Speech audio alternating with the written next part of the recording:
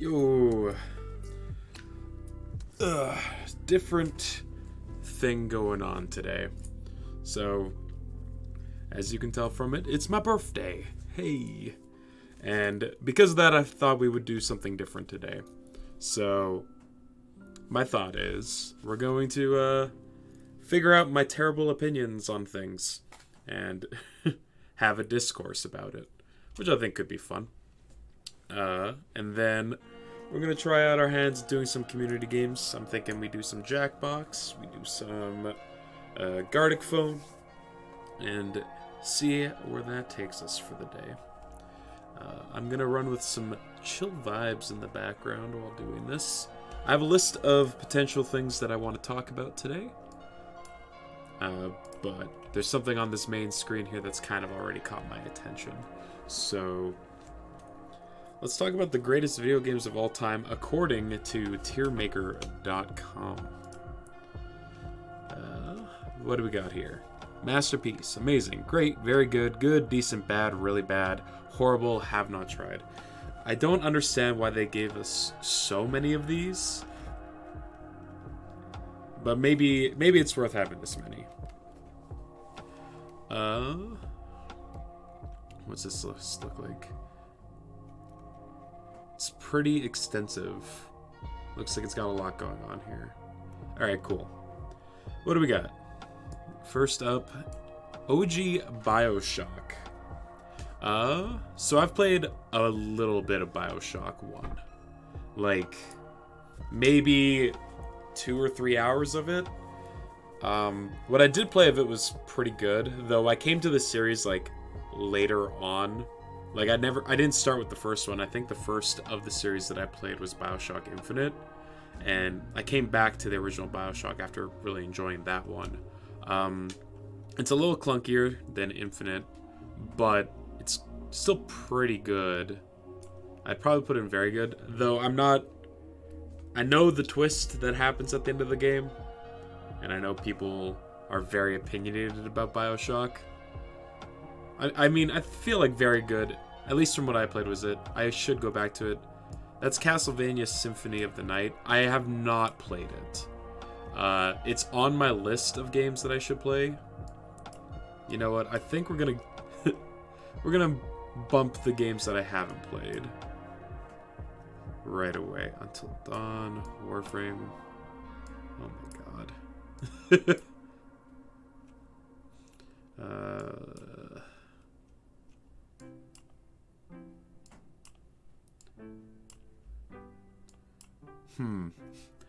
You know, I'm learning that apparently of the 100 best games of all time, I have not played a lot of them. What is that? Crash Team Racing? Mass Effect, Watch Dogs, Metal Gear Rising, Bloodborne. What the hell is this? I don't even know what that is. Is that another Metal Gear? Maybe. Lego Star Wars Shadows, XCOM, MGS3. What is that? Is that Assassin's Creed 2? It looks like it. Smite, Doom, Borderlands. Is that FF13? I've played a bit of that. Watch Dogs? No. Dark Souls. I can at least say that I've done those now. I don't know what that is. Shadow War? Sure. Need for Speed? No. Devil May Cry. Soul Calibur 6? No. I've only played Soul Calibur 3. Assassin's Creed. Why are there so many Assassin's Creed games on here? I don't think many of the Assassin's Creed games are very good. Doom again. The original Doom and then the remake are both on here. Modern Warfare. I'm not an FPS guy very much. That's League, Overwatch, God War, Far Cry 3. I'm not a fan of the FIFA games, never have been. Sports games in general just like don't appeal to me much. I have not played Fortnite. World of Warcraft, no. God of War, GTA 5, I haven't played. What is that, Valiant?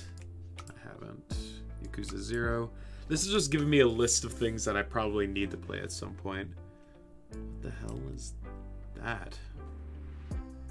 Lego Star Wars, I have played. Mario Kart, yes. Minecraft, yeah. Monster Hunter, I haven't played. Overcooked 2, I have.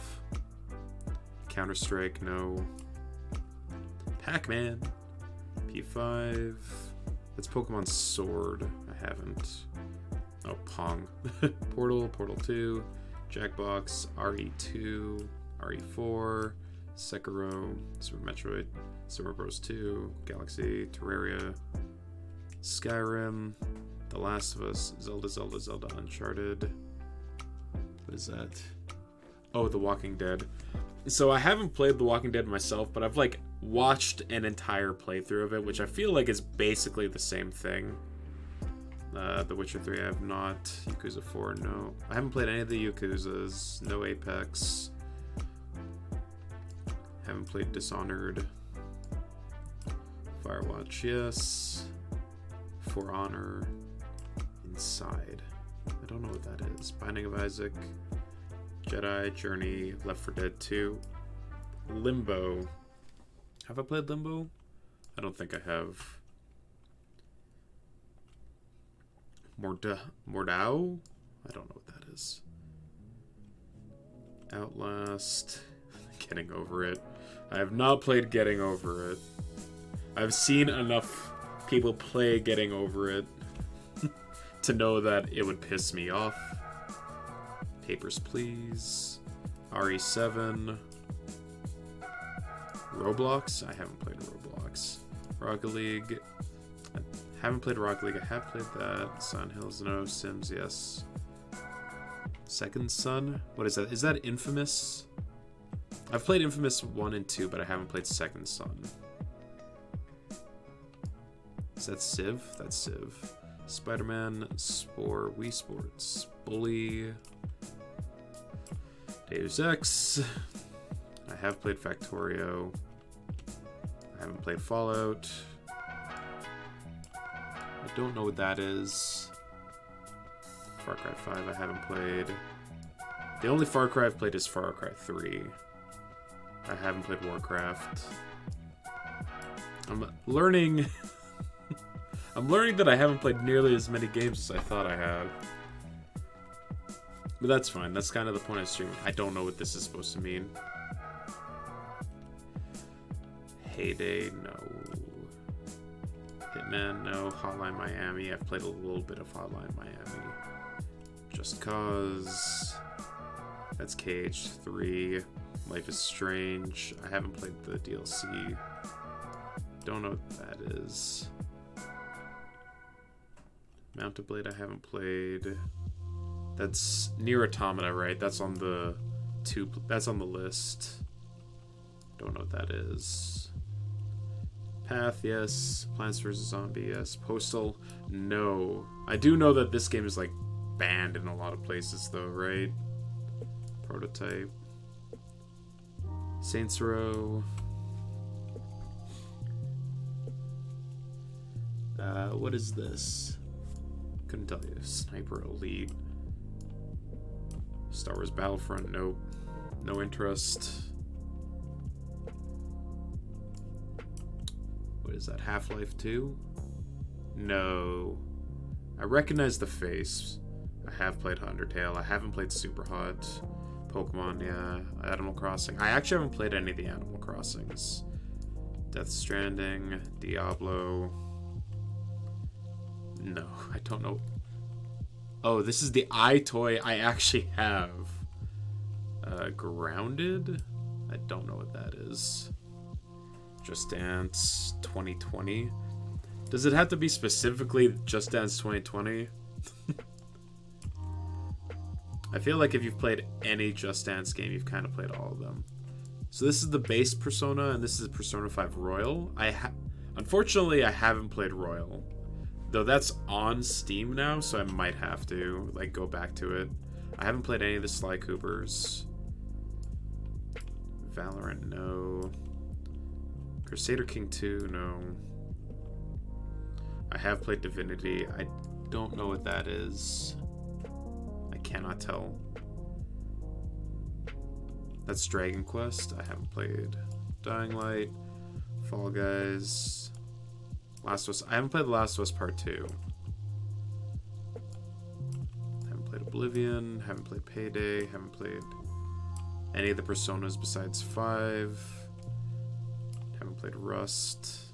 Haven't played Saints Row. Titanfall. Dawn of War. So many of these are first-person shooters, and I know I should probably give more of them a chance, because, like, it's such a big genre of games. I just don't care for them at all. Shovel Knight. That's on the to-play list. I don't know what this is. Haven't played...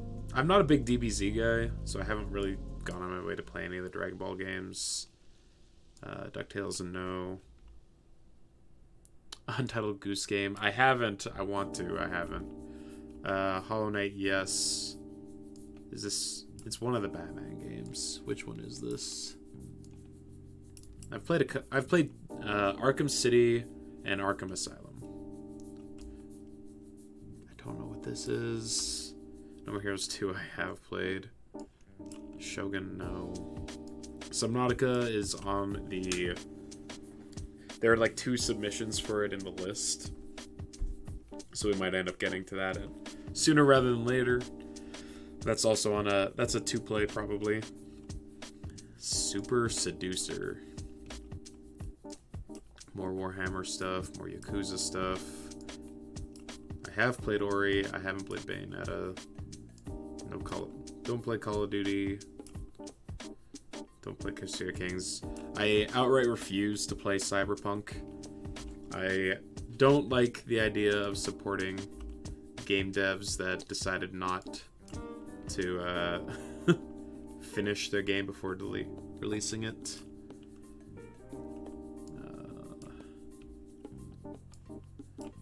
Alright, cool. So, that's probably more than half of the list that I've already said. Nah, I haven't tried it.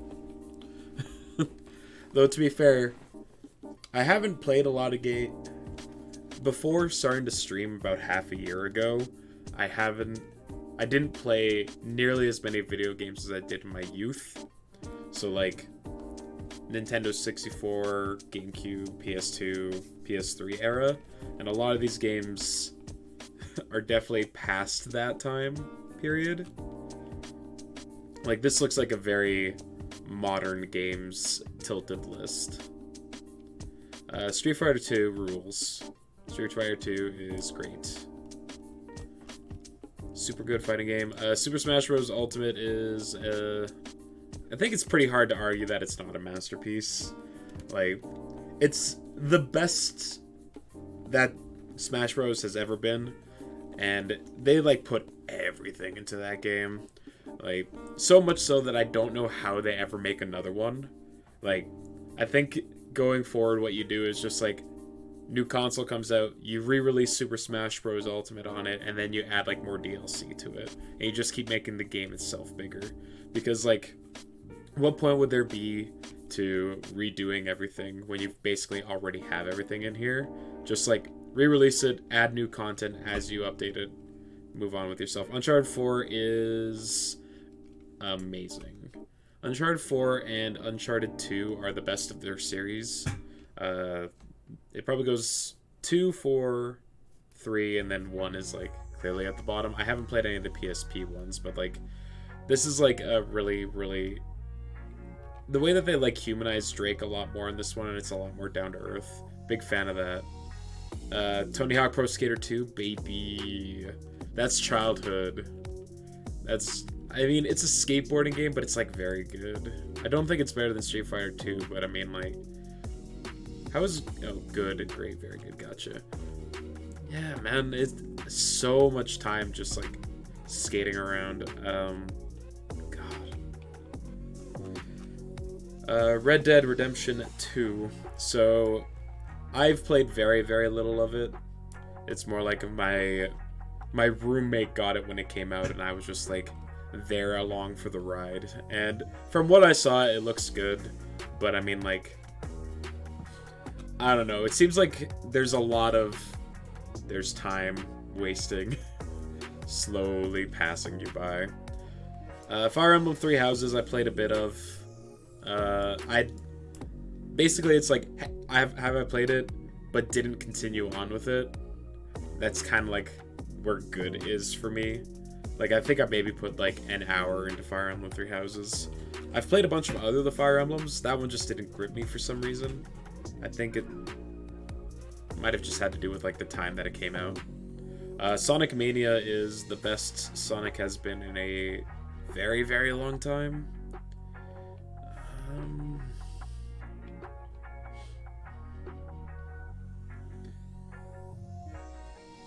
Yeah, it's probably there. Yeah, Sonic Mania is fantastic. It's just like the 2D Sonic formula boiled down to just like pure, like the best it's been ever. And unfortunately I haven't played the DLC where they uploaded the other characters into the game, but I know that everyone who did play it was like, these are also great new things. But yeah, Sonic Mania is just like, in my opinion, the best 2D Sonic. I think it's better than Sonic 3 and Knuckles, which is saying a lot. Arkham City is better than Arkham Asylum. I would put it in great. Final Fantasy VII is amazing. Is it a masterpiece? I think so. Like, Final Fantasy VII is amazing, but I do think it's a bit overrated. I think there are better Final Fantasies. I think Final Fantasy IX is better. I think Final Fantasy VI is better. I think it's on par with Final Fantasy X. But it's still like, there's a reason why it has so much accolade to its name. Like, people love this game, and for good reason. It's got like a compelling story. The characters are very likable. The difficulty is like there if you want to seek it out. It's got a bunch of extra side content. It's like the ideal game that you wanted to have in the early 2000s when you only got like 1 or 2 games in a year. Like, you could put so much time into it. Uncharted 3, like I said, I think it's like the third strongest of the Uncharted games. It's very good. It has some of the like really good set pieces inside of it, like the ship part. I remember being super happy with, and of course the airplane scene before you fall into the desert. Those parts are great. The story for this one is like a bit of a fucking mess, though. Like, there's some clear plot holes. There's just like, it feels like I think there is a quote that you can find online. It might not be like from the developers themselves, but there's like the singing final line that says that their design philosophy when it came to Uncharted 3 was just like, let's just make a bunch of set pieces and then we'll figure out how to string them together with the story. And that kind of shows, because like it's got really good ideas and like spectacle to it, but how you get from one place to another is just kind of contrived and like whatever. Star Wars Legos are fine. I think the Lego games in general are like fine. I know some people really, really like them. For me, it's just like whatever. Shadow of the Colossus is a masterpiece. I absolutely adore this game. It's so simple in what it sets out to do, and it has like such an atmosphere to it, and it's so melancholy, and the ending to it is just very somber. The game feels really good to control. Granted, I haven't played it in a long time, so maybe it doesn't hold up as much as it did back then, but my memories of it are so fond. It's like one of my favorite games on the PlayStation 2, which is saying a lot because there's a lot of bangers on there. Assassin's Creed Brotherhood, it's fine. Like I said, I don't think many of the Assassin's Creeds are very good. The only one that I legitimately think is like a good game is Assassin's Creed 2. Assassin's Creed 3 like burnt me so badly that I just had no urge to keep playing it. Oh, that's Black Flag. No, I haven't played Black Flag. See, no Assassin's Creed 2 on here, but they got Valhalla, Black Flag, Brotherhood. GTA 4 is great. You want to go bowling, brother? I do want to go bowling. It is, in fact, my birthday today, Caden. How you doing, man? Good or even great? Thanks, man. So yeah, we're just doing some tier lists today. Front thing on Tier List Maker was the top 100 plus games. Gotta go clean soon. All good, dude. I'm gonna be here all day doing this kind of thing. What is this? Final Fantasy 13? It's okay. It's also decent. Is it better than the Star? I think it's better than the Star Wars games. Kind of falls in that area for me. Or that's Final Fantasy 15. Yeah, I don't know. It was like okay, just a couple of bros on a road trip. Totally fine. Okay, Dark Souls 3. I have such a conflicting opinions about this game because like there's parts of it that I legitimately think are like amazing or even like great or amazing, but there is so much frustration that this game caused me that like I have a really hard time putting it up there because I think this is like the most angry any game has ever made me. Crash Bandicoot is good, but you don't like how they turned into a rage game. Yeah, they're PlayStation 1 platformers, right? So they were kind of designed to be difficult. The first one especially, they get easier as they go on. And I think that has like part to do with like the design of the game, but also partially because of the developers, this being their first time working with the formula. As you go up from like 1 to 2 to 3, they get better and better. I haven't played 4, so I don't know if the rage game thing holds up for that. Yeah, Dark Souls 3 goes into very good for me, I think. Like, if I was being objective with it, it probably goes in amazing, but I think this game literally took years off of my life, so I have to put it down in very good. I think the first Dark Souls is amazing, though. The first Dark Souls is spectacular. I was thoroughly blown away by this game. I know people are like, it's slow and clunky in comparison to some of the future Soulsborne games, but it felt deliberate, and I really enjoyed that. And like, your character felt like at the same playing level as the enemies. It was all about like getting good. Dark Souls 3 in comparison, I found that because they increased the speed on everything, that I felt like I was always fighting an uphill battle. And like, you feel that in Dark Souls as well, but once you know how the enemies function, then you can like adjust. This game, it feels like there's sometimes that you just, no matter how well you know the fight, you're just gonna die sometimes.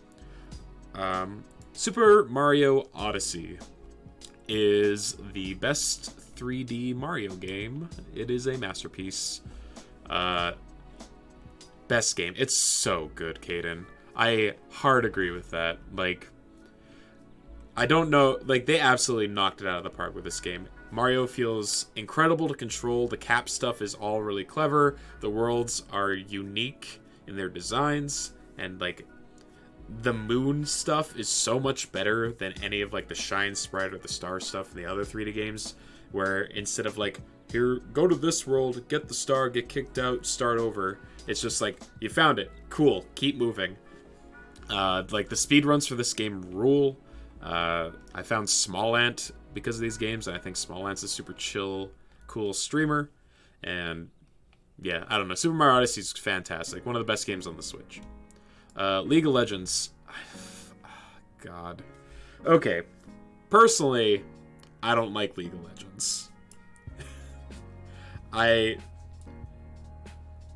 don't like the game because it's incredibly not user-friendly.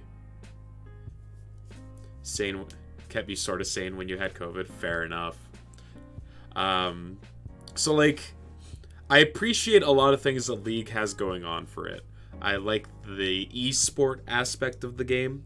I like a lot of the characters that are inside the game. I think they're very cool, and the lore and stuff that goes along with it as well. Like, the IP of League, I like a whole lot more than the game. The, the TV show was A+ material. The fighting game that they're working on, I think, looks like it's going to be really cool. Arcane. Sorry, I don't know why I was blank on the name. Arcane is a fantastic show. But the community, like the League community itself, is so bad. Like, the average person that you run into in a game of League is just like a toxic tryhard that doesn't know how to censor themselves very well. And that really bums me out, man. So I'm going to put League in bad, despite, like, that's entirely on me. Got it clean? All good, Caden. Thanks for swinging by, buddy. Crash is good. I don't like it as much as other people do. I might even put it in... Yeah, Crash will be at the top of good. Like, I know some people have, like, a lot of very fond memories of Crash Bandicoot. I didn't grow up with him, so I don't have that nostalgia layer on top of it. But I can recognize that there is, like, some really good, fun stuff there. God of War 3 is awesome. I would call it great. Is it better than Arkham City? No, I don't think so. But they're both great games. Yeah, this one has got, like, I remember the lead up to God of War 3. Everyone was so hyped for it. Like, the campaigns working towards it, the advertising, and, like, the ending of God of War 2, like, leaving you on that cliffhanger of, like, oh god, Kratos is, like, taking the Titans up Mountain Olympus, and you start the game with, like, exactly at that point, and you get the boss fight against Poseidon right away, and the first thing you do, like, you kill him by, like, gouging his eyes out, and they make you, like, jam the control sticks, like the L2 and the L3 and R3 button to, like, simulate you doing that motion, and that stuck with me. The rest of the game is fine. I don't know if, like, anything in God of War 3 lives up to the opening of it, which is kind of sad. But I mean, it's still God of War. It was still, like, at the top of its game. There isn't a bad God of War game, at least not one that I've played. Far Cry 3 is great. It might even be amazing. This game was I don't like FPSs. I've said it. But Far Cry 3, I remember putting a lot of time into. Like, this is about as good as a Ubisoft game gets for me. Like, open world, go to the tower, collect the things, do some crafting, shoot the bad guys. Far Cry 3 was just a ton of fun. I remember, what's this guy's name? The one that makes the quote about insanity. He does a lot. Like, he's touted as, like, the bad guy of the game, but he doesn't actually stick around all that long, if I recall correctly. Which is a shame, because he was far more interesting than whatever else they decided to introduce into it. Tetris. I mean, it's Tetris. I know some people are like, Tetris is a masterpiece. Tetris is fine. Like, there's some people who, like, love and die by Tetris. I'll play it if it's available, but I'm definitely not a, yeah, man, let's go. I'm gonna play Tetris all the time in my free time. Gen 3 Pokemon. So, I played Gen 1 and 2, and I've, like, played very, very small amount of Gen 3, because I didn't own a Game Boy Advance, so I, like, borrowed it from some friends while we were, like, on a school trip, and I played it on their bus.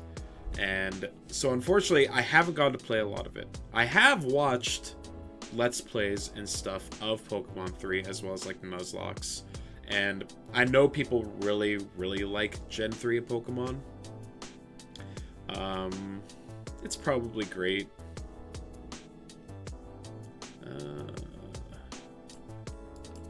But I don't have as much of a connection to this one as I do with some of the other early gen Pokemon games. God of War, Dad of War is a fucking masterpiece.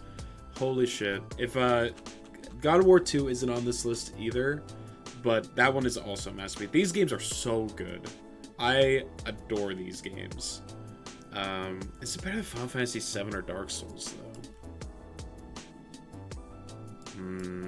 It might not be a masterpiece. I think God of War 2, or God of War Ragnarok, is a masterpiece. That one would go above Final Fantasy VII and Dark Souls. But I do think I like Dark Souls more than the original God of War. Ragnarok just, like, took what was in this game and just built upon it and made it so, like, even better. But as is, this game is still, like...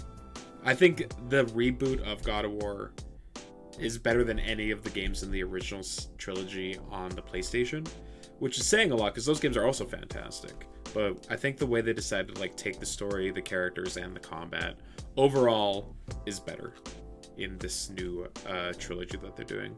Lego Indiana Jones, yeah, it's fine as well. Mario Kart 8. Some people like Mario Kart. People like Mario Kart a lot more than I do. Mario Kart 64 is the one that I have the most experience with. That and Mario Kart Wii.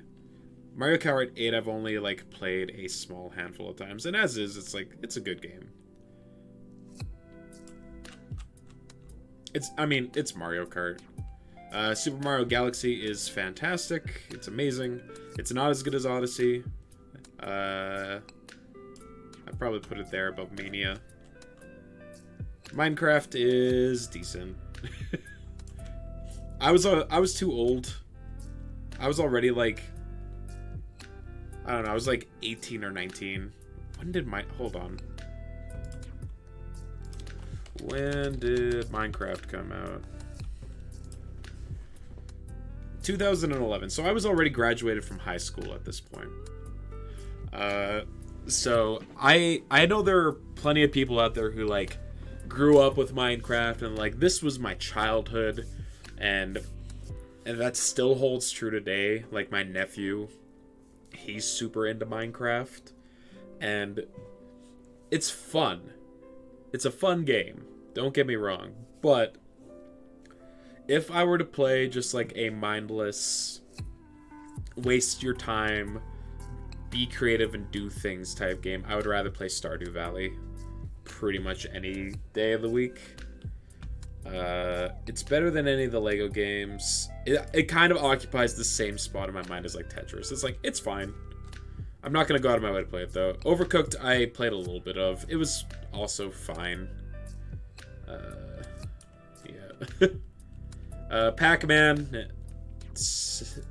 Yep.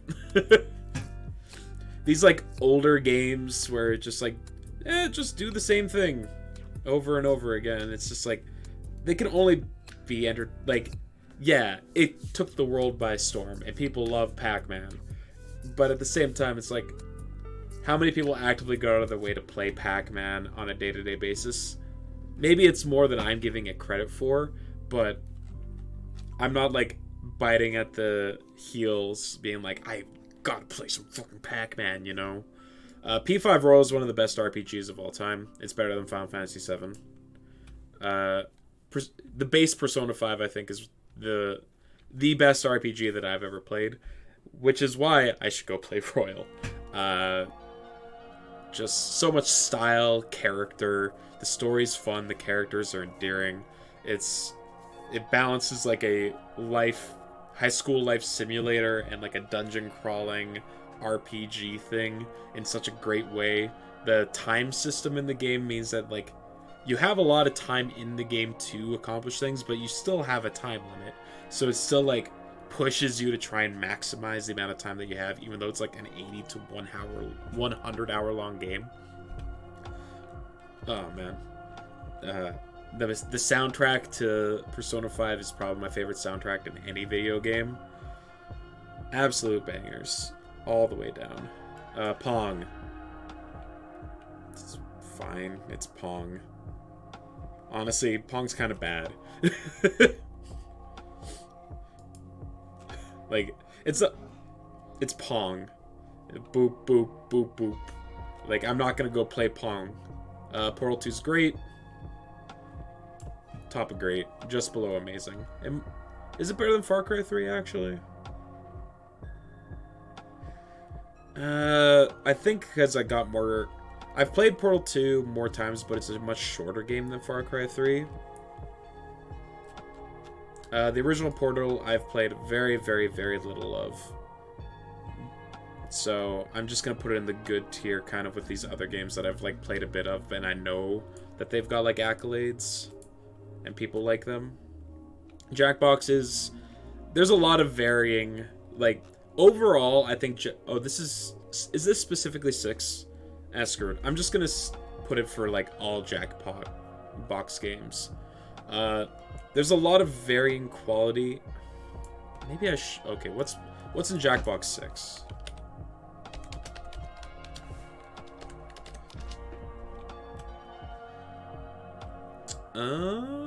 Okay. It's fine. There's the Trivia Murder Party 2, which is good. Dictionarium is fine. Push the Button is good. Joke Boat is not very good. Role Models, I don't remember anything about that game. Okay.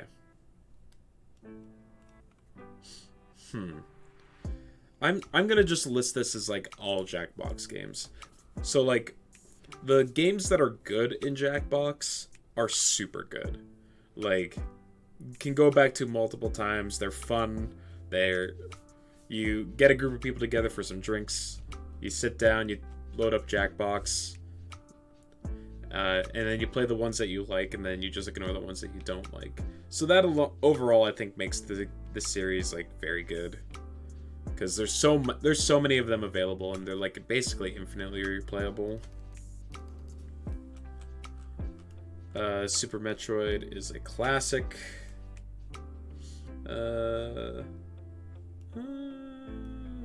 Yeah. Super Metroid, fantastic. Super Mario Bros. 2 is okay. Is it good, or is it... I think it's just, like, decent. I mean, like, if you know, like, the story behind the game of, like, oh, this is just, like, a Japanese game reskinned to have Mario slapped over top of it, kind of explains why it's, like, very different from your traditional 2D Mario platformer. It's fine. Super Mario Galaxy 2 is better than the first Super Mario Galaxy, but they're, like, basically neck and neck. Terraria is good. It's honestly kind of the same as Minecraft. I liked it a little more than Minecraft, so I think it makes it to the bottom of good, but I didn't play a ton of it. Skyrim, I've put like 10 hours into Skyrim. It's a good game. Like, it might even... No, I don't know if I put it as very good. Which is... I know there's a ton of people who are like, God, I fucking love Skyrim. Put it on every console. And Bethesda's like, yeah, we'll put it on every console. It's fine. There's so much jank in Skyrim, and the world is just, like, got so much. And that's part of the appeal, I guess. But, like, it didn't hold my attention. The Last of Us is fantastic. I'll put that above Shadow of the Colossus, honestly. Yeah, The Last of Us is a masterpiece. It might be my favorite game on the PlayStation 3. It's just... Oh, man. The story is fantastic. The game feels good to control. The, like, rationing of your resources as you play through the game, A+. It just adds a whole lot of tension to it. Love that game. Breath of the Wild is the best Zelda game. It's the top of the masterpiece for me. I adore this game with every fiber of my being. This game, like, when it came out in what, like, oh god, was it like 2018 that this game came out? It completely rewrote what it means to be a Zelda game. It, like, recontextualized open world games up until now. Like, so many people are trying to replicate what this game did in, like, its open worlds, where it's just like, go, do, explore. And I love it for it. The sequel comes out in only a couple months, and I am incredibly excited to be playing that one. Wind Waker is amazing. It's better. I put it just below Mario Galaxy. I'm a devout Zelda fan. I adore the series. It's my favorite game series of all time. I have the Triforce on my chest. So, like, I feel like you're gonna have a hard time convincing me putting any Zelda game below amazing. They just hold so much for me. Like, Ocarina of Time is right next to Wind Waker. Is it better than Wind Waker? No, I think Wind Waker is better than Ocarina of Time. But they're, like, very close. Uncharted 2 is the best Uncharted game.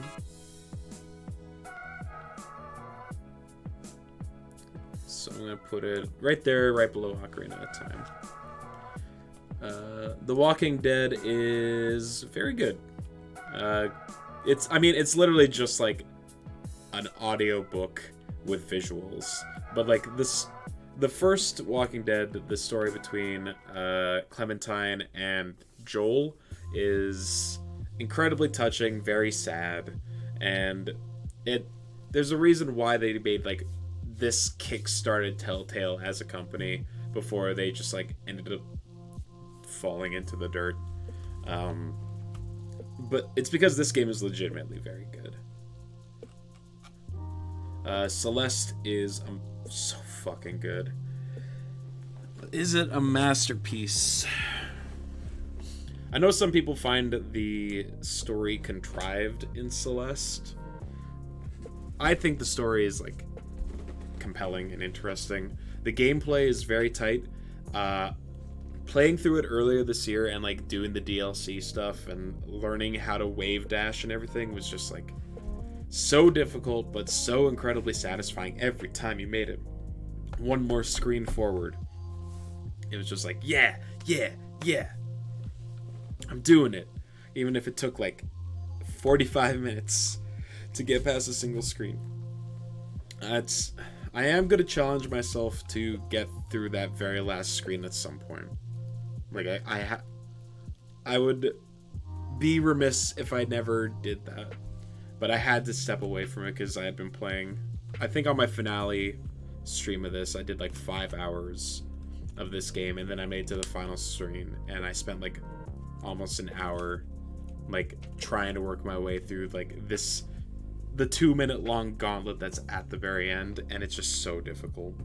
And I got like maybe 30% of the way through it, and and that I looked up what the last screen looks like, but like, oof. Chrono Trigger, I'm ashamed to admit that I have not actually beaten Chrono Trigger. I think I've tried starting it a few times, and I always get to around the same point, which is like when you go to the future and you're trying to find like the robot guy. I can never figure out what to do at that point. Granted, I haven't played it in a long time, but I remember getting stuck at that point like multiple times, and that kind of bummed me out because now that's all I can think of when I play the game. Firewatch is good. It's got a good little story. It's short. It tells the story that it wants to tell, and then it kind of gets out. It's got like, the best part about Firewatch is just like the atmosphere of the game. Just, they really nail the feeling of being alone in the woods where with like how peaceful it can be, but also like never really knowing if there's something watching you. And they kind of play on that fear to write the narrative of that game, and I think it's pretty clever and pretty good. The Binding of Isaac, I have played very little of The Binding of Isaac, but I mean, like, what it's doing is very good. I can't put it much higher than that because I haven't put a lot of time into it, but I think it's very good. That's the Force Unleashed, right? Nope, that's Fallen Order. Never played it. Journey, very similar to Firewatch. Just a short little experience of the game. This one, I like the gimmick of it's just two people. It's like you by yourself or another person that's playing the game who like gets paired with you. You're unable to communicate outside of just like little pings and boops, and you kind of like work together to work your way through this like little experience, and it's like harrowing. You see your character like just put themselves to the edges of their abilities, and it's just like, you know, the fact that you can do it in like 2 or 3 hours just means you kind of connect with this faceless, voiceless other person on the other side of the world or wherever they are. And I think that's like a really novel concept. I don't think it gets any higher than good because like it's not really a game you can go back to and play multiple times, but the experience was absolutely worth it. Papers, Please is one that I haven't played enough of to really put it any higher than decent. I know people really like this game. And it seems like the type of thing that I should come back to and play more of, because I did enjoy it for what I got. Beat Saber, fun. It's just fun. Growing up, I was a D&D, or no, Dance Dance Revolution kid. So I kind of have a soft spot in my heart for like these rhythm-based hit the note at certain time games. And Beat Saber with like the VR, which is like the only really good VR experience that I've had, puts it at least in very good for me. But at the same time, it's just, the game is more of a novelty than I think of as like a full experience. Civ 6. I love me some good RTS strategy games, and Civ 6 is one of the best. I put it just below Portal 2. Sims 4. I'm not much of a Sims fan. I know they're not bad games, but again, they're just kind of decent. I like it better than the Lego games. Open world Spider-Man game, fun and good. It's kind of in the same spot as like Far Cry for me, so I'm gonna put it there. Wii Sports, it's Wii Sports. It's good. It's like kind of in the same mind space as Portal for me, just like a short little tech demo. Factorio, it was okay. I had like a friend recommend this to me, and I downloaded it and I like played it through the first couple levels, and I could see the appeal of like min-maxing your factory to like be as efficient as possible with it, but also it seemed like there were just so many mechanics going on here, and it was very easy to just like, you start building your factory and then you need like this one other thing to continue, and then like, so you like build something but it completely throws everything else out of line, and it's like, that's not super satisfying. Granted, I imagine if you played it longer, you would eventually get better at like organizing your factories and stuff. I didn't put enough time into it to get to that point, and that might just be like speaking to my lack of patience. But I do know that people really, I could see people getting really into that one. Guitar Hero 3, it kind of occupies the same spot in my mind as Beat Saber. Ton of fun, more of a novelty than it is as an actual game. Hotline Miami is kind of the same as like Enter the Gungeon, and it's good. Yeah, like it and Binding of Isaac kind of occupy the same spot in my mind. They're very similar games. I think they're quite good. Kingdom Hearts 3. Oh, man. Okay. What to do with Kingdom Hearts 3? So, I adored the first two Kingdom Hearts games. Like, a lot. And I bought a PlayStation 3 exclusively because I was like, well, you know, for when Kingdom Hearts 3 comes out. And then it never did. And then Kingdom Hearts 3 came out, I don't know, how many years was it between Kingdom Hearts 2 and Kingdom Hearts 3? I think Kingdom Hearts 2 came out in, what, 2004? 2005. And Kingdom Hearts 3 was it came out in 2019, so 14 years. Yes, I know there were the sequels inside of like the spin-off games or whatever. And you could be like, oh, those are like numbers or whatever. But like the continuation of the story from Kingdom Hearts 2 to Kingdom Hearts 3, it took 14 years to really get there.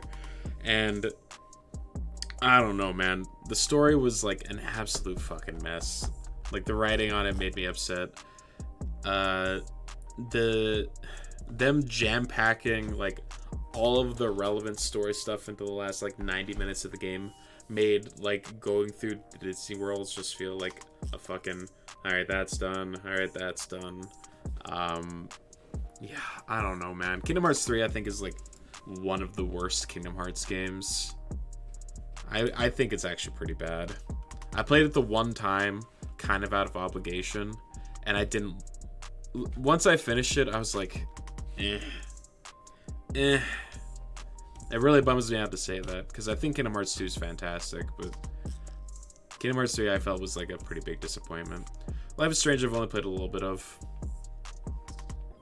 It's a story-driven game. I'm just gonna put it at the bottom of decent. I don't feel like I've got enough to say about it.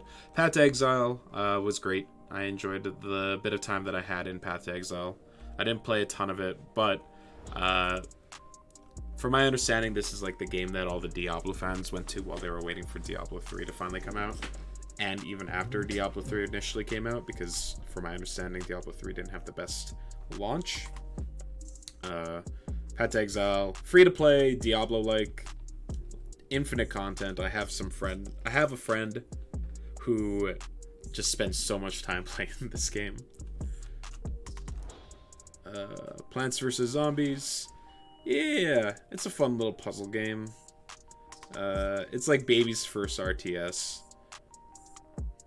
It's around like the Hotline Miami, Binding of Isaac, Beat Saber. I think I like it more than Binding of Isaac. Undertale. Undertale's really fucking good. I don't know if I like it more than these. I think I like it more than Uncharted 2. I think it's just right below Ocarina of Time for me. Undertale is like weird for me because like the game and the story of the game is super fucking good, but like the fan base that's along with Undertale is just like makes it hard to admit that you like Undertale, because then you kind of get lumped in with some of the more cringy sides of the fandom. There's a lot of like really creative and talented people who have like done passion projects revolving around this stuff, which is super cool. But there's also a lot of like things that go along with it. First gen Pokemon. So like objectively, this game's a mess. Like the programming on this is like basically strings holding the whole thing together, but you have to give credit where credit is due, and that's like it kicked off the entire, like, the biggest media franchise of all time. And I mean, growing up in the like mid to late 90s, early 2000s, in the middle of like all the Pokemon mania, I went and saw the first Pokemon movie in theaters when I was a kid. It was a big deal. Like, these games were such a big fucking deal. I remember, like, I had Pokemon Blue, I think, and another friend of mine had Pokemon Red, and he had like he actually had the connector cables that let you like trade and play against each other, and it was such a novel, fun concept. It's like a bit outdated now, and the fact that they still are releasing just like 2 games with content split between the two is very much just like a make people buy the same game twice if they don't have people that they can trade with. But there's like the online thing and everything. I don't know. Perhaps I'm nostalgia blind. Like, I feel like objectively Gen 3 is just better than Gen 1, but I am not nearly as attached to this one as I am as the first gen. Black and White 2. So I've played Black and White. So I'm gonna like put this in where I think this is gonna be like the proxy for Black and White for me. And I do think Gen 5 I like more than Gen 1. This one I actually played a decent amount of. I think Uncharted 4 is probably a little too high. There we go. I don't think it's better than Spider-Man, but I think Gen 5 of Pokemon is honestly my favorite generation. It had like the right balance of like difficulty but approachability. I like all they basically like took Gen 1, but they're like, what if we update it and they redid a lot of like the same kind of ideas but with like a modern spin, and I liked a lot of what they had going on there. The iToy is pretty shit.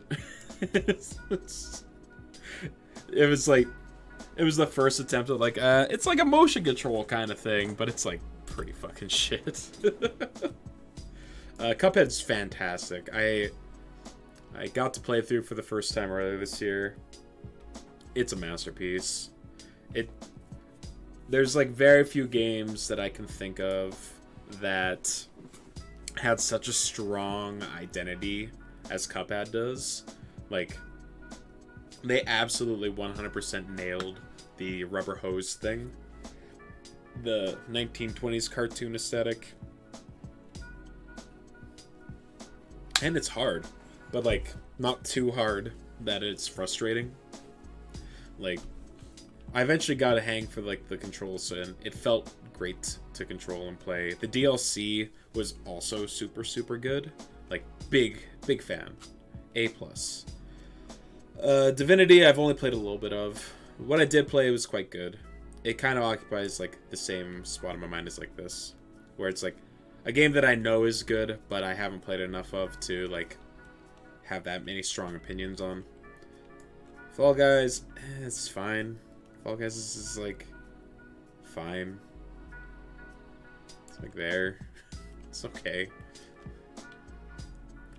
Hollow Knight's a masterpiece. Hollow Knight is like right behind Breath of the Wild is one of my favorite games of all time. I love this game. And I like it. Oh, when's Silk Song?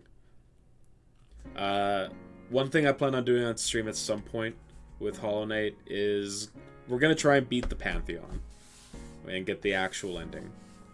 And that could take a very long time, but I want to do it. I want to work my way through that. Alright, hold on. It just says Batman. It just says Batman. I'm going to put this as Arkham Asylum? I can't tell. Maybe this could be one of the Batman games that I just haven't played. I'm gonna put it down and have not tried.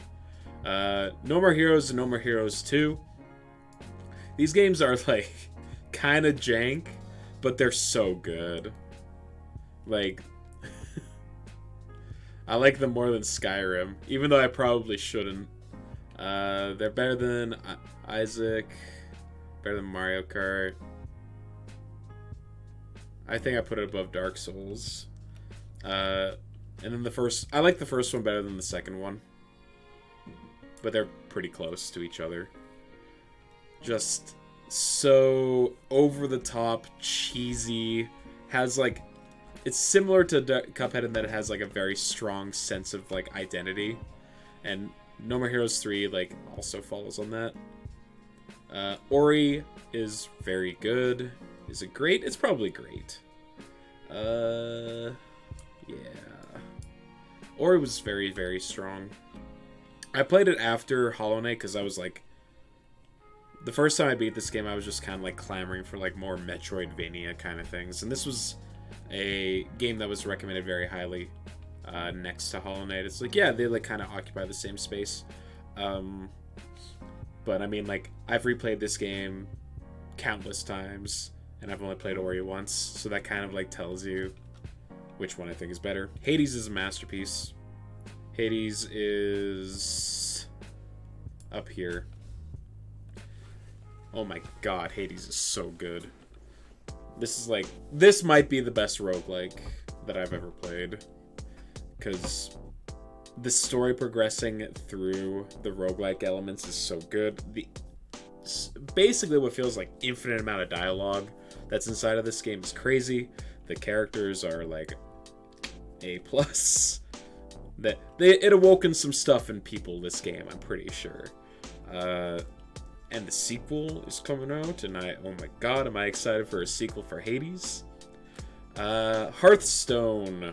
I am a Magic the Gathering player, but I have dabbled with Hearthstone a little bit. Hearthstone is a very good card game. I think it's worse than Magic.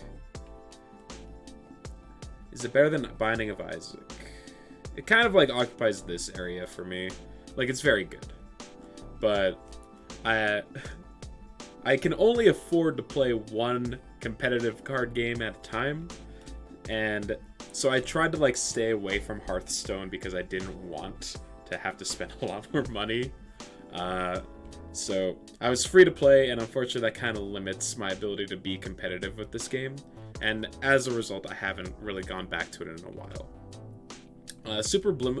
Superliminal was a fun single-day game experience. I think it took like 4 hours to play through this with a friend of mine on Discord. It's got a really cool mechanic of, the things that you interact with change in size depending on like what angle you look at them from. And that's like, I think they did everything they could with that mechanic in the amount of time that it takes to beat the game. So it doesn't overstay its welcome, which I'm a big fan of.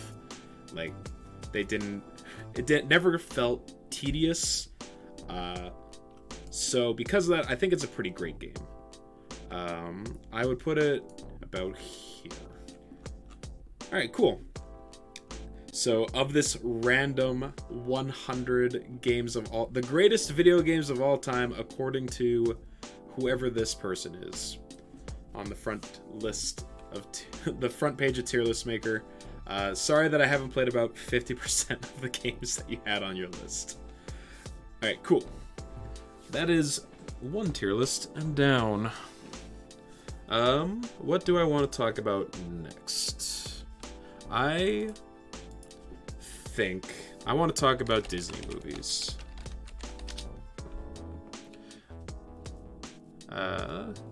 Do they have all of the all movies of Walt Disney Animation Studios, Disney's Toons Studios, and Disney Pixar? Disney, what does this mean? Would this include like Goofy movie and oh god, it's got like this is too much. I just want the main releases. Animation Studio Films 2001? Sure. That feels like that doesn't feel like it's all of them, is it? Nah.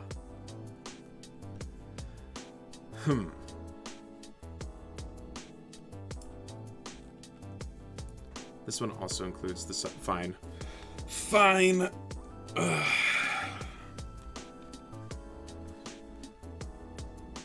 Okay, there's some stuff in here that I am not familiar with. So let's rename the tiers a bit here. These are all-timers. These are worth revisiting. These are worth see once. These are the bad Disney movies, and then the ones that I haven't. I'm gonna add an extra list here, I think. Add row below.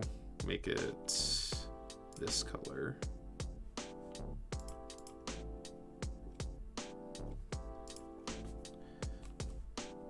You're gonna be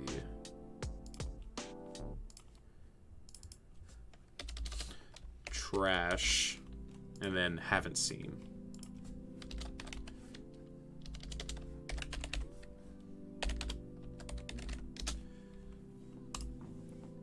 We'll make that color, that color.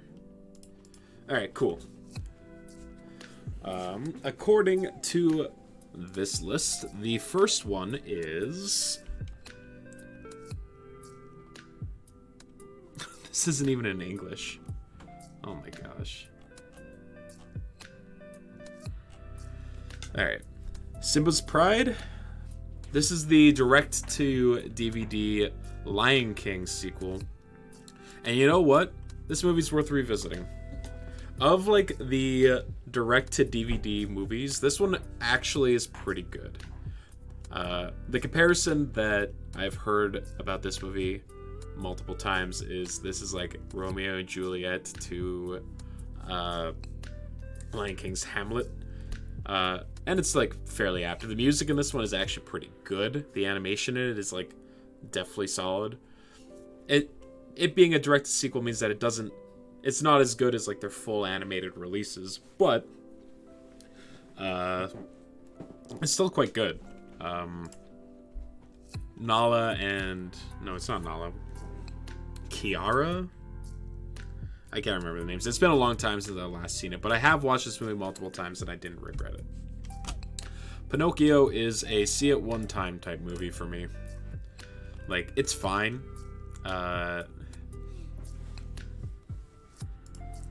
It's fine. That's all I can really say about Pinocchio. Like, not a whole lot happens. It's just like an It's one of the first ones that came out in the 40s. So the story structure of these movies were a lot less defined. It was more of just like things happen to our main character and then the story kind of ends. And that's like fine. But I don't know. I do not really feel the urge to ever go back and watch Pinocchio. The Little Mermaid's an all-timer. I feel like there's not much reason to explain that. Like, people are going to be showing this to their kids for generations to come. I don't know what this is. This movie's bad. Ursula's evil twin sister. Oh no! Yeah, we're probably gonna run into a lot of, like, the straight-to-DVD sequels are gonna end up in this area. This is, like, an exception to the rule. Most of them are gonna end up in this area. Fantasia 2000 is worth at least a view. There are a few segments inside of it that are pretty good. I like it better than Pinocchio. There's, like, the New York segment with, like, the muted pastel coloring that I think it looks like a New Yorker comic kinda. It's pretty great. The, like, anime inspired season 1 at the end with, like, the volcano phoenix and, like, the forest spirit I think is super solid. It pales in comparison to the original Fantasia. As is, though, like, this movie's pretty good. What is this? Enchanted? Enchanted's worth revisiting. Is it an all-timer? It might be an all-timer. Yeah. Yeah, Enchanted's pretty dang good. Finn is the best princess. Yeah, I mean, like, this was their first real delve into, like, a proper, like, 3D animated Disney movie. Like, they had done others prior to it, but this is, like, where it feels like they finally started to, like, get it. The characters actually looked they were kind of starting to be able to replicate the Disney like style, but in 3D computer graphics. Though some people like nowadays are saying, oh, like a lot of the characters kind of look very samey, and there's like a truth to that, but at the time this was very much like a nice fresh air. This is like one of the Make My Melody, I think is what it is. I don't know. It's fine. It's fine. I mean, I haven't really seen a lot of these, like, there was like a period around like the Second World War where Disney was releasing a bunch of these like compilation movies where they would like put together a bunch of like Disney shorts that kind of already existed, put a new loose narrative on them, and then like release them in theaters as a way to like keep themselves afloat during war times. So it's like, I don't know, they're less of movies and more of like necessities at Disney, and I haven't seen, like, I think I've seen some of the segments like standalone from these movies, but in their entirety I don't think I have.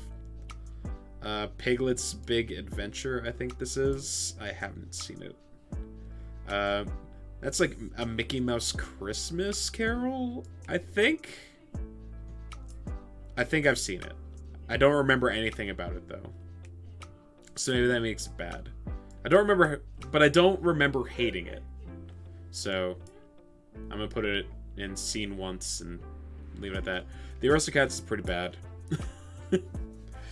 Thomas O'Malley, the Alley Cat, and I don't know, this movie just doesn't have a whole lot going on in it. It's just like, here's some cute cats doing some cute cat things, and then they get separated, and then they gotta walk home, and that's kind of it. What is this, 101 Dalmatians 2? I don't even think I've seen that one. Is this this is Beauty and the Beast, right? Yeah. I think Beauty and the Beast might be the top of all timers. We might have already gotten to it. Like, I feel like I'm not controversial in saying that I think Beauty and the Beast is the best Disney movie. It's just, I mean, it won. Did it win? It got nominated for Best Picture. It didn't win, but it got nominated. And, like, that's a lot for an animated movie to do. This is the Atlantis straight-to-DVD sequel. It's bad, but it's better than, like, the Little Mermaid one. I haven't seen any of these Tinkerbell movies. The Great Mouse Detective. I fucking love The Great Mouse Detective. I, like, Vincent Price's Ratigan character is basically enough reason alone to watch this movie. It's so good. If you like Sherlock Holmes stuff, and I do, The Great Mouse Detective is like absolutely fantastic. The Kim Possible movie I was not expecting to see on here. I think I've seen it on It was like a TV movie, right? And Kim Possible was like at its peak, or like at the peak of its height when I was like, I don't know, 10 to 13 years old. So I watched it and I enjoyed it. I like it more than Pinocchio. I haven't seen an Extreme Goofy movie.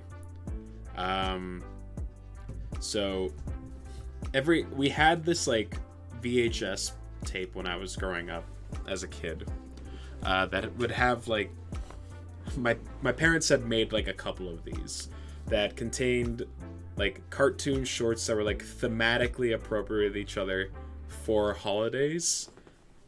So we had one that was like a bunch of like spooky Disney shorts that all related to Halloween, and the Ichabod one segment from this movie was on that.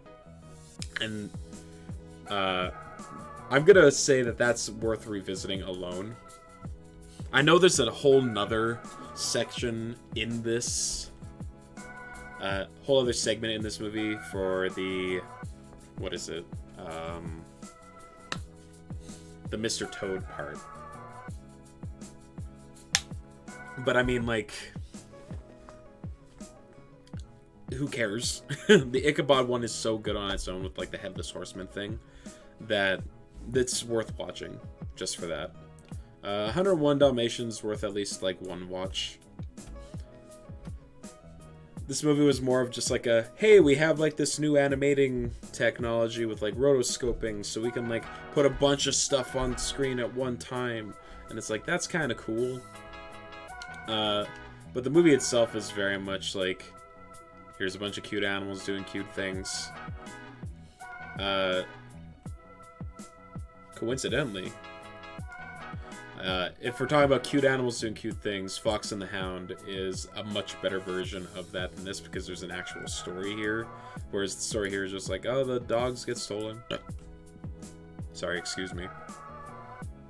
I like it. It's better than this movie, for sure. I don't think it's an all-timer, but this movie is very, very good. It's just a charming little story about two friends from two different worlds that are, like, expected to not get along based on, like, their birth circumstances, but they, like, still care about each other despite that. But then, like, they do realize, like, that their place in the world are different from each other, and it's a surprisingly mature look at that kind of story. The Emperor's New Group's great. I love this movie. It's so funny. It's so funny. This is easily the funniest Disney movie ever made, and it's mostly due to Eartha Kitt and Patrick Warburton, who steal the show. Not to like cut James Spade and John Goodman short on their performances. They did a very good job as well. But I mean, like, the villains are the best part of this movie. The Tigger movie, haven't seen Planes. Oh, this is the DuckTales movie. I remember watching this as a kid. I don't remember much about what happened in it, so it kind of falls in the same place as this Mickey Mouse Christmas thing. But I think it's like there's this lamp that can turn everything to gold. It's like a Midas's touch curse kind of thing. But I distinctly remember like the whole world getting turned to gold and almost everyone dying in this movie, and that stuck with me. Phineas and Ferb was past my time, so I don't have any connection to the series, nor have I seen the movie. Dumbo is a see once type of movie. It's like, I think Pinocchio is better than, I don't know. The pink elephant scene might alone make this movie better than Pinocchio in my mind. Frozen 2 is bad. Frozen 2 is a bad movie. It's better than these direct-to-sequel ones, but this movie sucks. Mulan is a all-timer. I think it's probably below these ones, though. The Three Caballeros kind of fits in the same spot as these. Stitch 2, Stitch has a glitch. It's okay. Kronk's New Groove is trash. The Lion King. This one's gonna go right below Beauty and the Beast. I feel like I don't really have to explain myself here. The 90s really were an insanely good time for Disney animation. The Rescuers down, or this is just The Rescuers. This is a see once movie. It's better than these, though. I think it might be better than 101 as well, but it's fine. This is another Music Maestro or whatever. Peter Pan's great. Definitely worth revisiting. It's probably the top of worth revisiting. I don't think it's an all-timer, but there are people that probably disagree with me on that, and I can respect that opinion. Moana. Moana's an all-timer as well. It kind of is like right next to Little Mermaid for me. I don't like it more than The Great Mouse Detective, but Moana's fantastic. Aladdin is... I like Aladdin more than The Lion King. This was like my favorite Disney movie growing up as a kid, because I loved Robin Williams' Genie so much And I think Jafar is just like such a delightfully evil villain. Like when he goes into full pun mode at the end of the movie, it just gets a laugh out of me every time. This is Aladdin 2 Return of Jafar. No, this is Return of Jafar. This is King of Thieves, which is the third Aladdin movie, which is actually worth revisiting. I don't think it's as good as the direct Lion King sequel, but I do think this movie is actually quite strong. Yeah, it was just like a fun, well-written adventure movie. Robin Williams reprised his role as the genie in this one, which he didn't do in the second. And yeah, this movie is actually like worth your time. The Three Musketeers, I think I've seen it once. I don't remember anything about it though, so I think I'm gonna put it like actually below this other movie that I do remember something about. This is just the Winnie the Pooh movie from the 60s. This movie's so charming. It's so charming. Like, I know some people are like, oh no, it's Winnie the Pooh's for babies. It's like, nah, he's just like this wholesome, timeless character. And that's just kind of how I feel about this movie. It's just charming. You put it on to like entertain some kids, but like you're not gonna have a bad time if you sit around with it, which you can't say for a lot of like content that's aimed at younger audiences. The Return of Jafar is absolute trash. It's so bad. It's just a bad movie. Whoever thought it was a good idea to give Gilbert Gottfried multiple singing roles in one movie was not very smart. I have not seen that. Is this Ralph Breaks the Internet or just... Yeah, this says Wi-Fi Ralph on it. Wi-Fi Ralph. Yeah, no. I haven't seen it. I've heard nothing but bad... I've heard a lot of bad things about it, though. Fire Rescue? Is this a... Wait, is this a Planes sequel movie? I didn't even know that existed. Big Hero 6 is worth at least one watch. It's better than Rescuers, I think, but... it's okay. It's okay. Alice in Wonderland is worth revisiting. It's right behind Peter Pan. I adore this movie. It's fun and crazy and out there, much like many Alice things. Bolt is bad. Bolt's not very good. This is another one of those. It's cute animals, but it's just like, oh no, John Travolta dog gets lost, and he doesn't understand things. Okay. Yeah, no, I'm good. I didn't know there was a movie for this. I remember the Buzz Lightyear animated TV show. I didn't know there was a movie for it, though. All this Tinkerbell stuff can go away. Cinderella is a C1 type of movie to me. It's above Dumbo, but, like... This movie is more focused on, like, the animal side characters than it is, like, Cinderella herself. Like, Cinderella doesn't have much of a character. Most of, like, the entertainment for this movie comes from like rip-off Tom and Jerry shorts with like the rats and Lucifer the cat. Aunt Germaine, or I think that's the name of the evil stepmother in this movie. She's pretty good as a villain though. Cinderella 3. I haven't seen it, but what I have seen from people who have reviewed like these direct to DVD sequels is that it's like actually one of the better ones. I haven't seen it, so I can't make that kind of claim, but from what I've heard, this one is actually worth your time. Have I seen Tarzan 2? I don't think I have. Home on the Range is trash. This might be the worst. This and Chicken Little are probably the two worst traditional, like, the two worst ones made by Disney Animated Studios. Roseanne Barr as a cow is a bit too on the nose with its casting, in my opinion. And it's the only redeeming thing that I can say about this movie is the villain's yodeling song. I think is kind of catchy, and that's about it. I haven't seen Leroy and Stitch. Snow White, the one that started it all. See it one time. It's better than Pinocchio and Dumbo, but it's like kind of in the same spot as Cinderella for me.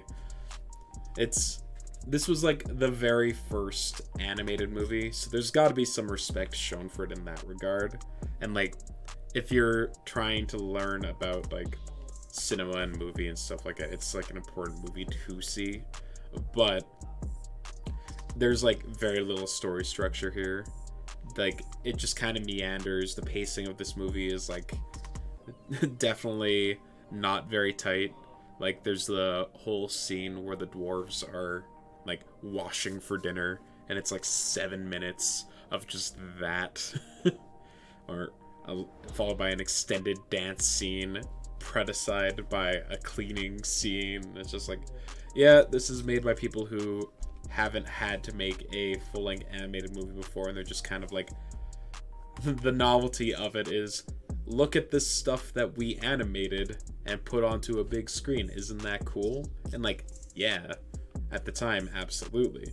But by modern standards, there's not a whole lot to this movie. Chicken Little is worse than Home on the Range. But still better than these. But it's still really, really bad. This movie is really, really, really bad. And ugly. And bad. Just...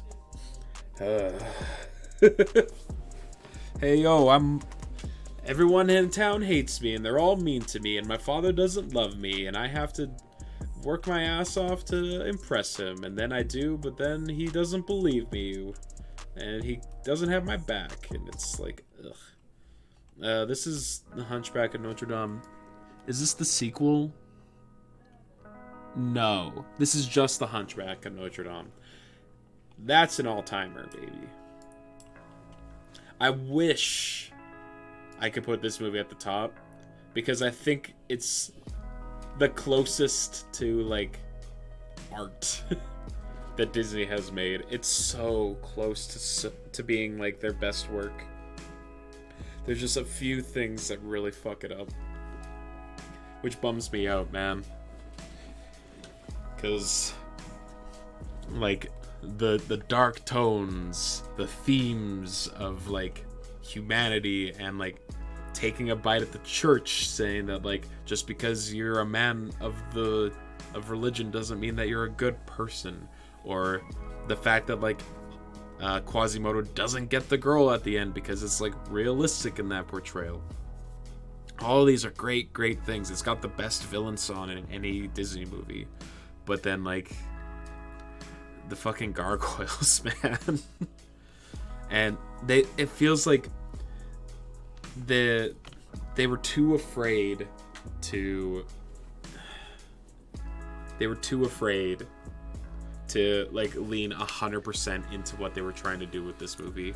So they had to shoehorn in just like awkward comedy and slapstick. And I remember seeing the commercials for this movie when I was growing up as a child, and like fucking the Dan Castanella gargoyle going, pour the wine and cut the cheese, is just ingrained into my brain, because that was like the thing that they always showed, is like, look at these funny gargoyles for your kids, because Disney they wanted to still appeal to like their general audience. But then, you know, parents bring their like 4 or 5-year-old kid to this movie expecting a silly Disney movie, and instead they get like this scene about this woman fighting for justice and sanctuary, and this perverted bishop guy like sniffing the hair of a gypsy, and just like there's two very conflicting tones here, and it's a bummer. But what's good in this movie is incredibly good. Like, Bells of Notre Dame is like one of the best themes in any Disney movie as well. This is just the Jungle Book. Jungle Book is... Is it worth revisiting? Yeah, I think it is. I think I'd put it like there. Jungle Book's got some really good songs. Like, everyone knows the music from this movie. And I don't particularly care for Mowgli as a character, but the side characters in this movie are so good that they kind of like carry. So it's good. It's fun. The sequel to Jungle Book 2, I think I've seen once. I don't remember much about it, but I don't remember hating it, so it doesn't fall into bad. I love Atlantis. And I know that's not true for a lot of people. Like, this movie flopped, but man, do I really, really like this movie. Like, oh. Whew. The side characters, I think, are fun, and I wish there was a little more screen time for each of them, because that's like my biggest complaint about this movie, is that there's a ton of side characters, and they are interesting. Hey, Avery, thanks for the raid. Much appreciated. We're doing tier lists today. Right now, I'm going through the Disney movies that were released by the main studio, as well as apparently like the secondary studio that did all the really, really bad direct to DVD sequels. How was the rest of your stream? Oh. Hey, look, the sound finally kicked in for the raid. Brother Bear 2. I have not seen Brother Bear 2. But I mean, like, I really don't like the original Brother Bear. We got as far as you got in 6 hours last time. Oh, is it like you have to restart every time you pick up the game, Avery? It's like a dungeon crawler that you were playing, right? Very cool. Oh, you restarted for stream. Cool. What was the game called, by the way? I only had time to swing in for a little bit before I had to do my stream. This is one of the Belle movies. Potato flowers in full bloom. Okay, and it's like a dungeon crawling game. Very cool. Both of the Belle movies are pretty bad. This one is awful because it's just like, this is them taking the failed 3 episodes from the beginning of like, they obviously had in works a Beauty and the Beast TV show, and then they realized, oh, how do we make that into a actual fucking TV show? So instead they just like took the 3 episodes they had, shoved them together, and then sold it as a movie, and it's garbage. You're looking for alchemical treated seeds in the bottom of the dungeon to help solve hunger since the catastrophe happened. The catastrophe TM. Uh-oh. Is that like the game calling something a catastrophe? It's like shrouded in secret. This is the Belle's Wonderful Christmas, I think. This movie's bad. The only good thing is that you have just the catastrophe. They didn't describe what it was. Okay, so you're kind of like on a mission to find out what it is. That's dope. Or maybe I'm assuming something. This movie, who is it? Tim Curry plays the pipe organ that's inside of it, and he's like the only reason why this movie isn't in trash, because Tim Curry's just hamming it up, and they make him sing a song, and he like just sing talks the whole thing, and that's really funny to me. Honestly, Tim Curry alone makes me like the movie better than the entirety of Frozen 2, which was bad. Fox and the Hound 2 I haven't seen. I don't know what that is. The Goofy movie is great. Like, it's legitimately an all-timer. I don't know if is it better than Emperor's New Groove? I think it is. I think I actually like it better than Little Mermaid too. Absolutely. Like, what a fantastic movie. You wouldn't rate them inside of tears? How would you rate them, Avery? If you don't mind me asking. The Goofy movie's underrated, for sure.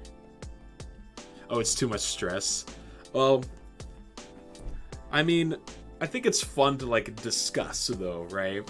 Like, there's something in these movies for everyone. This is just kind of my opinion, but I think the Goofy movie's fantastic. Hercules. I love Hercules. I love this movie. This is one of my favorite in the Renaissance. There's like a lot of conflicting. Hey Nikki, how you doing, buddy? I like Hercules right around here. That movie makes your classic culture classes cry. Yes. Yeah. That's actually a really good way to put it.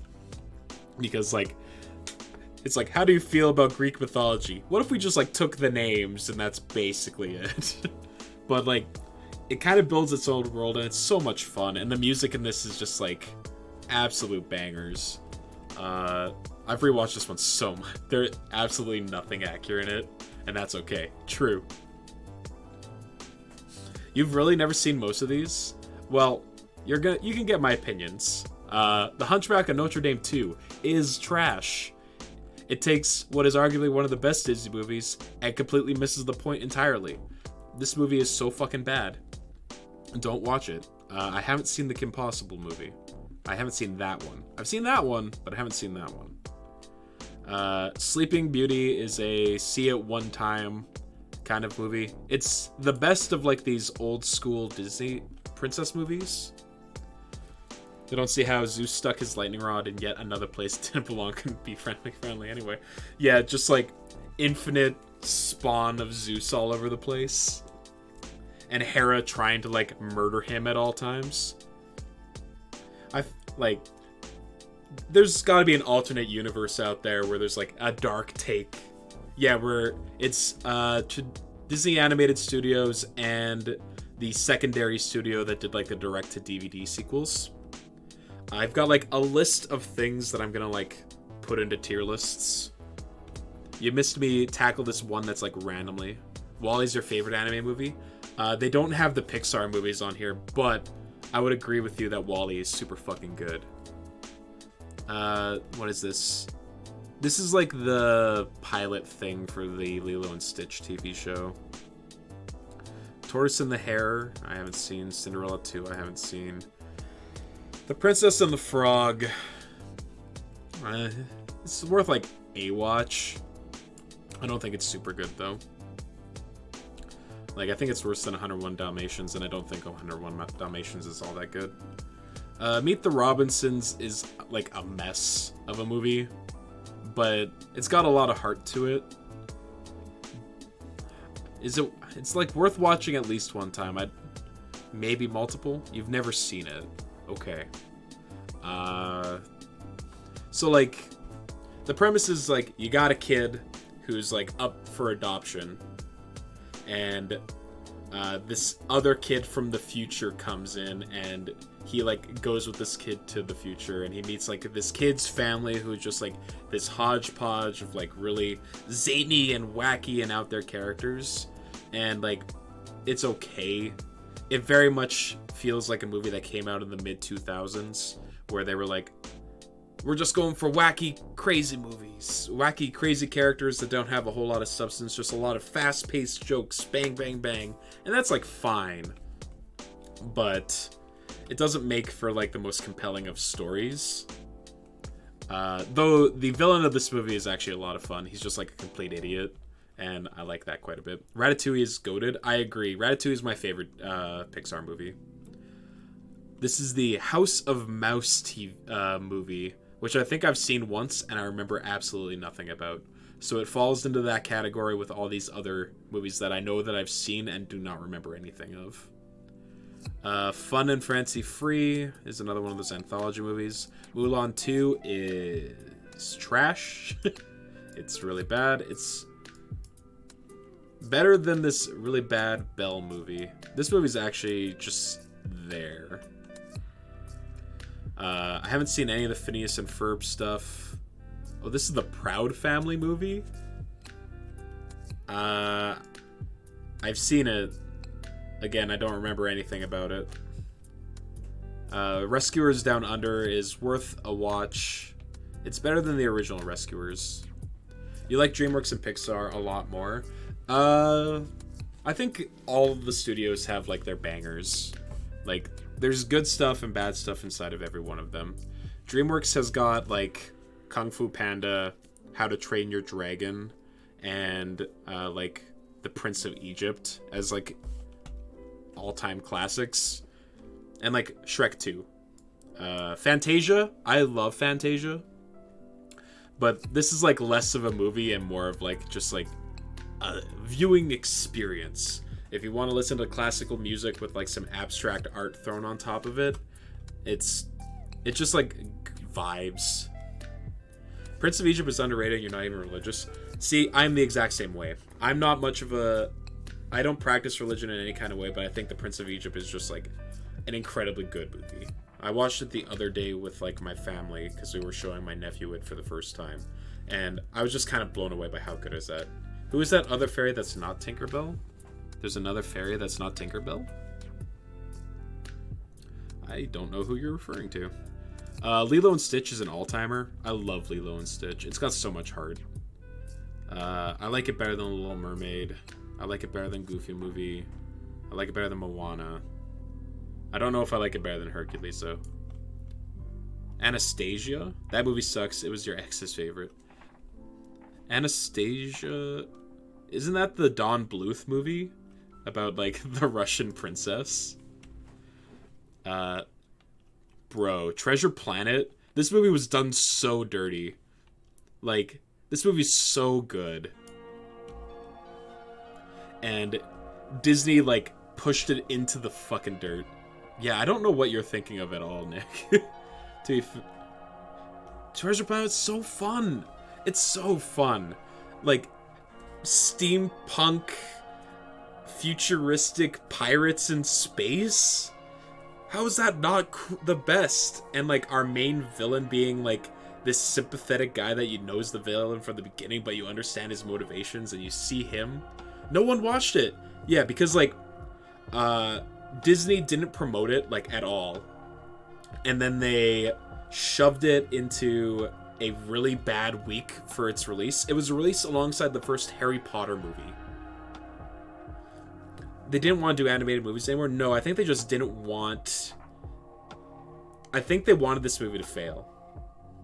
Isn't it about an old TV show? Treasure Planet?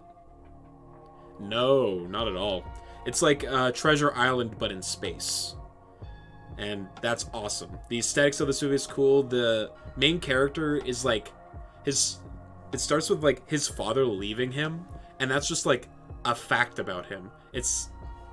Oh, Treasure Island is the show. You didn't know about it? Treasure Island's like a book.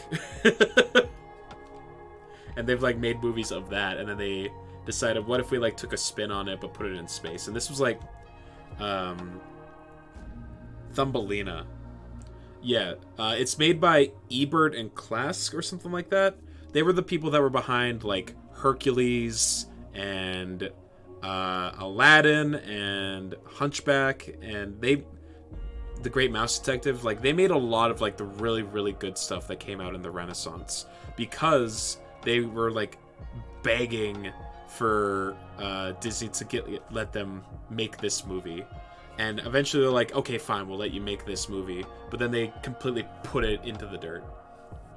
You've only seen Aladdin of those four? Hercules is great, Hunchback's great, The Great Mouse Detective is great. I mean, there's a reason why I put them in the all-timers, right?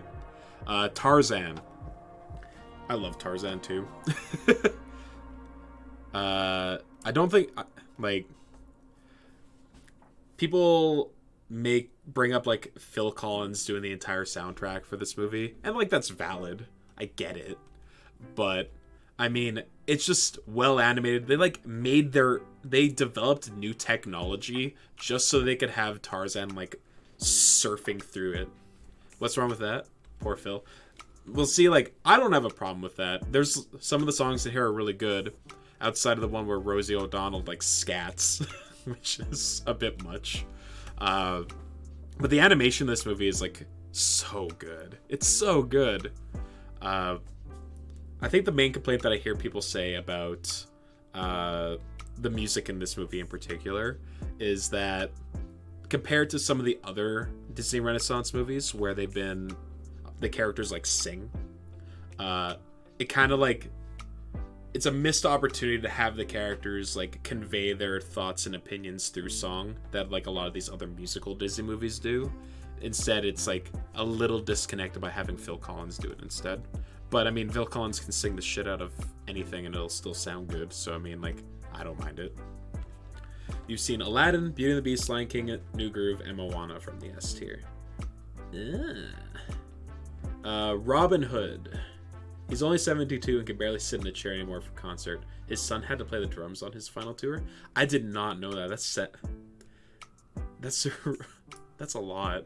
That's a lot to take in that small sentence that you just said. Robin Hood. This movie birthed 1,000 furries. So it's probably worth revisiting. The concert's all over YouTube. I'll have to look that up. Yeah, Robin Hood's a fun movie. Fun movie. It's good, but watching it is so bad. Because you just kind of feel bad for him the whole time. Because you're like, this is an old man who barely has, like, his functions still. Good old Robin Hood. Frozen. Okay. How do I feel about Frozen? I don't understand why this is the movie that made Disney the most money that they've ever done. He wants to be there still, but his body is failing him. Yeah, I work at a retirement home, so I see that all the time, and it sucks. It sucks to see. Like, it makes me fearful of getting older, because, like, that's got to be one of the worst things, is, like, just losing the capability to do that kind of stuff, right? So, Frozen's fine. It might even be worth, like, more than one watch, but I don't know why it blew up as much as it did. I'm sorry to hear that, Avery. I hope I didn't come across as insensitive there. That's the last thing that I would want.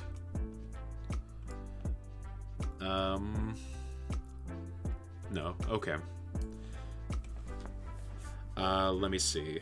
Frozen, I think I like less than Winnie the Pooh. I like it less than Jungle Book. It's infuriating when it's exhausting me to go to the mall. Yeah, I can only imagine. That's got to be so much to deal with, and I feel for you. Lady and the Tramp. Mail! Down the driveway. Really? Oh no. Lady and the Tramp, I like. Lady and the Tramp is right around Fox and the Hound for me. They're both very similar movies. I think I like Fox and the Hound better than Lady and the Tramp. COVID killed your breathing. I've been incredibly lucky in that I have not had COVID. Granted, I work in a place where we have to be super, super aware of COVID because we're surrounded by people with minimal faculties, and you've only seen the live action Dumbo. I mean, I straight up refuse. You do not like either dog movie? Nah. I refuse to watch the live action movies. I hate them with a burning passion. Bambi is a see once kind of movie. It falls in like the Dumbo range for me. You got COVID at the stroke rehabilitation hospital visiting your dad. I'm sorry to hear that. You were visiting your father?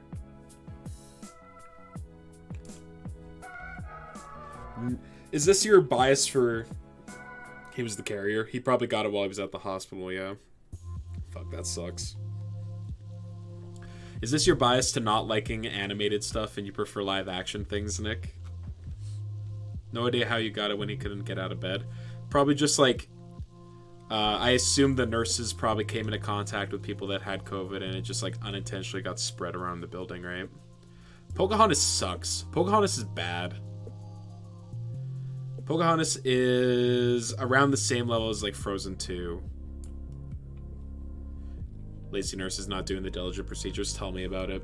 Pocahontas is creepy. Yeah, it's really creepy. Especially like, you sound like someone who cares about like the historical relevance of shit. So the fact that they were like, what if we aged up this like, what was she, 12 in like the real world historical events? What if we aged her up into like this bombshell princess and have her fall in love with fucking Mel Gibson character? Ugh. Ugh. Yeah, I hate Pocahontas. It's bad.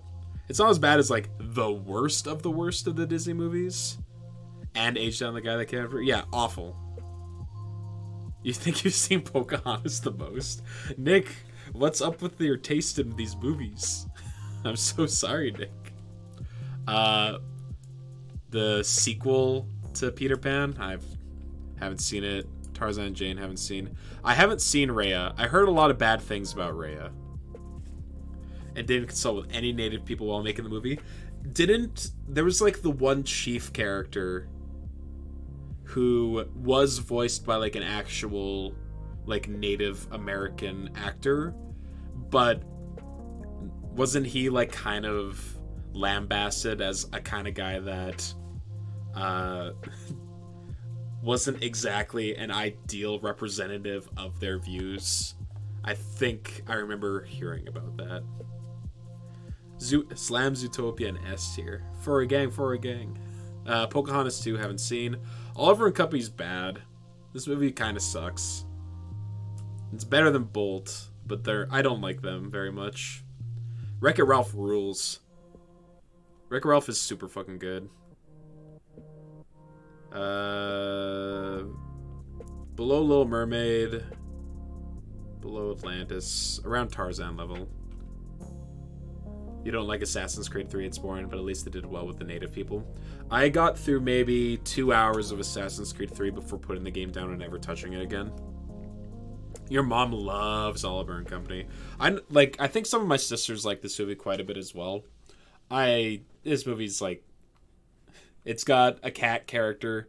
What's his characteristic? I don't know. He's a cat. It's got the dog character. What's his characteristic? I don't know. He's Billy Idol. That's about it.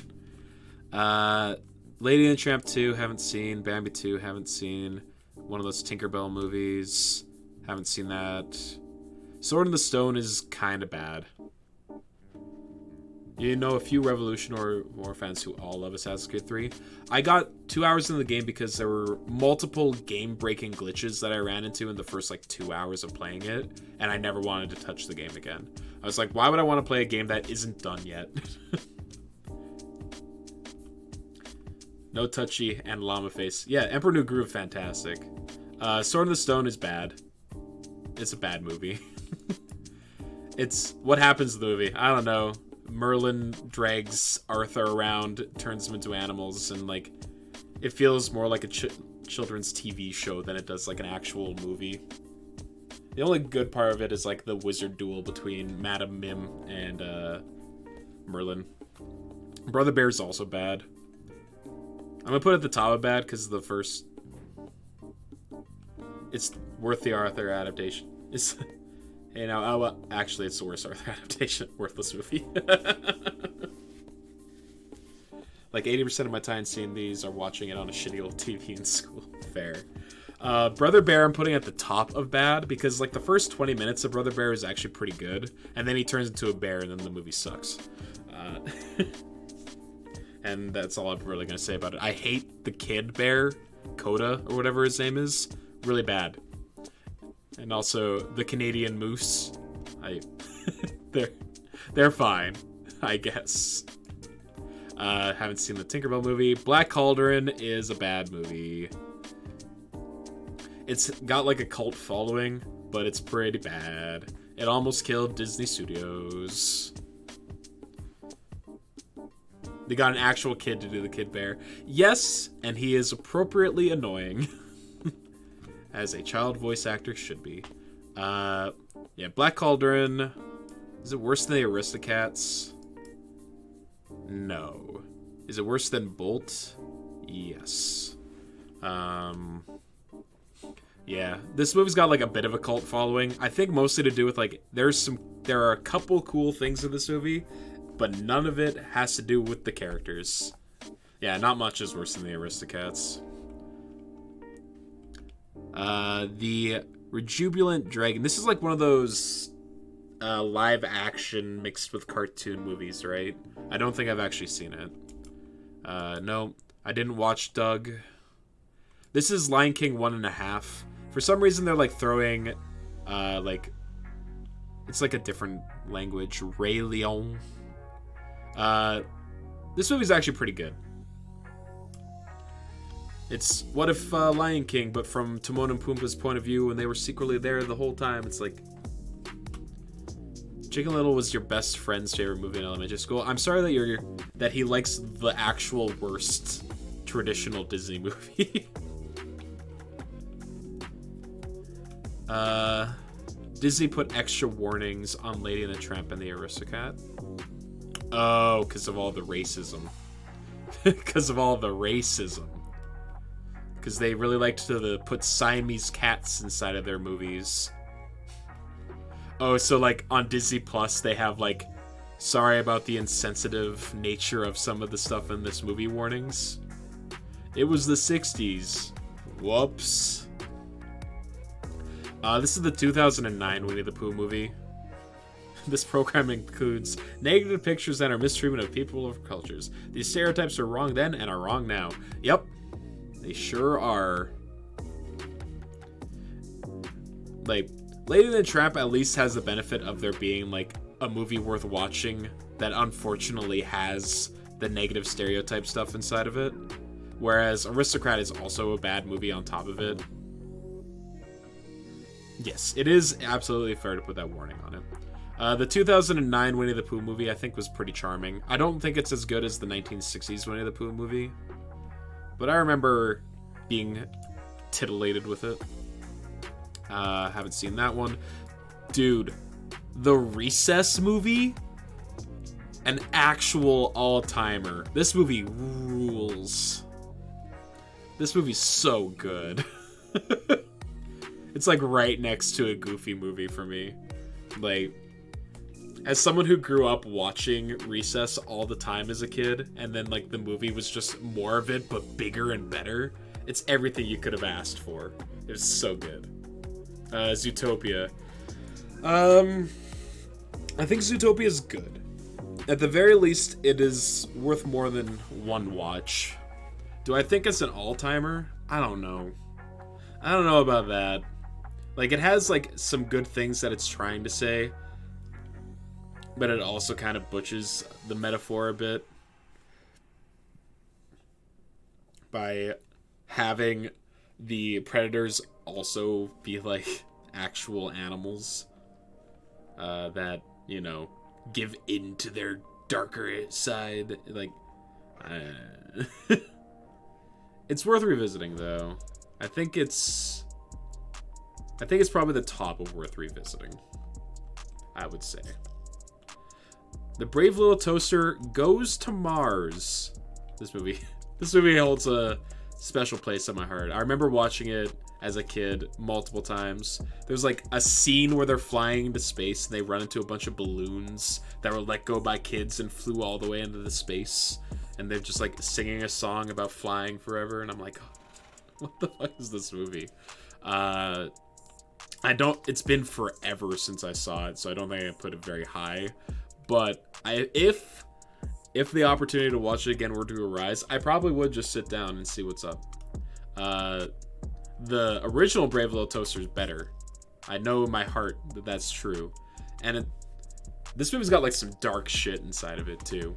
Like there's this scene where like a air conditioning unit gets like dies. Like, it gets so worked up and overheats that it literally dies, and you watch it happen, and it's like, what the fuck? This is a children's movie. And that alone makes it better than Frozen. I haven't seen Frankenweenie. Dinosaur sucks. Dinosaur's trash. It's only better than Chicken Little. Ugly, awful CG abominations all over the screen. It's so bad. This movie's so bad. And I mean, like, this movie's boring, but at least it's not mean-spirited like Chicken Little is. Wait, that was a real movie? Yeah! It's not a fever dream. I promise you. You thought it was an April Fool's joke. Nah! Valiant. I think I've seen this movie. It's about a pigeon that wants to be like a soldier or something. I remember absolutely nothing about it, but I've seen it. And I didn't hate it. So it falls into this category of movies that I've seen, but don't have strong negative opinions about. Harriet. Oh, this is Mars Needs Moms. Maret necesita mamas. I haven't seen it. The Brave Little Toaster to the Rescue? Have I seen this one? I actually don't know if I have. The live-action Christmas Carol with CG Jim Carrey. I haven't seen it, but I worked at theaters. I worked at the movie theater when this movie got released, and this, like, poster here is, like, burned into my brain with just, like, awful CG abomination Jim Carrey inside of it. Nightmare Before Christmas is a classic. That's the only Christmas Carol movie that you haven't seen. Yeah, I think I might be on the same one as you. Like, I've seen a lot of them, but I haven't seen that one. My dad is a big fan of the 1960s one that's like in black and white. He watches it every Christmas time. Is Nightmare Before Christmas an all-timer? I don't think so, but it's definitely worth watching multiple times. You haven't seen all of Nightmare Before Christmas? It's good. I love me some stop-motion animation, and this is like some of the best. There's this one's popular, and not just because like it's dark, it's because it's also like a good movie. The Wild I haven't seen. I do not know what that is. Is this the Paul Bunyan? Oh, this is like the Paul Bunyan and the Johnny Appleseed short compilation thing, right? I think I've seen it, but I don't remember much about it. But I do remember a little more about it than I have any of these. So it goes there. And then this is Diary of a Wimpy Kid. I have not seen it. Alright, cool. So let's take a look-see at the list. There's an a cappella group that did a cover of some of the Nightmare Before Christmas stuff and did an amazing job of it. Hell yeah, that's awesome. Yeah, I stand firm that I think that Beauty and the Beast is the best movie that Disney has made. I don't think it's even particularly close. Aladdin and Lion King are great. Hunchback of Notre Dame, I wish was the best Disney movie. I love Hercules. I love Lilo and Stitch. I think Moana's too high. I don't feel as strongly about Moana as I do some of these other movies. I do recognize it as a very good movie. Angela Lansbury was hesitant to sing for Beauty and the Beast? Why? She was so good. She's so good. This movie might be too high on the list, but fuck it, it's my list and I love this. She thought her voice was too old and weak, and then she made that movie. She was so good. Absolutely. I'm pretty happy. I'm pretty happy where I put this stuff. All right, cool.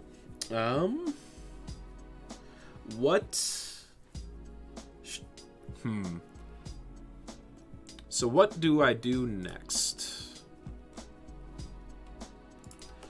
I have a list of things put out. It's a shame that it's one of the worst live-action remakes. Like I said, I haven't really seen... And I think the only one that I saw was the Jungle Book live-action remake. And I was like, eh. Not very good. None of them are great, but that one's super bad. Isn't the Lion King one also supposed to be, like, really, really bad? Let's see. How about... I want to talk about... You didn't watch it? I didn't either, but I mean, like... It's live action. No, it's not. It's literally just CG animals. I haven't seen Aladdin either.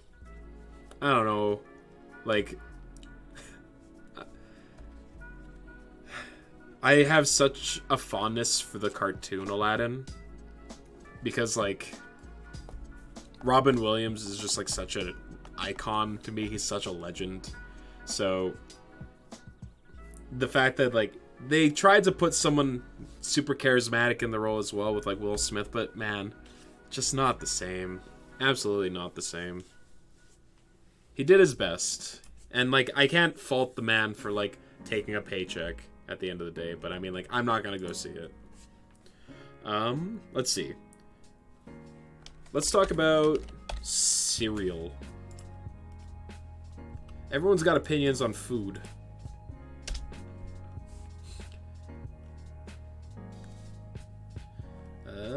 Cereal tier list. That's a very small ass list. Oh my god. Oh my god. You Americans.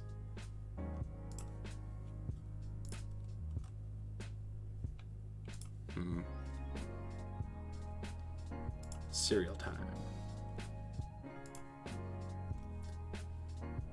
European cereal. Ultimate cereal list. Oh my god. Alright. Let's get cereal for a second here, guys. Chex. Ooh. I'm not a big fan of Chex. It gets soggy too quickly. And I don't think I've even tried corn Chex. Rice Krispies, A tier. It's not the best of the best. Well, what do you do with it? You eat it. You can't spice it up anyway. Chex Mix is boring. Wholly agree. Rice Krispies, A tier. Rice Krispies is just like good on its own. You can add stuff to it and it always goes well. Like sugar goes well with Rice Krispies, bananas, or any other kind of fruit. Life, but this is like multi-grain Life. Do they have regular Life on here? Probably. I like regular Life. I haven't tried. I'm gonna make this just like haven't tried.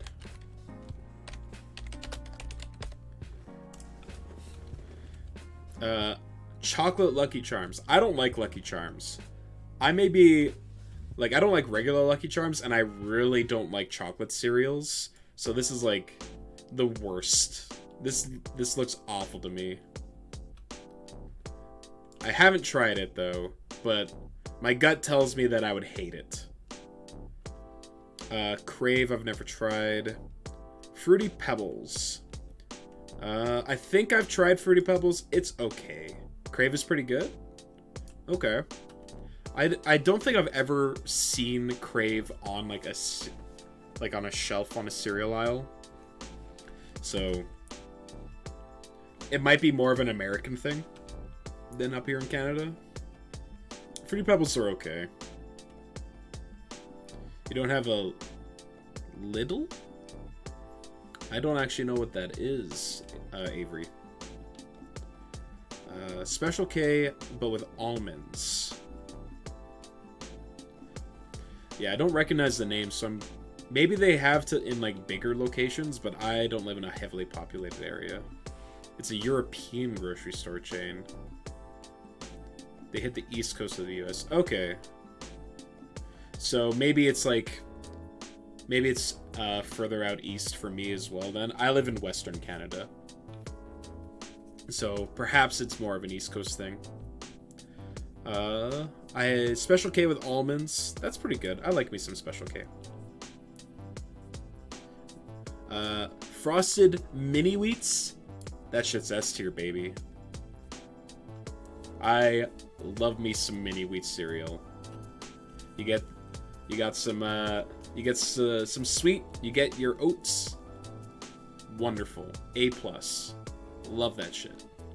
Cinnamon Toast Crunch. I may get some flack for this, but I do not like Cinnamon Toast Crunch at all. The Crave that isn't chocolate on chocolate makes a nice dry cereal snack because it has some hazelnut chocolate-like filling. Ooh, yeah, just like munch on that on its own. I could see that. I don't like Cinnamon Toast Crunch. I hate it so much. I've tried it multiple times because people always talk about Cinnamon Toast Crunch like, this shit is great. I love this stuff. And I'm like, I don't get it. Just makes... Exactly. Why wouldn't I just want to have, like, cinnamon toast instead of this cereal that's, like, a bad imitation of the flavor? I've never tried Cookie Crisp. Frosted Flakes, that's S tier as well. That's, like, one of the best sugary cereals out there. Just, like, cornflakes with a sugar coating on it. How can you go wrong? I've never tried Smart Start or Cheerios Oat Crunch. Cookie Crisp is the most forgettable sugary mess ever. I imagine it probably just like loses its texture immediately. Just like dissolves into the milk. It looks like the type of thing that would not hold its shape. Hate Cocoa Puffs. I think I like Cocoa Puffs less than Chex. I don't like chocolate cereal. Ayo! How's it going, Metronome? We're talking about cereal, right? Yeah. You missed the 100 plus best video games of all time according to some random person on the internet list. And you missed the ranking the Disney movies list. You only like generic Cocoa Puffs. You tried the name brand stuff. Maybe it's better than the name. Maybe the generic stuff's better than the name brand, but I don't know. I feel like I can't abide by chocolate cereal. I don't want chocolate in my breakfast. Kix is fine. You're the only one you know that likes Apple Jacks. Fair. I think I've tried Apple Jacks once. They were okay. This is Special K, but with strawberries. I don't like strawberry very much. Cinnamon Toast Crunch is a guilty pleasure, but it isn't actually good. I know plenty of people who are like, man, I fucking love Cinnamon Toast Crunch. I don't get it. I never have gotten it. Yeah, I don't really eat cereal much anymore either, though, to be fair. I'm gonna put most Special K like in the B because I like Special K a lot. It's great dry. Oh, thanks for the birthday wish, Nick. Much appreciated, my dude. Honey Smacks. Never tried. I hate Golden Crisp. I hate it. I hate it. I hate it. I hate it. I hate it. Welcome to being old. I am 31 today. So, I don't know if that constitutes old or not. I think by some people's standards, yes. 1 year past old. Yeah. You have Metamucil and yogurt. I usually have nothing for breakfast. 10 years younger than you, Avery. I wouldn't have guessed that. Yeah, I like Metamucil. What the fuck, not Metamucil? Yeah, I know, right? Oh. I've never heard of that before. Muesli? Wesley?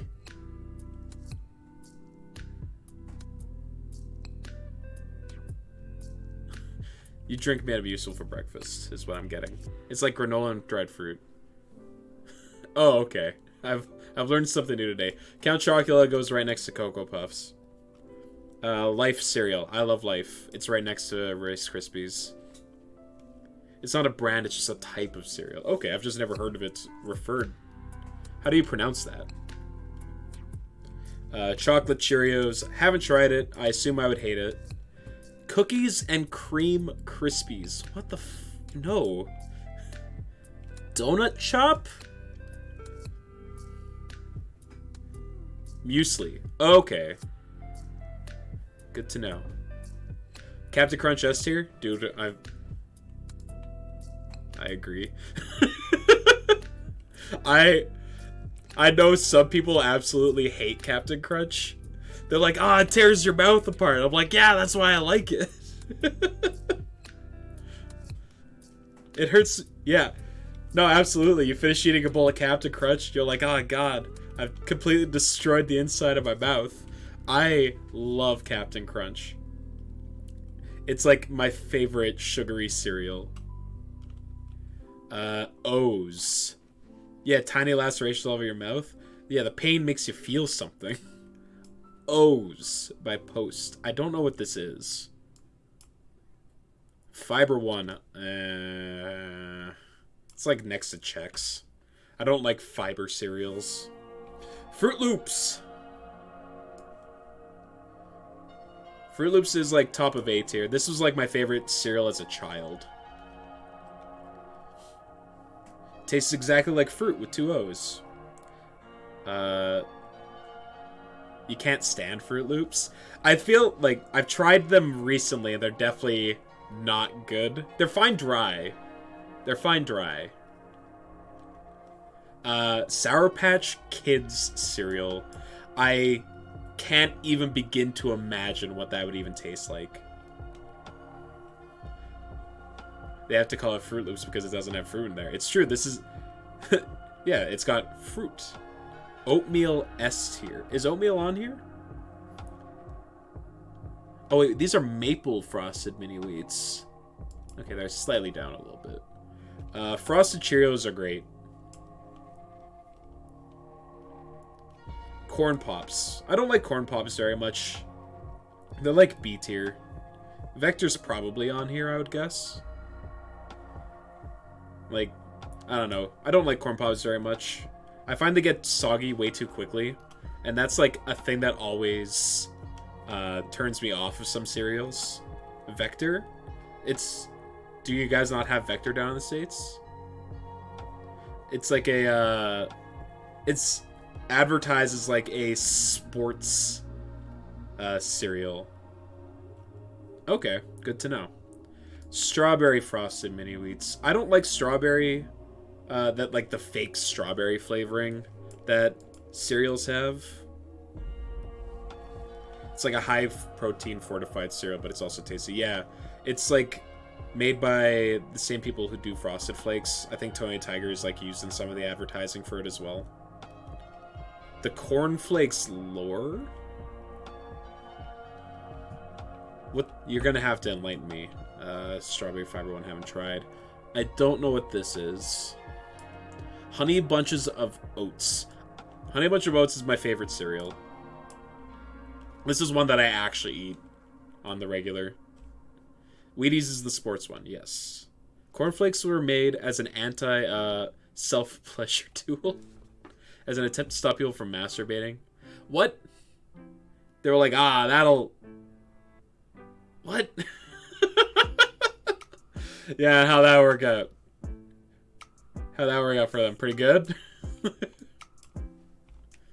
Kellogg was really weird. Nick's just like, dude, I am a pent-up ball of aggression right now. French Toast Crunch. I don't like Cinnamon Toast Crunch. I've never bothered trying French Toast Crunch. Rice Chex. Ugh. This is like multigrain Special K. Box and a half a day. Otherwise, how else am I supposed to prevent myself? Oreos suck.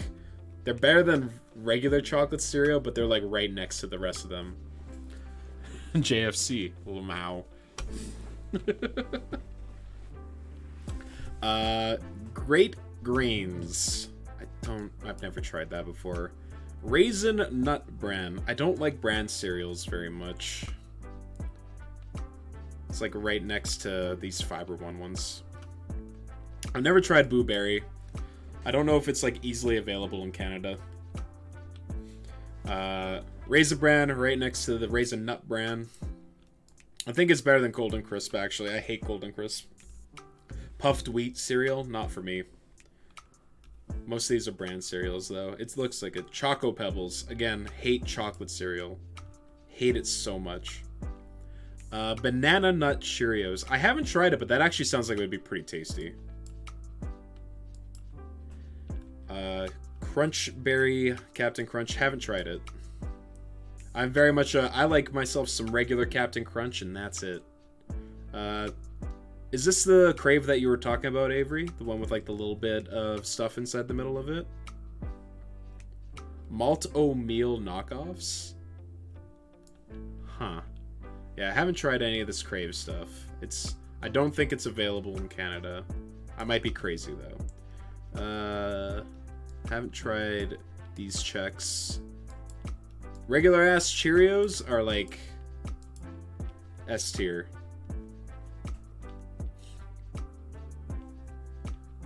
Oh, you guys get like the I didn't know they made frosted honey bunches of oats. What the heck? What the heck? Apple Jacks. Apple Jacks are like C tier. They're better than Fruity Pebbles. Honey Bunch of Oats is so good. I don't know what this one is. Vanilla Bunches. Okay. Do they have the almond one on here? Yes, they do. That's my go-to Honey Bunches of Oats. Is the almond one. It's so good. The giant oat clusters that you can get? Hell yeah, dude. Multigrain Cheerios are also good. Reese's Puffs. Garbage tier cereal. Garbage cereal. Oh my god, it's so bad. Before your dad got deployed. Cinnamon Bunch of Oats. That sounds like it'd be really good too. Wheaties. Wheaties are fine. It's like mini wheats minus the good. So it goes in C tier. More Chex. Peanut Butter Captain Crunch. Huh. Wait, like Hershey's Kisses cereal?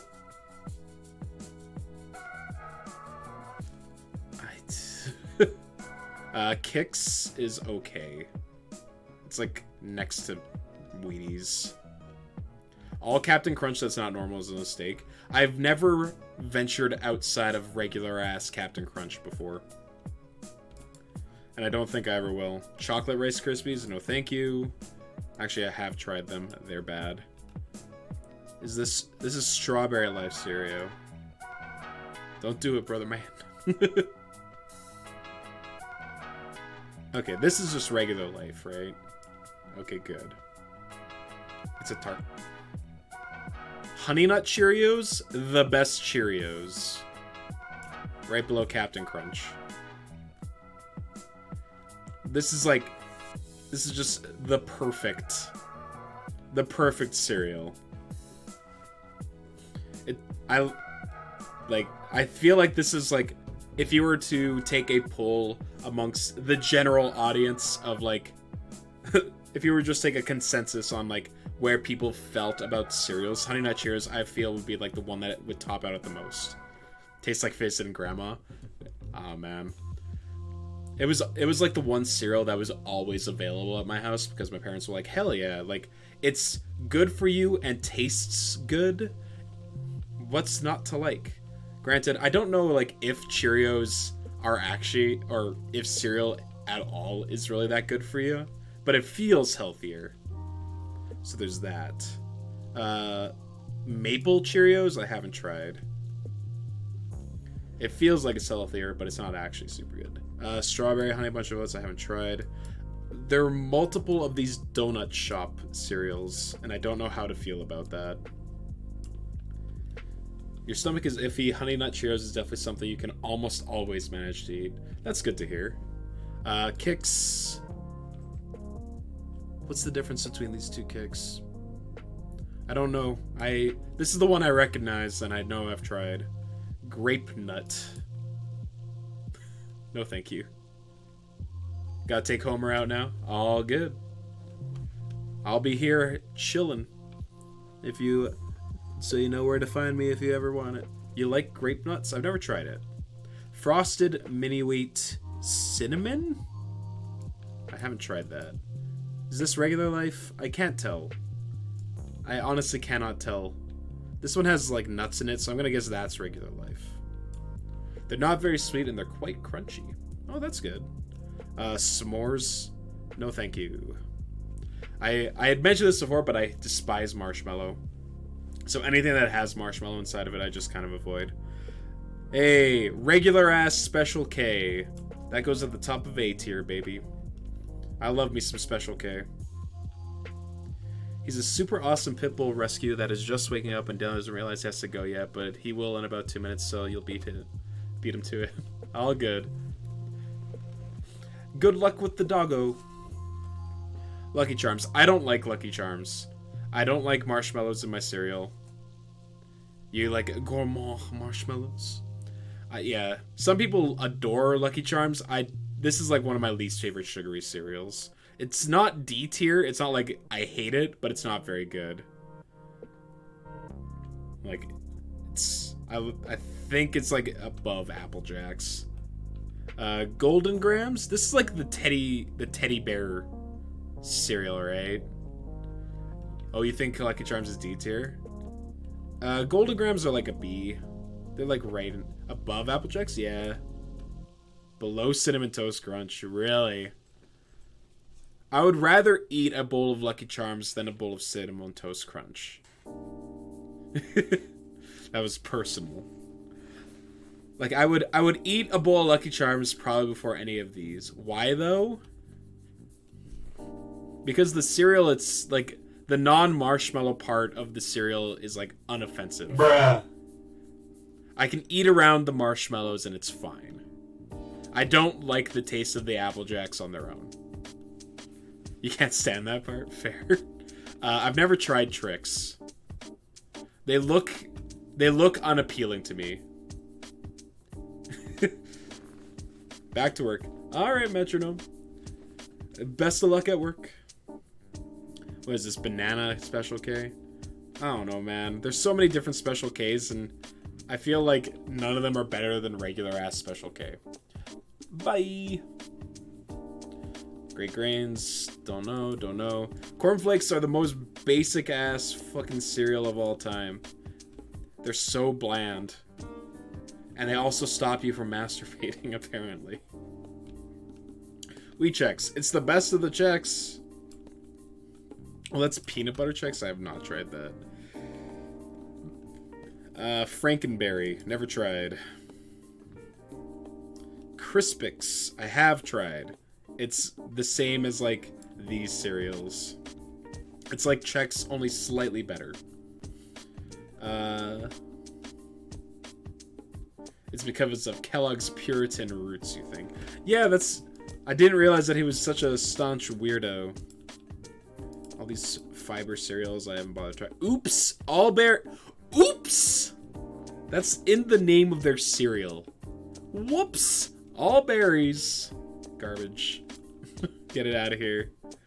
Honey roasted honey bunch of oats. Right there. Almonds, honey roasted, vanilla. All great. Cursed tier. Make its own tier list. I've never tried it, so I can't.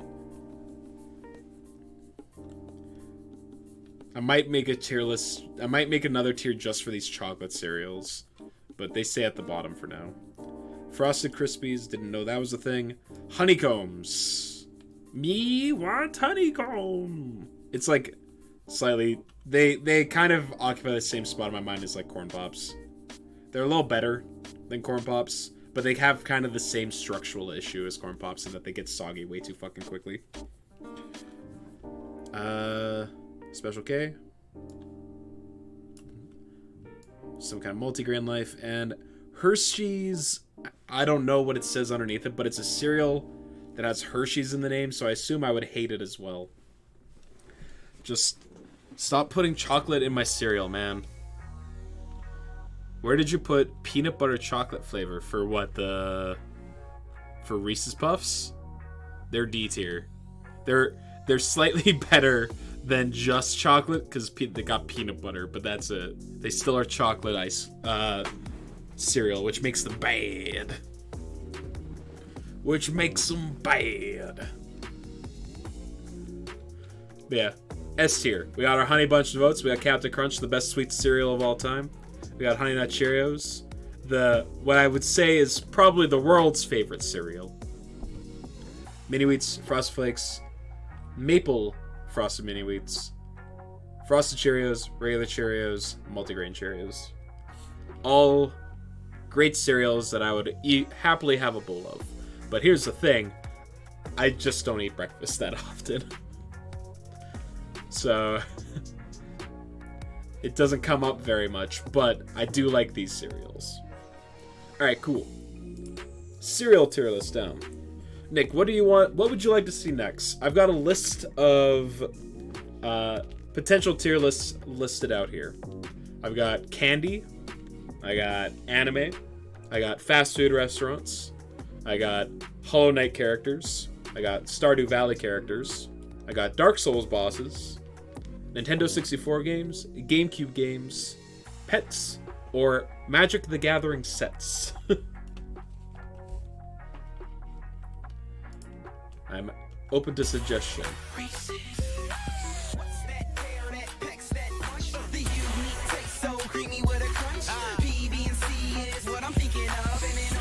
Did you? Peanut butter chocolate, great when separate, but when they combine, they make the morning time epic. Morning time epic. Morning time. All right, 1 second. Just a quick side note here. Nintendo 64, you'll bust my balls about. All right. Quick side note. The closed caption on this Reese's Puff Wrap cereal was open when I pulled the video up, and it just has, "Hey everyone, let's vote for Donald Trump and make America great again." So, you know, not I feel like there might be some political motivation hiding here. Alright, Nintendo 64 games. Mainline Donkey Kong series, Nintendo Switch. Ha ha ha ha, a bro. It's a 9-year-old video? Oh my god. So they must have added those, like, subtitles, like, later. Like, cause it was 2016 when Donald Trump got elected, right? Or was he campaigning by that time? Because if it was 9 years ago, that would have been 2014. There's no way. I guess maybe the campaign season was already going for the 2016 election at that point, huh? Jesus Christ.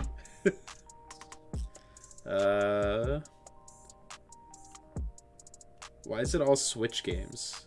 Every Nintendo system? No.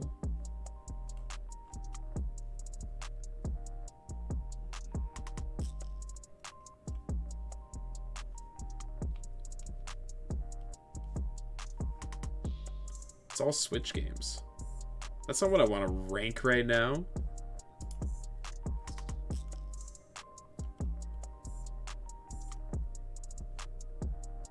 What's a Switch?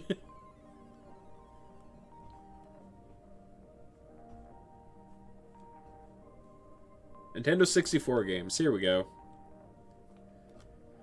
Yeah, that's what we're looking for, baby. We got God tier, top tier, high tier, mid tier, low tier, shit tier, and burn it. Burn it! This is... oh god. I can't remember the name of it. You play as like a fucking demolition vehicle. And you go around just like destroying shit. It's fine. It's like mid. Snowboarding 180, low. I'm not a huge fan of like these sports games. Not actually busting anything. Mystical Ninja, mid tier. Maybe a little high tier. Excitebike 64, hell yeah. I actually enjoyed this game quite a bit growing up. Quest 64, shit tier, garbage game. Star Wars, haven't played. The new Tetris, I have played this one. It's okay. Clay Fighters, pretty bad fighting game. Haven't played that. Haven't played that. Gauntlet Legends, mid-tier. The Bugs Life game, nope. Indiana Jones, haven't played. Powerpuff Girls, no. Lego Racers, pretty good. Tarzan, no. I can't tell what that is. Fucking Glover. Bro, Donkey's been killing you in his latest video. Spider-Man made me think of them. Oh, was he talking about the new Spider-Man games? Like Miles Morales and shit? Glover is better than Quest 64, but it's pretty shit. Mortal Kombat Sub-Zero, haven't played. Perfect Art, haven't played. Turok, pretty bad. Bomberman 64, high tier, game rules. Haven't played that. Haven't played that. Paperboy 64, have not played. This has given me so much, like, Spider-Man 3 for the PlayStation 2. Oh, shit, really? Why did he make a video on that? This has given me so much fucking, like, flashbacks to my childhood. We would go to, like, Video Update, which is, like, the Canadian version of Blockbuster. And just, like, scour through the video game rental section. And all this, like, clay-ass looking box art just screams that I can, like, smell the vinyl from, like, the VHS, or not the vinyl, but, like, the fucking tape inside of the VHS tapes, and, like, the sweaty employee behind the counter. Just so much nostalgia here. It's supposed to be a video about Hogwarts Legacy with 3 seconds as he found out about the J.K. Rowling controversy and changed games, but it keeps going to other controversial stuff and ends up back on Spider-Man. A+. No. Conker's Bad Fur Day. God tier. Game's fantastic. Holy shit, great game. The South Park game, mid-tier. Scooby-Doo, low. Haven't played the Earthworm Jim. Haven't played that. Hercules, no. Oh, this is like the Silicon Valley game? It's not very good. There's a South Park game on the N64? Yeah, and it's bad. Rampage, high tier.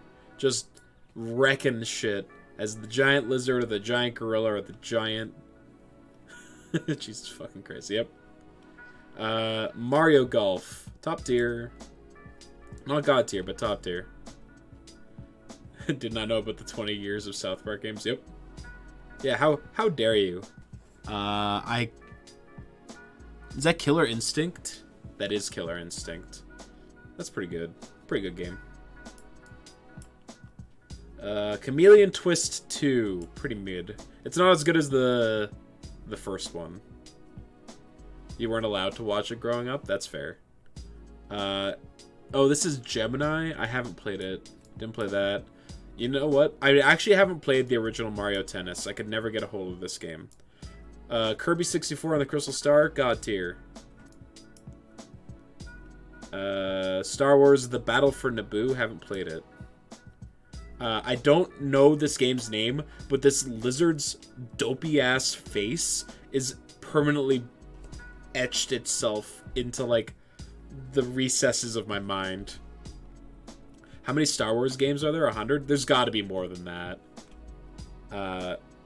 I've never played it. The original Mario Party is god tier. Or maybe it's top tier, because Mario Party 2 and 3 are better. But they're all great. Paper Mario is god tier, top of it. Duck Dodgers, haven't played, didn't play that. Ogre Battle 64, have not played. Quake, no. No. Robotron 64. Hey, look, another South Park game. This is a racing one. It's pretty fucking bad. No Quake. I have not played Quake. Buck Bumble. You never liked FPSs? Yeah, basically never. They're just never were for me, you know. Buck Bumble can go to the top of low tier. Haven't played that. Mario Kart 64. Hell yeah, dude. Star Wars Episode 1 Racer? Oh.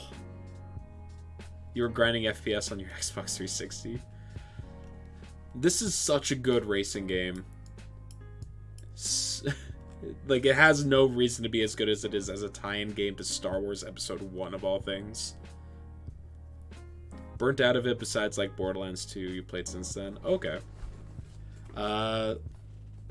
Wave Dash 64, no. Mortal Kombat. I never played any of the Mortal Kombat growing up because I was too young and was not allowed. And I haven't gone back to play any of the N64 ones because, like, why would you? GoldenEye. Played a ton of Black Ops. Fair. GoldenEye has not aged very well at all. Rugrats in Paris. Battle Tanks, no. No. Banjo-Kazooie is top of God tier. I think Banjo-Kazooie might be my favorite game on the console. It's close. These games are so near and dear to my heart up here. What kind of game list is this for the N64? Absolutely. Bomberman Hero. Let's see. Which Bomberman do we have on here? Bomberman 64, the second attack. Oh, I didn't even know.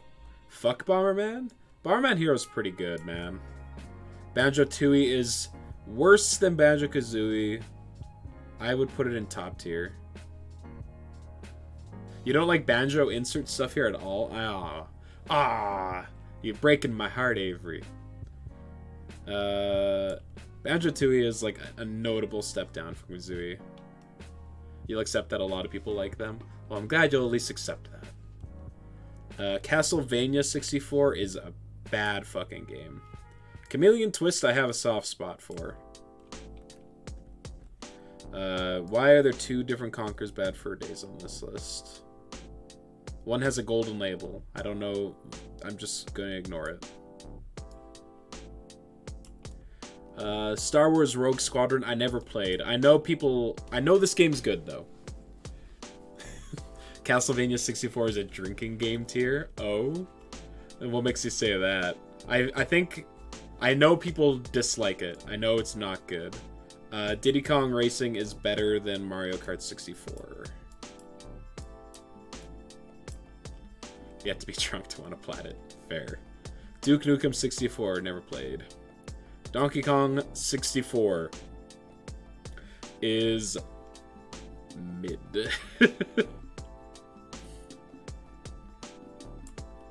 Like, the definition of mid. DK's Doom 64, nope. Haven't played that. F-Zero X, ooh baby. That can go just below Star Wars Episode 1. Fighter Destiny 2, nope. Gex 60, I never played any of the Gex games. You can basically just swap Banjo and N64 for your opinion. I'm so sorry about your tastes. Oh, I don't know what this game is. I didn't know there were two 007 games on the N64. Oh. DK64 is better than GoldenEye. I'll give you that. In your top 2 years, the only game that you played is Kirby? Really? Never touched any of the Mario stuff, huh? Hey You Pikachu is burn it tier. The game does not work. The game just does not work. Haven't played that. Mario Party 2. Mario Party 3. You've only played Banjo 1, didn't finish it. All the mainline games. Okay. So none of the spin-off stuff. Fair enough. Bomberman 64. I love this game. Not the parties or brawls or anything. Interesting. Just because there's like no interest for you there? I can respect that. Mischief Maker. I haven't played this one, but people say it's a gooder. RE2. Didn't know there was another one of these. Majora's Mask. You game alone. Fair enough. No racing since NES, really. They're better with friends. You know what? Totally fair. I had my siblings growing up with, and we had an N64 when I was a kid. So that's like, I have a lot of memories of like playing these party games with my siblings. Tetrasphere. Yeah, your sister, but she's a jerk. Fair. You have your brother, he's 9 years older than me. I got 3 younger sisters, all within the... we're like 6 years apart at the most. So I have like one sister who's a year younger than me, another that's like 3 years, and the youngest at 6. 2 years younger, and then just always super jealous for no reason. I'm sorry to hear that. Your dad would play with you when he was off work, so not very often. Yeah, my dad would play some games with us. He really liked Mario Golf. That was like his favorite game on the N64. And then my mom, she really liked Tetris. The new Tetris game. I don't know what this is. Pokemon Puzzle League rules. I know it's just a puzzle game with a Pokemon skin on it, but it's the one I played and I love it. She blamed you for your parents' divorce, never forgave us all, and moved to Washington State, opposite coast. She only calls when she wants dad for money. That sucks. That sucks so much. Played a lot of Smash Bros. And GoldenEye. I'm sorry that happened to you, Avery. Pokemon Snap. Pokemon Snap's really good. Pokemon Stadium 2, I never played. Harvest Moon 64, I never played. Ocarina of Time, I'm gonna put here. The worst part is they both remarried to awesome people. And she's totally missing out because she just didn't want to adjust. Unsub. Because I put Majora's Mask above Ocarina of Time. You got 4 decent parents now instead of 2 arguing parents. See, like, that's a good, in my opinion, that's a good headspace to get into. Where it's just like, why, like, I'm very much, like, of the opinion that if 2 people are unhappy with each other, they probably shouldn't be together. And the fact that, like, they went their separate ways and found 2 other people that made them happy, that's all good. Rayman 2, I've played, but not the N64 version. It's been, like, re-released on a million different consoles, right? When you're in the hostel, you wanted your stepmother with you because you get along with her so well. I'm gonna still put Rayman 2 because I have played the game before, just not the N64 version, but I think that's fine. This game's good. Probably top of high tier. Yoshi's Story, also a high tier game. Yeah. Rocket Man, nope. Quake 2, no. Another Castlevania game. She's the only one who could drive, could understand the medical terms and not get them mixed up, and could remember stuff that you needed. Everyone else had 2 of the 3. Well, I'm glad that you and her at least, like, have each other. Or at least you have someone like her that you can rely on. That's important. Dr. Mario 64, haven't played. Didn't play Gex. Didn't play Mega Man 64. Toy Story 2 rules. This game's so good. This game has no right being as good as it is.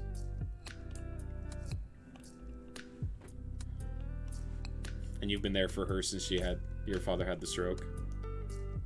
Confession. Oh. You hate Toy Story? Oh my god. Like the franchise in its entirety or just the game? You like the Lightyear movie just fine. Interesting. I don't agree, but I'm interested to hear why that is. Just the idea of toys being alive creeps you out. That's fair. How do you know if they died?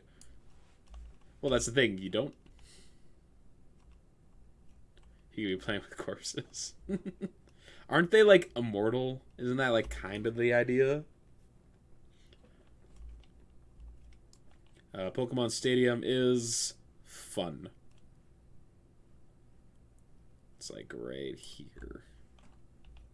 Star Fox 64 is a god tier game. This game rules. It's, like, infinitely replayable. Lightyear is a decent generic sci-fi movie. Yep. That's kind of how I feel about it. Superman 64 is burn it tier. This game is one of the worst games ever made. You'd label it generic before calling it bad. Just like perfectly in the middle of the road. Super Mario 64 is a god tier game. I think I would put it below Star Fox 64 though. Superman is a god tier. That's Chris Evans. He's right there. Oh, Chris... God of Apocalypse. Ah. Oh, Chris Evans is just generic in general? Is that what you meant, Nick? The OG Smash Bros. I mean... It's just below Zelda games. Yeah, he's completely generic. Turok 3. I did not know there were so many Turok games on this console. And then I'm not putting this Conkers in because I've already got Conker. Yeah, apparently there's a bunch more games that I haven't played than I thought.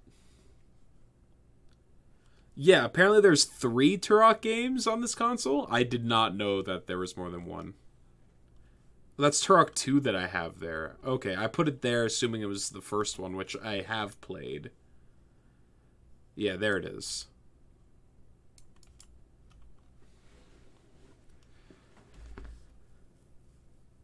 He does chick flicks too. He's like purposely Hollywood's ideal nice, sexy white dude. You did a shout out for me and your overlay matched, but here's shout out scene. Hell yeah. Look at that. That's awesome. Thank you, Avery. With the purple and the pink. Alright. I'm going to talk about Dark Souls bosses now. Because I got a lot of opinions after playing through the 3 Dark Souls games.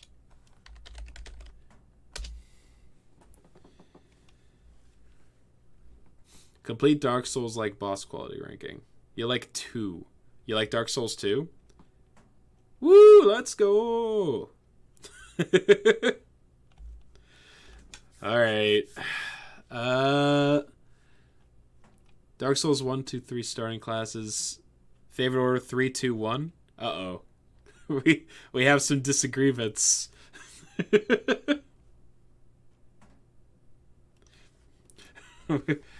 I like 2, 1, 3. Is my opinion. I don't know if I can... Oh, wait. Dark Souls Trilogy bosses. Perfect. They make you kill the puppy in Dark Souls 1. Yeah, but I didn't want to kill myself in Dark Souls 3. Is the difference. Oh my god. Okay. I can't... Okay.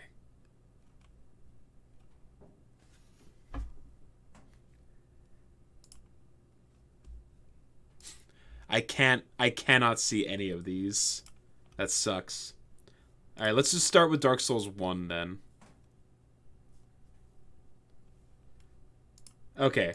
This is the guy in the DLC that you fight inside of the Colosseum. He's my favorite fight in Dark Souls 1. They started it out on a strong point. Some of these aren't even bosses. That's fine.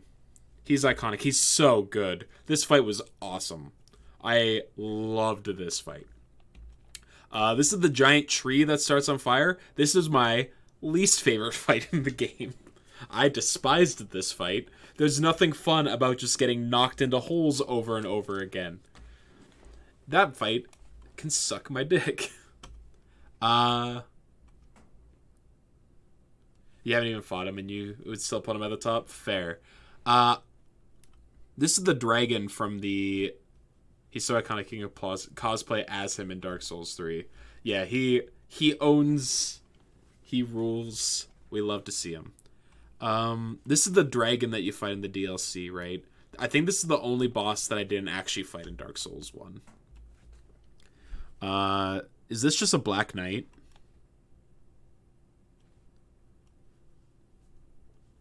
Is that... Or is that... No, because that's Ornstein. It's just a Black Knight? I don't know. B? C? It's a regular enemy. It's not really a boss. This is the giant fat guy that you fight at the very beginning of the game, right? He's fine. You fight him like 3 times. What the hell are... Oh, are you the... You're the guy with, like, the multiple masks that teleports all over the place. You were a really easy fight. Pinwheel. Yeah, that's the one. You're one of the 4 lords. You're the one that has, like, all the skeletons in his area. Ugh. Nito. Yeah, that's Nito.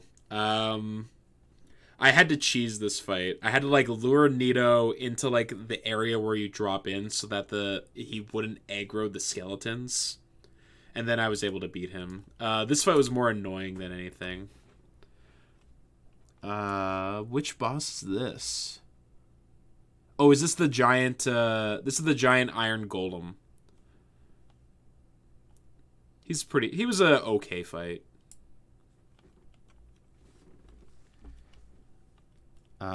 This is the gaping dragon. Is there a lol tier?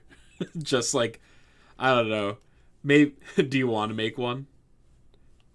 The gaping dragon. The gaping dragon was cool. He wasn't a particularly hard fight, but his design is so good.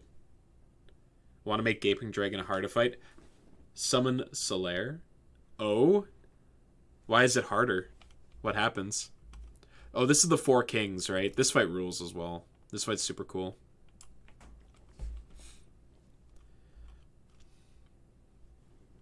I'm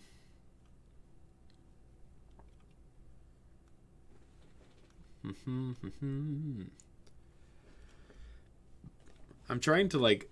The images are so small.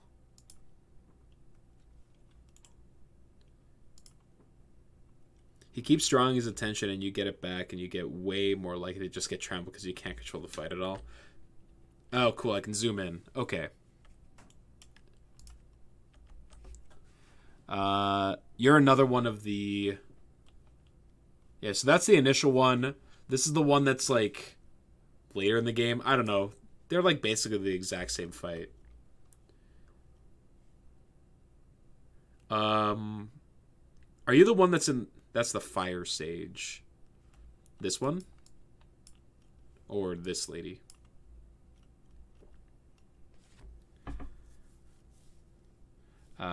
She... Okay. This is the gargoyle. That's Gwendolyn? Okay, she was like C. It's just chase her down a hallway and avoid her blasts. It was not a particularly difficult fight. The gargoyle is okay. He is probably around there. This is like the manticore thing that you fight at the beginning of the DLC. The voice actor came back for one of the more interesting fights in Dark Souls 3. I probably have missed some of the fights in Dark Souls 3. This fight was, like, pretty unremarkable, if I recall correctly.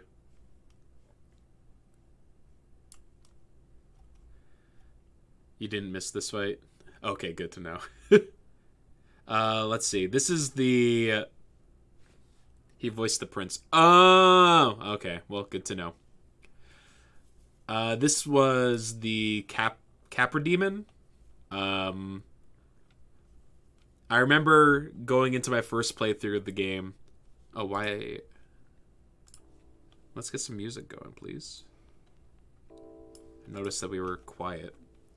So So the Capra Demon, I remember my chat being like, this is like one of the first really hard boss fights of the game.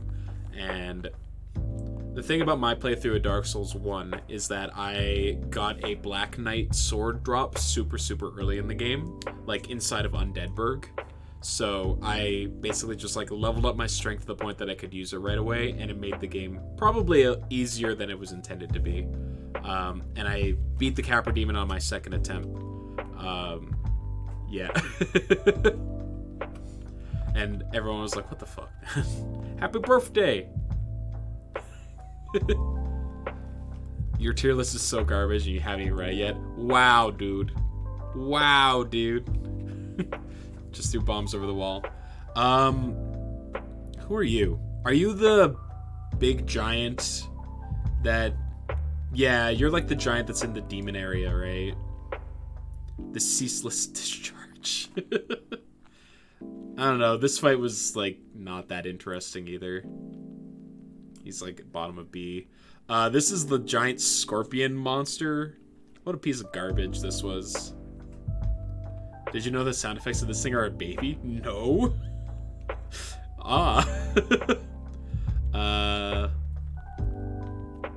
Well, that's upsetting. This thing was okay. Mid B. This is the big bad at the end of the DLC. He was a cool fight. He's an actual child. Just the giant lava demon. Look at this shit tier list, apparently. This is the giant moth. I don't know. This fight sucked. It's just waiting around. And that's, like, not interesting to me. But he's just a child. Yeah, I mean, like... Q-Leg rules. This is my second favorite fight in the game. Giant, soupy, yucky demon kid, but, you know, still a child. Yeah, Q-Leg's awesome. Where's the camera fight? We haven't gotten to Dark Souls 3 yet. We're working our way through the series. Don't you worry. When we get to Dark Souls 3, I'll have a lot more opinions. These ones didn't cause me that much grief. Dark Souls 2, very similar. Dark Souls 3, I will be a lot more opinionated. Wolf! Just because he's good. He's a good boy. Big sword. Great design. Orstein and Smog. These two are gonna go right below Q-Leg. This fight rules. Ornstein's more interesting than the big guy. This is probably the second most iconic fight in the game. It's, like, right up there along with this guy. I don't know. This fight was annoying. He fell off a bridge, and that's how I beat him. Because I didn't fully understand the dodging mechanics of the game yet. But he walked off the bridge and died, and I took it. This is just an enemy. This is just a regular-ass enemy. You go right next to the Black Knight. Yeah, and then there's the dragon that I never actually beat in the DLC because I couldn't figure out how to unlock him. Alright, cool. Easy enough. We got... They gave me the best fight immediately and gave me the worst fight immediately afterwards. And then we just kind of filled in the middle. Gaping Dragon's cool for aesthetic. Sif, good boy. The Four Kings fight is awesome. This guy was the hardest fight in the game. They didn't put the final boss on this list, hey? Interesting. Alright. So that's Dark Souls 1. You like Dark Souls 3 more than 2. Dark Souls 2 is a bit long. It's a bit long, it's true. Where are the Dark Souls 2 bosses, please?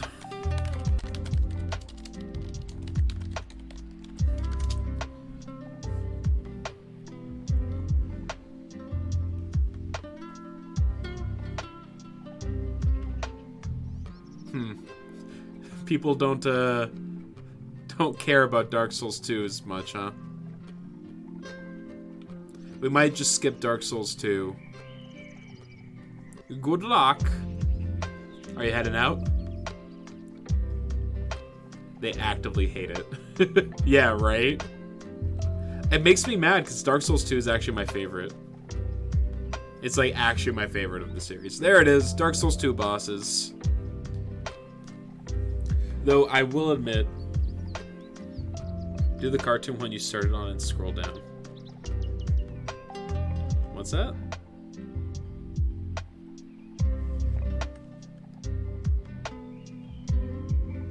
Okay. So I had to skip 2 because people told me to try it. I really enjoyed Dark Souls 2. Never mind, you found this. I did. Thank you. Alright, so this is the last giant. He's the first boss you encounter in the game. Cool design. Pretty easy fight. To be fair, I think this is this game I had like the easiest time on the bosses with. None of them took more than like 2 or 3 attempts. This guy I came back to, like, he rips his arm off and clubs you with it. It's true. Very cool. This guy I think I found later than I was intended to, and he was not a fight. He was way too easy. Dragon Rider guy. You have a clip of you chain parrying the pursuer? Hell yeah. Do they have the fight with 2 of these guys? They do. Him on his own is fine, but the double fight with them is better. Is that Ornstein again? Dragon Rider guy just sees you, wets his pants, jumps in the water. Ornstein, I mean, they control exactly the same as they do in the first game, but you don't have to worry about Smough chasing after you as well, so the fight was a lot easier. Oh, this is the guy in the basement of the ship that's double-sided. He was super cool. I liked this fight a lot. This is like the 3 guys that end up becoming regular enemies later on in the game. The triple fight with them was cool. I enjoyed them. In Scholar of the First Sin, you have to kill a dragon to get to Ornstein. That's the Lost Bastille fight, yeah. Okay. I did not do Scholar of the First Sin. That was like the thing I had to answer on stream so many times. Because people would be like, are you playing Scholar of the First Sin? I'm like, I didn't even know this existed. Oh, this is my favorite fight in this game. This guy rules. It's very similar to the last guy that I said was my favorite. I just like these one-on-one. You've only played Scholars of the First Sin. Yeah, like I didn't even know it existed until I had like bought and was playing Dark Souls 2. I love this fight. I'm a big fan of these like one-on-one duel type fights where it's just like another humanoid with a sword and you gotta play off each other. It's great. This is a gargoyle, right? I don't remember you. I actually don't remember you. This was Q-Leg. This was like another Q-Leg, but this one was a giant scorpion. She's cool. She's not as cool as the last giant, though. Gargoyle fight was in the PvP area. Yeah, that's probably why I never saw it then. I don't remember this fight. I don't think I did this one either. There's gonna be some that I didn't do. I'm missing... I didn't really do much of the DLC. I didn't really do the DLC for this game. Oh, this is the fight against like the room full of people worshipping, right? Can we get an up-dog tier list? Maybe. This fight was like... I didn't like this fight very much. Giant double-headed spider. Cool fight. That's the other Rat Authority fighting in the Door of Pharos. It's a Sif clone with Toxic. Oh, really? Alright. Yeah, I definitely did not play that one. What am I looking at here? Can I get closer? Enhance. Yeah, no, I never fought that fight. This is the Skeleton Lords. That's the Chariot. Yeah, no, I didn't do the Chariot fight. This is the Skeleton Lords. They were underwhelming.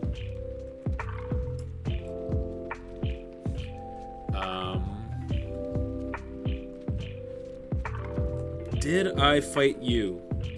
I feel like I'd remember you. The Skeleton Lords are fun to watch new players do. Really? Yeah, I didn't do this fight. They killed him super fast, then drowned an extra little guys. Yeah. Did I? I don't remember this fight at all. Oh, right. Yeah, this guy was left basically no impression. Like, he was not a difficult fight at all. This fight was cool. I'm glad I had someone in chat who was able to inform me about, like, the burning the windmill thing, because I was playing offline because the servers were dead at that point, so I didn't have the ability to, like, see other players' messages to give me a hint as to, like, hey, you gotta do this thing. Otherwise, this arena would have been full of poison, and I imagine this fight would have been awful. But without that, it was still a pretty fun fight.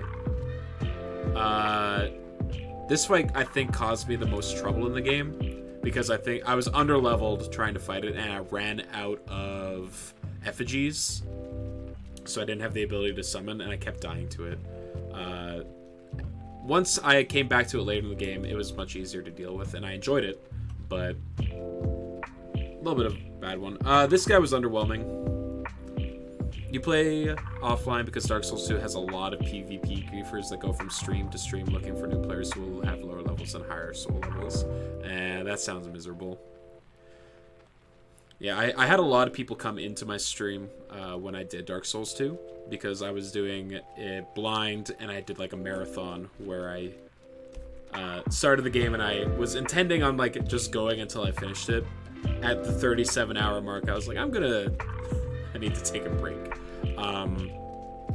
But the people who are super into Dark Souls 2, I think, really are into the game, and they like the fresh meats and people struggling through the harder areas.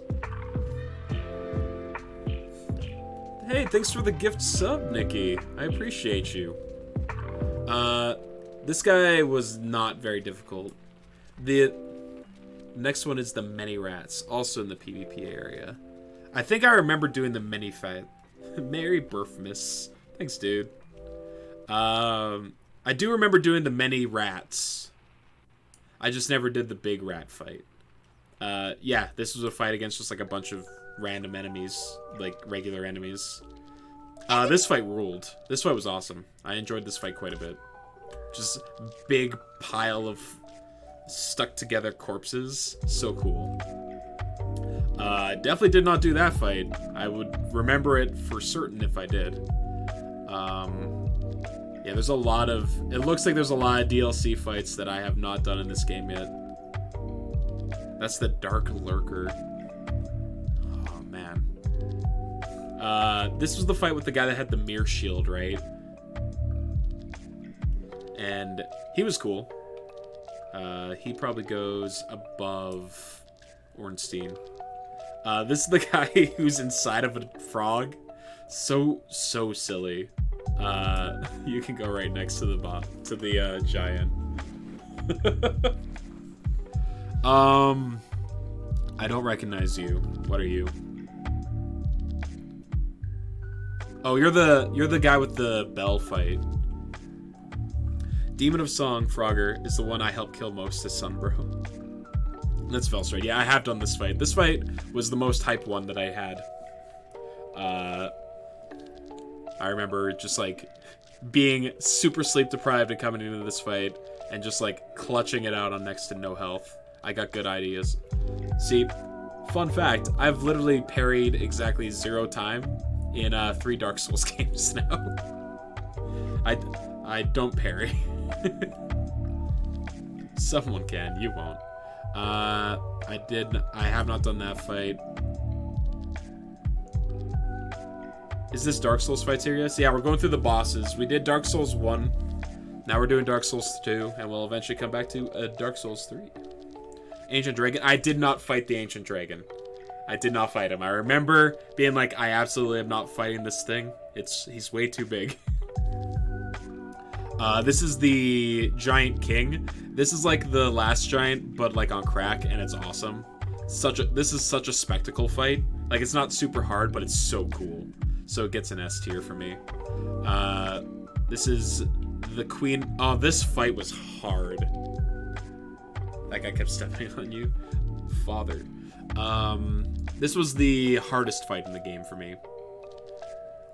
Watcher and Defender. Yeah, they were the hardest fight, but they were also one of the best fights in the game. They go right behind this guy. This is the final fight. She was underwhelming, and I think that's because I had summoned other people to help me with it, and like when I beat her, I then like went on, and it's like, oh, the game's over now. Huh. Interesting. She's like the definition of mid for me. Here's a Can you actually fight this guy? Do I know how Dark Souls 2 connects to Dark Souls 1? No, actually. And you're more than welcome to tell me how. You can fight this guy? I remember wailing on him a bunch. And him not reacting to me whatsoever. Yeah, I'm guessing these are all DLC fights, because I have not done any of them. So, you must fight him to fight that pile of flames next to him. Interesting. Alright. So what I'm hearing is that at some point I've got to go back and do the Dark Souls 2 DLC. Because there's a lot of fights here.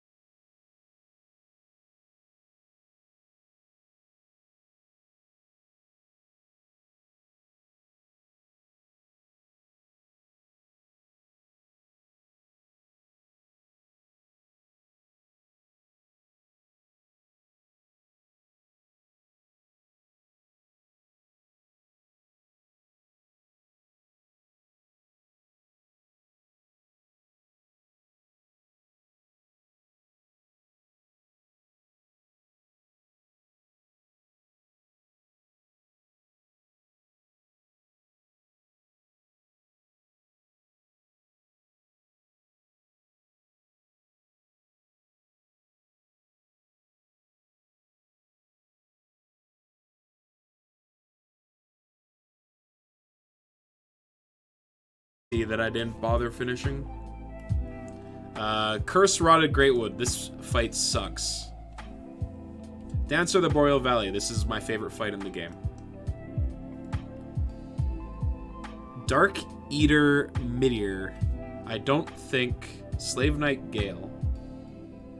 Yeah, the Cursed Rotted Great Tree is gross. Dancer's great.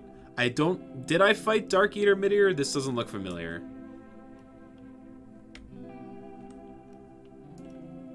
Midir's in the diesel you didn't fish, I think. Okay. Yeah, I got to Demon Prince. And after spending 30 minutes kiting the demons prior to it, and then he merged into the Demon Prince and killed me in a single hit, I was like, yeah, no, I'm good. I don't want to do this anymore. Deacons of the Deep. This fight was more annoying than anything. Just, how about you fight a ton of dudes? Okay. Yeah. Demon Prince. I haven't beat it. I don't want to beat it. With how tedious it is to just get to Demon Prince, like, fuck that, man. Absolutely fuck it. Dragon Slayer Armor. This fight was cool. I enjoyed this fight quite a bit. Half-Light. This must be another thing from the DLC that I didn't do. This is the first version of Gundyr that you fight at the beginning of the game.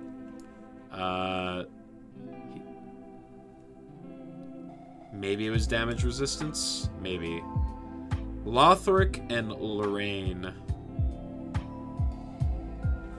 Oh, I have Aldrich. Which one is Aldrich again? I have it mixed up with Lothric. Yeah, the Lothric and Lorraine fight I hated. Which one is Aldrich again? Yeah, this is the Twin Princes. I remember that.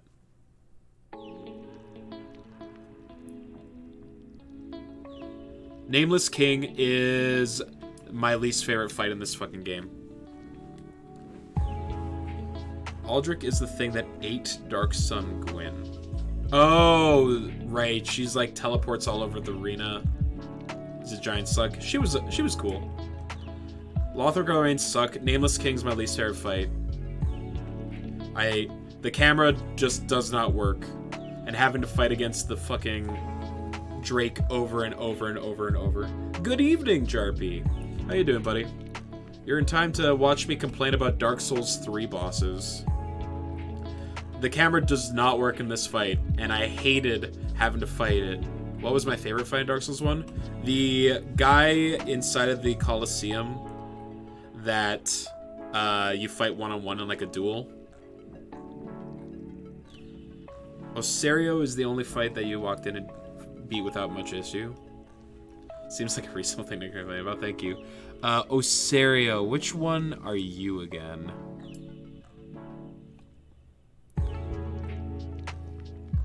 Is this DLC as well? I don't recognize this. The creepy dragon thing to... Oh, this guy! I liked this fight quite a bit. This fight was cool. It took me a couple attempts, but him like holding his invisible baby and then you kill it. Yeah. Old Demon King. Just finished reinstalling Windows because Windows decided it had enough and broke. Oh no! I'm sorry to hear that. Old Demon King. No, that's... The one in the Smoldering Lake. He's down below the crypt. Oh, this guy. I went back to him after dying to the Nameless King like 30 times. I was like, I need to, you know, unwind, go back, maybe beat this boss, and then I beat it in like 15 seconds. Like, I was underleveled going into him the first time and got absolutely shit stomped. And then I came back to him and completely just rolled him after leveling up a bit. He was not a great fight. I loved this Pontiff fight. This fight absolutely rules. Just below the Dancer of the Boreal Valley. Sister Freed. Okay. Fun fact, originally Pontiff was going to be the final boss super early on. Sorry, I'm getting a phone call from a number that I'm not going to answer. Okay. So Sister Freed is where, like, this is the epitome of, God, do I hate fighting the same boss fight over and over and over and over just to get to the next phase. I hate the design. I hate it so much.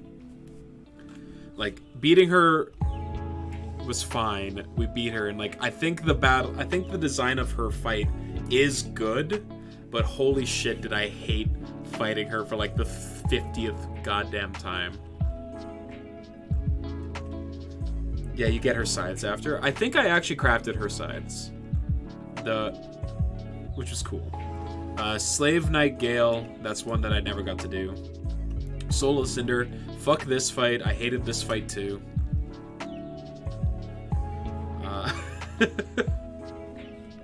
Like, the fact that like this fight followed by this fight and this fight and this fight and this fight, it was like where I was stuck in the last bit of the game is what has like dragged down my opinion of this game. Like, they were all just so hard for no reason, and it made me mad, and it really sullied my opinion on the game. But I mean, like, this is like easily my least favorite fight in any of the Dark Souls games that I've played so far. The fact that the camera just like refuses to cooperate with you really grinds my gears. Yeah, and I was dead. I was dead. Vort of the Boreal Valley. Oh, you were like the guy that was on all fours that was running around, and you had like frost stuff. You were fine. High Lord Wolfnir, you're like the giant skeleton man. You were also okay. Yorm the Giant, this is garbage. This is a garbage fight. It's either impossible or the easiest fight in the game, and neither of them are satisfying. I get the gimmick, cool idea, hate it. This was the least satisfying. This was the where I was like, maybe I don't like this game that much.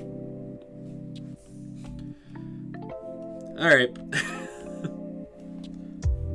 That's it. That's my discussion on Dark Souls 3. Dancer of the Boreal Valley was my favorite fight in the game, I guess. Cuphead boss tier list. Alright, dude. I can do that.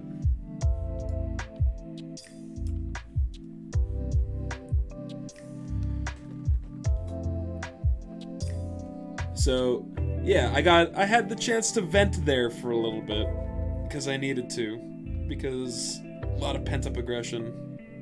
All the fights are garbage because the game sucks. There's so much to like about Dark Souls, but the way they were designing their bosses in 3 definitely is not what I liked. Let's see. Devil and what? Where's this angel from? Is this just the devil fight? Outer Wilds Planet tier list. I could probably do that. You understand why people like the games that person gets so bored of the combat after just a handful of hours. If the combat's fine, then it's good. Oh, does it have like the different phases of each boss fight in here? Interesting. Okay. Let's see. This is the fact that they split up the boss fight into multiple is a bit much. Some of these I might have missed. No, I did all the boss fights. I did all the boss fights in Cuphead.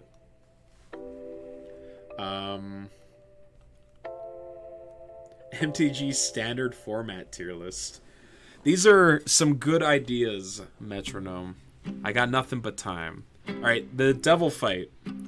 Hold on, let me put on some Cuphead music in the background while we do this list. Well, Cuphead and his pal Mugman, they like to roll. We're going to skip that one though. Well, Cuphead and his pal Mugman. Okay. Oh, no. Cuphead and his... Okay, here we go.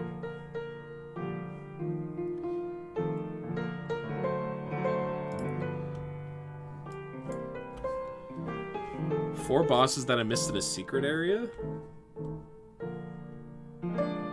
How many tier lists deep am I in now that I've been doing this for like 3.5 hours? I've done...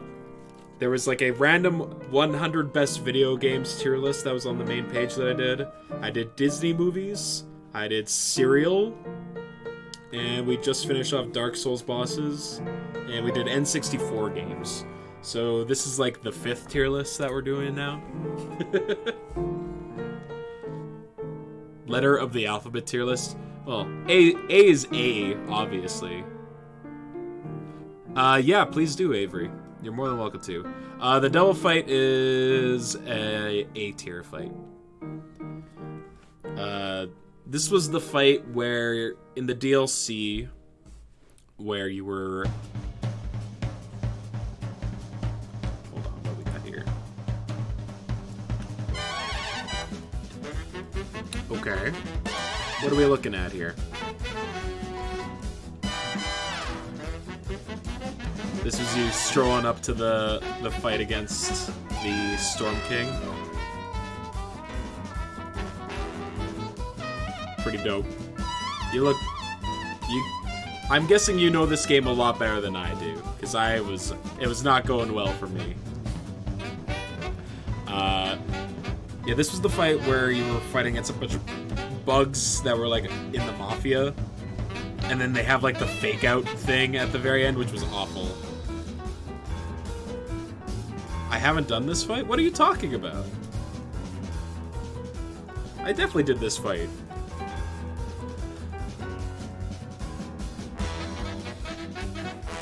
Nick.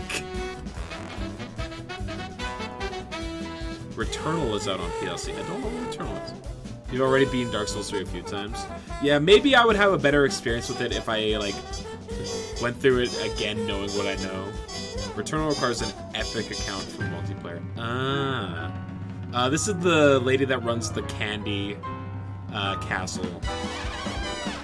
This fight's okay. The clown car guy, I don't like his fight very much. The train fight is pretty dope. You would make that sacrifice. The Anteater. You were in the same fight as this guy, were you not? Yeah. You were like before him. The Flower. This is a pretty good early fight. Calamaria. I'm not a huge fan of like the airplane fights, I don't think.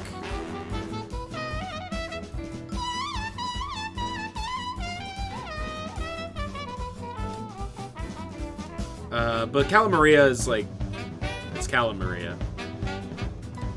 And then this is our second phase. This is the pirate on the back of the giant ship. This fight was awesome. No idea on these. You haven't played Cuphead? Let's see. This is the base devil form.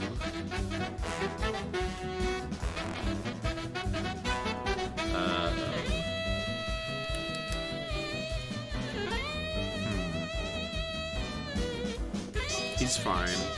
The carrot, sure.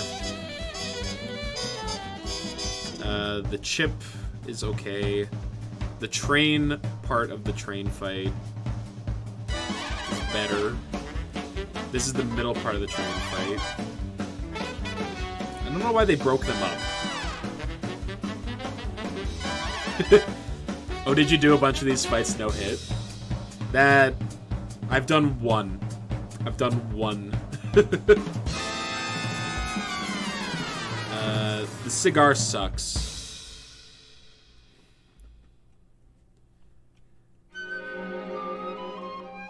It took a while, no doubt.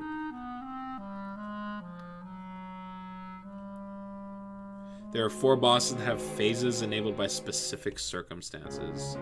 Oh, okay. This fight was cool. I really liked this fight in the DLC. There are 4 phases of bosses that I haven't done. Okay. The genie fight was fine. The dragon fight I did not like very much.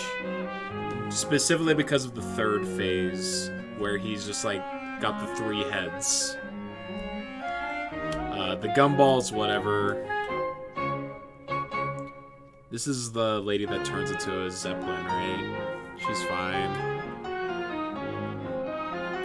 The robot fight was obnoxious. The Yeti... The DLC fights were also... I really liked the DLC fights.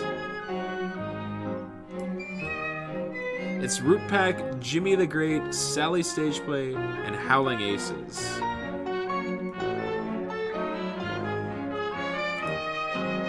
There's another... What, there's like another phase to Sally Stageplay?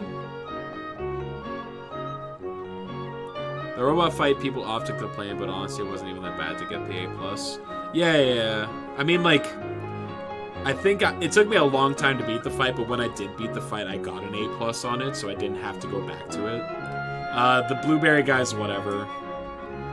I don't like the rabbit, I don't like the way he looks at me, and I don't like the way that he, like, thrusts his hips when you're fighting him. Like, I don't like looking at you, sir. The cat just, like, stands there and dies. Like, you don't do anything.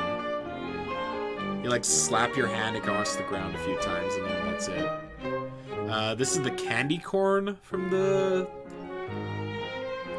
I remember the candy corn being, like, one of the easier ones to fight. Yeah, like, the gumball and... The gumball machine and the candy corn were not that difficult, right? No, the gumball was actually the one that I disliked being spawned the most often. His fight alone is fun just because doing the parry across a bunch of different cards is awesome and makes you feel like a badass. You're like the vaudeville dancing bug. You're fine. You go like with the rest of your fight. Along with the anteater. He gets bottom of it though, because the fake out in this fight where like they give you the knockout sign but the fight actually doesn't end and then you die. That's pretty garbage. Another part of the train fight. The train fight all together is like one of the cooler fights in the game. The gumball is easy. The 8-ball is whatever. The wizard fight. Does it have the Yeti part on here as well, or is it just the wizard fight in general? It looks like it's just the wizard fight. This fight was cool too. The monkey is the worst. Some of the ones inside of King Gamble's like cards, these are the ones that you want to avoid getting. You do like a lot of the music, but honestly some boss fights felt easier after you move the game and just blasts music from Spotify. Really? I don't think I could ever turn the music off for this game. It's so good. The cupcake is from the fight as well, right? You go with the rest. The onion, he's a good boy. You can not attack him and then he just goes away. I love him. The horse is fine. This one caused feelings in Brungo, I could tell. I don't know. You're fine.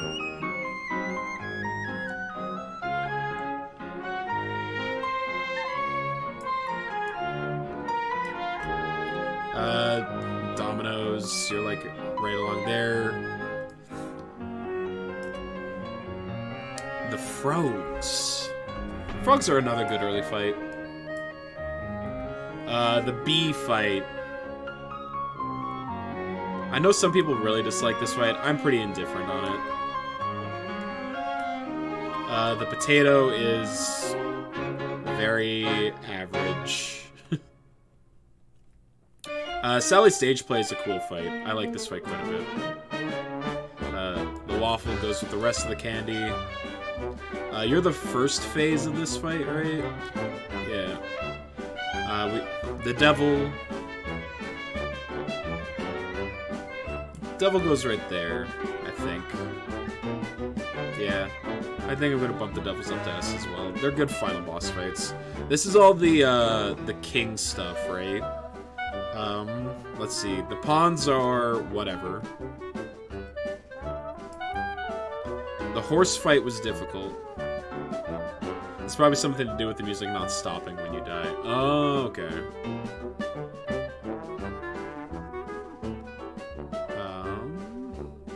The horse was the most obnoxious of them. This one was fun. You had to do a bunch of parrying. The queen is frantic, but also fun. The bishop, I actually don't remember what you had to do in the bishop part. It was easy, though. It didn't take much of effect. I liked this fight quite a bit. I've fought against these guys so many times at this point. You go along with, like, all the other ones, and I'm like, yeah, sure, if I roll these ones, I'm not too upset. If you listen to Cuphead music behind your game, you would get the same effect. Yeah, probably. This fight was so annoying.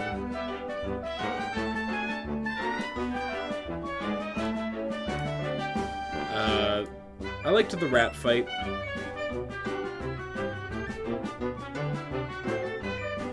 The rat fight was okay. You're part of the airplane B fight, right? Yeah. Or like the second phase of it. Cool. I don't know, none of these phases seemed like I hadn't seen them before, Nick. I gotta say. Alright. That's Cuphead Bosses as per Nick Jackie's suggestion.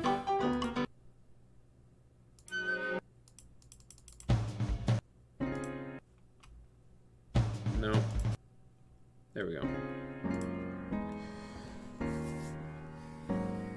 The 4 phases were not on there. Ah, okay. Alright. What do I want to do next? What do people got strong opinions on? Candy? When do I play Elden Ring? So, I'm working my way through the entire series, Avery. So, I've done Dark Souls 1, 2, and 3. The next one that I plan on tackling will be Bloodborne. Then I'm going to do Sekiro, and then finally Elden Ring. Just work my way through the entire series. But Sekiro is butts. What? I've heard good things about Sekiro, though.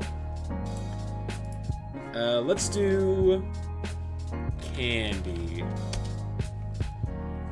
Something that everyone has opinions on. No offense, but Swedish fish suck. Oh, that's a pretty decent list. Best Metroid game? Metroid Prime. Metroid Prime 3 is the one that I like the most. Super Metroid is very good. I played Metroid Dread, and that game rules as well. Sekiro's in a Souls-like, so it shouldn't be compared to them. Interesting. 100 grand. I've never tried a 100 grand before. It has similarities, but it does a different thing on its own. Okay. Good to know. Three Musketeers. I tried one of them for the first time recently, and the first bite is like, oh, this is like really good. But then it gets way too sweet way too quickly. So I'm going to put it in C.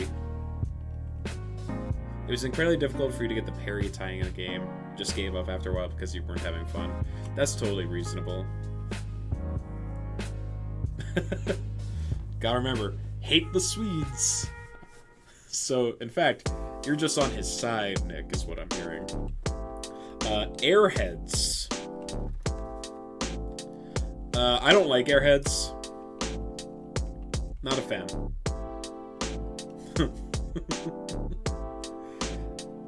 What the hell are these? I don't like Airheads. They suck.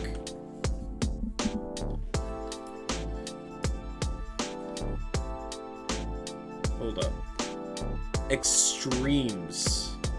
I don't know what those are. Never tried them. Sour Rainbows? I've never tried them. I think I've never seen Extremes before, but I think I've seen like the Sour Rainbow thing before. Almond Joy. Never tried. It's just sour tape. Fair enough. One of those boring ones so we've only tried a very few of these. Well, I mean, that's fair. Altoids. These things are, like, surprisingly strong.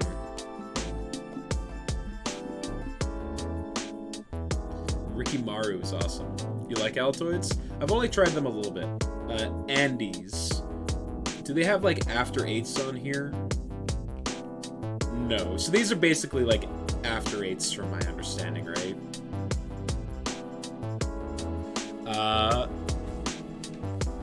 And if that's the case, I mean, I love me some dark chocolate and mint. Those are going in A tier for me. Baby Bottle Pops. Just chocolate and mint. You can't go wrong. You guys got Andes mints inside of your dessert and Lunchables? Oh my god. Most of these aren't available for you. Yeah, I'm thinking this is like an American list because there are some things on here that like are not available in Canada either. Baby Bottle Pop is something that I haven't had since I was like 8 years old. And I remember, because it's literally just like a sucker that you dip inside of like flavored sugar. And that's like, I don't know. It's not very good. Baby Ruth. I don't think I've ever tried a Baby Ruth. Is that black licorice? Alright. Time to out myself a little bit here. I really like black licorice. I really, really like black licorice.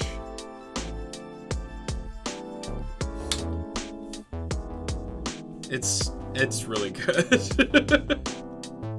It has to be good. Can't eat it anymore, that's a shame. I haven't tried bad black licorice. Maybe I don't have as much of a discerning taste. Awesome, less of it in the world for you to suffer. Well, here's the thing, Jarpy. I hate regular licorice. I despise red licorice, like Twizzlers. That shit goes in B tier. Hate it. Black licorice, pretty good. Blow Pops? I don't know what those are. Boston Baked Beans. Red licorice isn't regular licorice, black licorice is. Ah. It has low potassium levels and can lower your potassium levels? You know what? Fair. I haven't tried salty licorice before. Oh wait, no, that's not true. A friend of mine, he does like a Secret Santa thing where people like across the world exchange gifts with each other. And he got a bunch of like candy from the EU, and he got salty licorice from them. And I did try it, and it was surprisingly, it was very unique. You do not have a stroke? I'm glad to hear it. I've never tried Boston Baked Beans. Bottle caps, B tier. If they got the sour version on here, those will come back to them. You'll get some Dutch licorice for me when I'm next in town.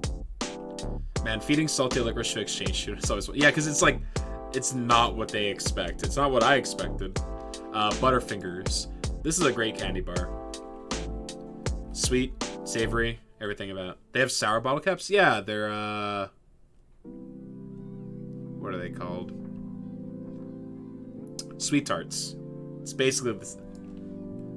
It's like this. It's like the sour tart version of bottle caps. I love sweet tarts. Candy corn is garbage. Moving on. Charleston Chew Vanilla. You know, we're all allowed to have bad opinions every once in a while, Avery. Sorry to break it to you. I actually really like Charleston Chew. But only... Here's the thing. I like it when it's more stale than when it's like when it's actually the intended texture. I don't like it as much, but when it's like probably been sitting on the shelf for far too long and it's like tough, I don't know why, but I enjoy that. I know trust me, I can't explain it. There's something wrong with me chemically speaking. Never tried candy corn, but it's one of those I should probably order just because it seems like everyone in North America has pretty strong opinions on it. I mean, like, I don't even really know how to explain the flavor of candy corn. It's like corn syrup. It tastes like corn syrup, I think is how you would say it. So it's just like sugar, but like it's got this weird texture and unappealing sweetness to it. I don't like it at all. Cookie dough bites, haven't tried. Crunch bars, hell yeah. Throw some rice inside of your chocolate, the fucking best. Just an experiment for sure. It's literally just high fructose corn syrup. Yep. Dots. This is another garbage tier thing that you get in your Halloween candy that just stays until the very end. What are these? Tootsie Pops?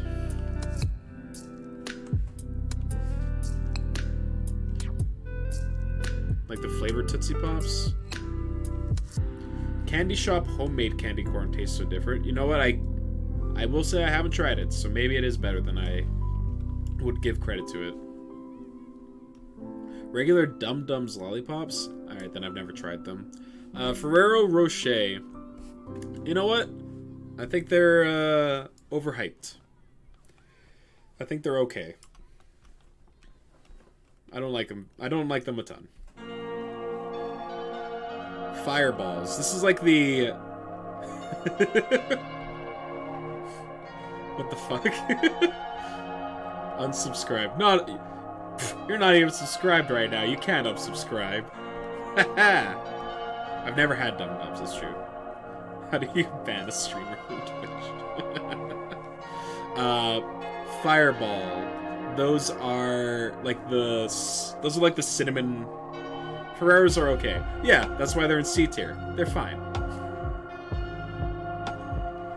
What do they have at doctor's offices? At the front desks? It's been a while. Hey, thanks for the sub. Okay, Google, unsubscribe. I like me the spicy cinnamon candies, a decent amount. Fun dip. A sugar stick that you dip into more sugar, and then you lick the sugar off the sugar stick. It's like right next to baby bottle pops. Like right next to it. They're basically the exact same idea of just like dipping sugar into more sugar. Super appealing to like a 6-year-old, but ties my stomach into knots just thinking about it as an adult. I don't know what this is. Ghirardelli squares. Yeah, I don't know what those are. Pixie sticks. It's a pixie stick with an extra step. Exactly. The fact that you rated Ferrero Rocher underneath Big League Chew has dealt irreversible sizable damage to me. I didn't put it below. Oh, it's Charleston Chew. Excuse me. They're just expensive chocolates. Fair enough. It wasn't Big League Chew. It was Charleston Chew. There's a difference. Gobstoppers. I don't know. The candies that are literally just sugar don't really appeal to my like adult sensibilities. I know what you're saying, but like sweet tarts and bottle caps are just sugar. Yeah, but they at least like have other things going on with them. Oh, you thought I was talking about like stale bubble gum? No. Charleston Chew's like a nougat, like chocolate covered nougat bar. Goobers. This is like chocolate covered raisins, right? Honestly, can't remember the last time I had a chocolate covered raisin. They're fine. They're like above candy corn and licorice. Yeah, they look like Lizette's. Exactly. I think they are the same thing. Good Plenty, never tried. Lizettes might be a Canadian thing. We're finding like the American version of our Canadian candies. Gummy bears. I mean, how can you not like gummy bears? You know? Gummy worms. You know what? I actually, even though they're like very similar, I like gummy worms less than gummy bears. Kinder eggs are illegal. Illegal. You'll go to jail if you have one. I've never had a Heath bar. Not quite illegal. They're illegal, they're just smaller and don't have stuff inside of them. Oh, that's a shame. That's like the whole point of it. I mean, the chocolate on a Kinder Egg is like not bad. This is just, it's just a regular ass chocolate bar. It's a B tier. It's fine. High Chews. This is like fruit gummies, right? Good old Hershey's. Garbage chocolate. All right, fine. I don't know. I don't have just regular ass chocolate Hershey bar. In my mind, it's like it's just chocolate, right? They're not better than Ferrero's. You know what? Fine, fair. It tastes like acid reflux. Yeah, okay, sure. No, it's actually such bad chocolate. Fair, fair. High Chews. These are fruit gummies, right? I don't know. Gummies are good. It belongs in its own F tier. It's better. I'll take like bad chocolate over like anything in this tier. High Chews are fine. That's why you have the Altoids, to take the taste out of your mouth afterwards, yeah. Hot tamales. Yeah, those go right next to, like, Fireballs.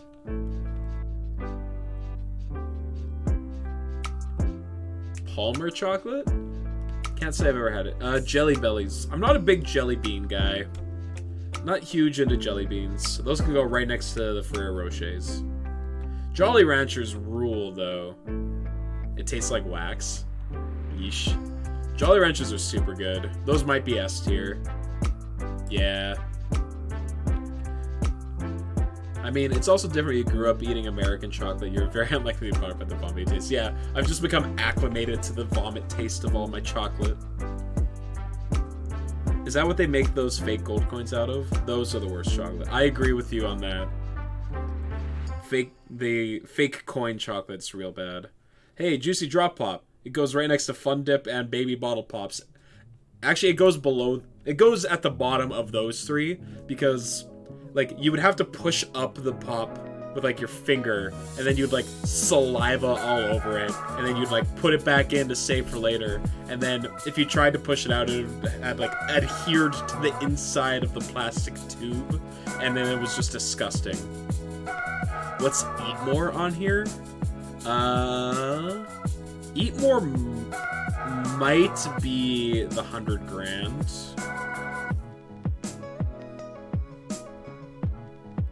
You live 2 hours or so from Hershey, PA, and prefer most of the chocolates over it, even though it's like part of your cultural identity then. I love Junior Mints. I fucking love Junior Mints. It's good chocolate to begin, but does it remind you of vomit? No idea what Eat More is. Yeah, it's a Canadian thing. Kinder Chocolate's pretty good. These are the ones that Chevy got you hooked on. Sweet Tart Ropes. Twisted Rainbow Punch. Huh. Soft Sweet Tarts. That might be good. Basically, for people who haven't eaten it, it's often the butyric acid Hershey chocolate just tastes like vomit. Interesting. They're like chewy live wires that taste like Sweet Tarts. That sounds awesome. I'm gonna put a Kinder Surprise over a Ferrero Rocher. I'm gonna do it. Hershey's Kisses. All right, those like. So if we think Hershey's chocolate's bad, then like Hershey Kisses should be exactly the same, right? Like exactly the same. Kit Kat bar's an S tier.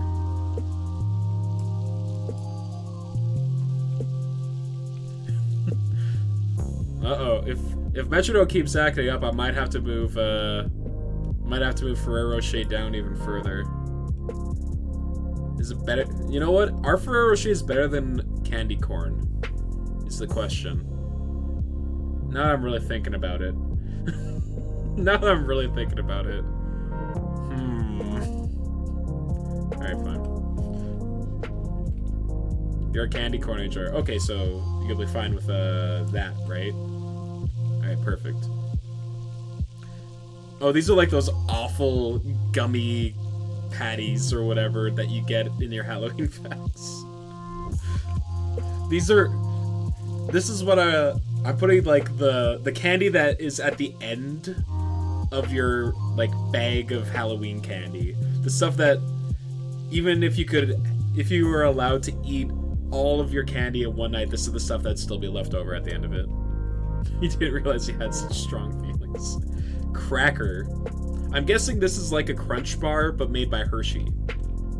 I've never tried it, but I'm guessing it's just like milk chocolate with rice, like dried rice inside of it, right? Laffy Taffy. I've actually never tried Laffy Taffy. Crackle is just a knockoff Crunch bar. Gotcha. Yeah, Crunch bar is super good, though. Do they have those banana marshmallows that used to cost like 5 cents? I never tried eating those. Lemon Heads, never had. Lifesavers rule. Lifesavers are A tier. Gummy Lifesavers. I actually never tried the gummy ones. Lindor chocolate is what Ferrero Rocher wishes it could be. Lindor chocolate is like fucking just below Butterfingers. Lemon Heads are lemon warheads. It tastes like an extinct species of banana. Lemon Head. Okay, so they're like a sour lemon candy. I would probably like it if I tried it. I've never had a Mamba. I love Mike and Ike's. Fucking love Mike and Ike's. They're like right next to Jolly Ranchers. Milk Duds are they better than Ferrero Rocher? No.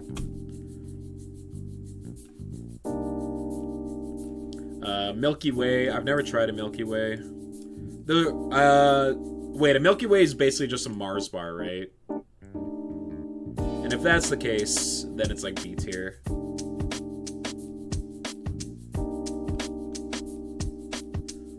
Yeah, okay. Chocolate just regular ass M&Ms. Pretty dang good. Milk Duds next to Dots, in your opinion. Really don't like Milk Duds, huh? I'll eat a Milk Dud. I won't eat a Dot. Regular ass M&Ms are probably middle of A tier, whereas peanut M&Ms are S tier. Even if the M&Ms aren't hot anymore, you know what? I think that's a plus side for me, I'll be honest with you.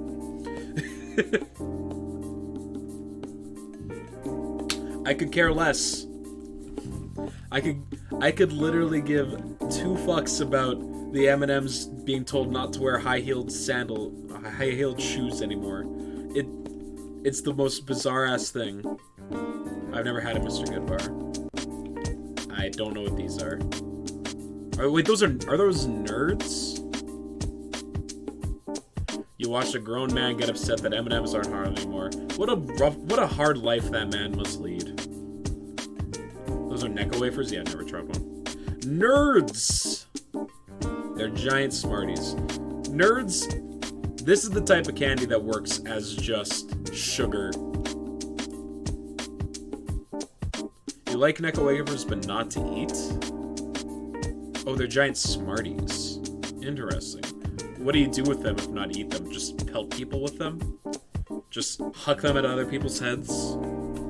I've never tried a nerd rope. I like to keep a packaging with me when I'm with a diabetic. Oh, okay. They're like a quick boost of blood sugar, essentially. They're nearly the same thing as the expensive glucose tablets. Interesting. I don't know. Oh wait, are those Starbursts? No. Now and later? Is that what that says? Yeah, I've never had a now and later. Fuzzy peaches are awesome. Yeah, what the fuck is a now or later? Fuzzy peaches are top of A tier. They look like Starbursts, that's what I thought. Payday I've never had. They're just knockoff Starbursts? Yeah, why would I go for a knockoff Starburst when there's good Starbursts? They wish they were good, right? Peeps. Peeps are garbage. Peeps are like right next to candy corn. They're awful. You love strawberry Peeps? I've never bothered to try it because I hate regular Peeps with a burning passion. Pez. I don't know, Pez are fine. I have seen the video of microwaved Pez, or microwave Peeps. They just never stop expanding. And that's delightful. They are, in fact, a super cheap, shitty marshmallow. You got it in one, Jarpy. You got it in one. Pez. I don't know. I have had I think I've tried a Pez like maybe once in my life, and it's left basically no impression on me. Reminder. Go on. Unless the packaging says so. I need to hydrate. Thank you. Marshmallows aren't vegetarian. What do they put inside of them?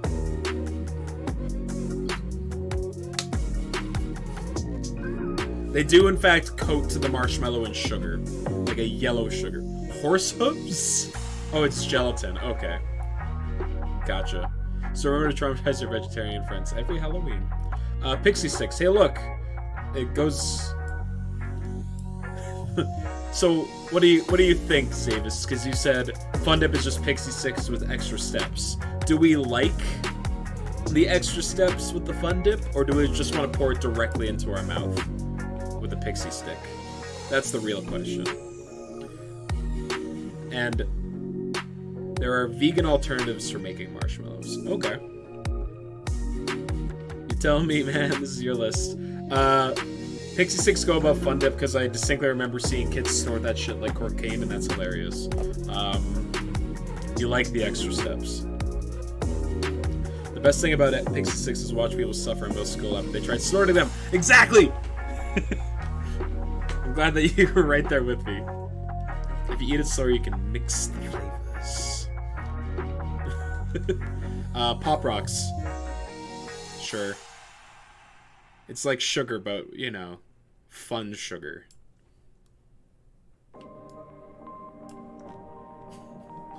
Hey, Push Pops. It's exactly like the Juicy Drop Pops. They're... God, suck. They did that here, too. Yeah, I think that's just a universal thing. You give people, like, any form of powdered substance, and they're gonna be like, check this out. Raisinets. These can go right next to the other ones. The goobers. Red Vines, you can go right next to the other licorice.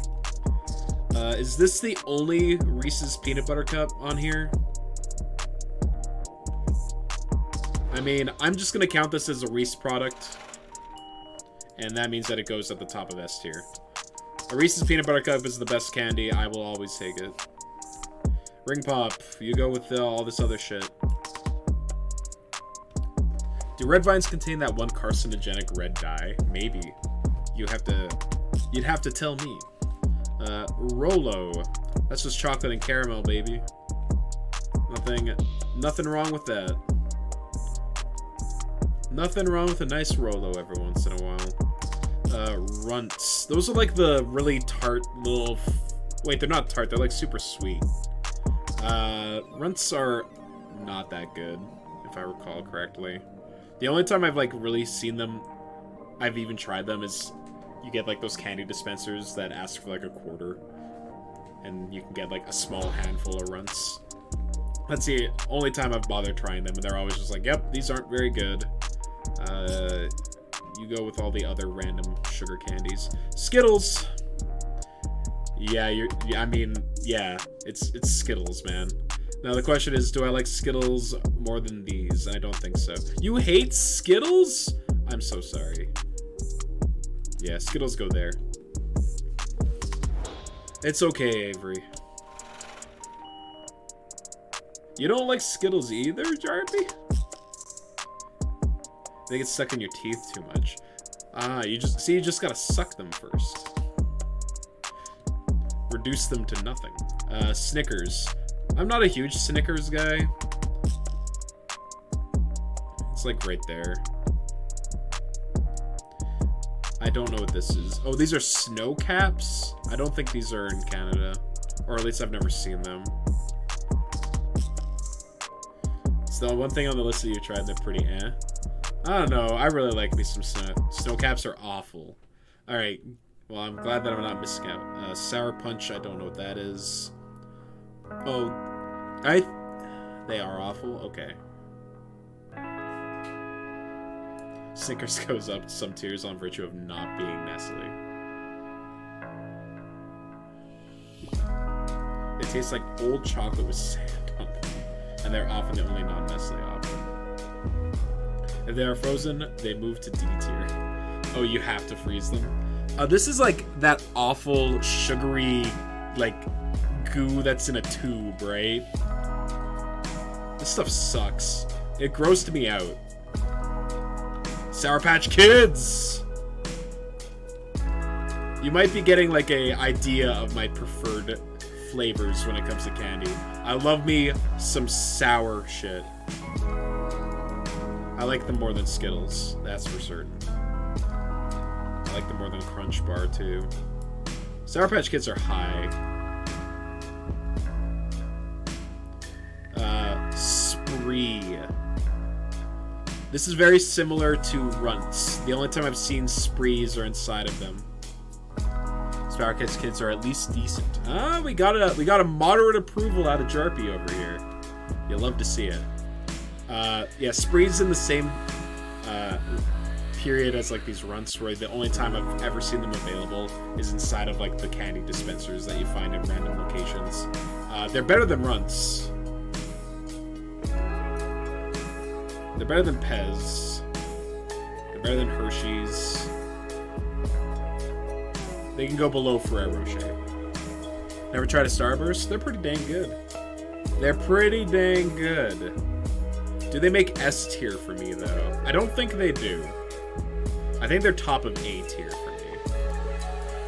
Did you ever know someone that, like, would eat the wax paper that's on the outside of the Starbursts as well? Because I know there's a few people I know that have done that.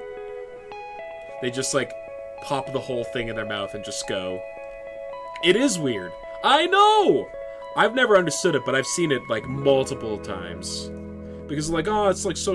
You could just do it. It's fine. Like, why would you, though? These are, like, those hard strawberry candies that, like, you find inside of Grandma's dish on the coffee table, right? I don't know. They're bad. They're better than Dots. They're better than Candy Corn. They're better than Peeps. They kind of go like in next to Gobstoppers, I think. You never had them? It's also probably, again, one of those things that they preferred the local sour candies over the NA stuff because you grew up eating them. That's totally fair. They have like a soft filling. Okay. Sugar babies? I don't know what those are. Swedish Fish. These are like the worst gummy candy. They have like basically no flavor to them. And also, Jarpy hates them. Take 5 and Reese's Take 5 I've never tried. Toblerone rules. I love Toblerone. They're the most inoffensive okay candy ever. Yep, bottom of C tier. I like Toblerone quite a bit.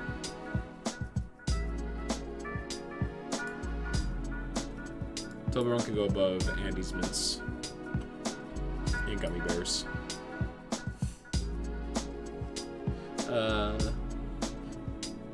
If Toblerone doesn't go to S, I'm on crack.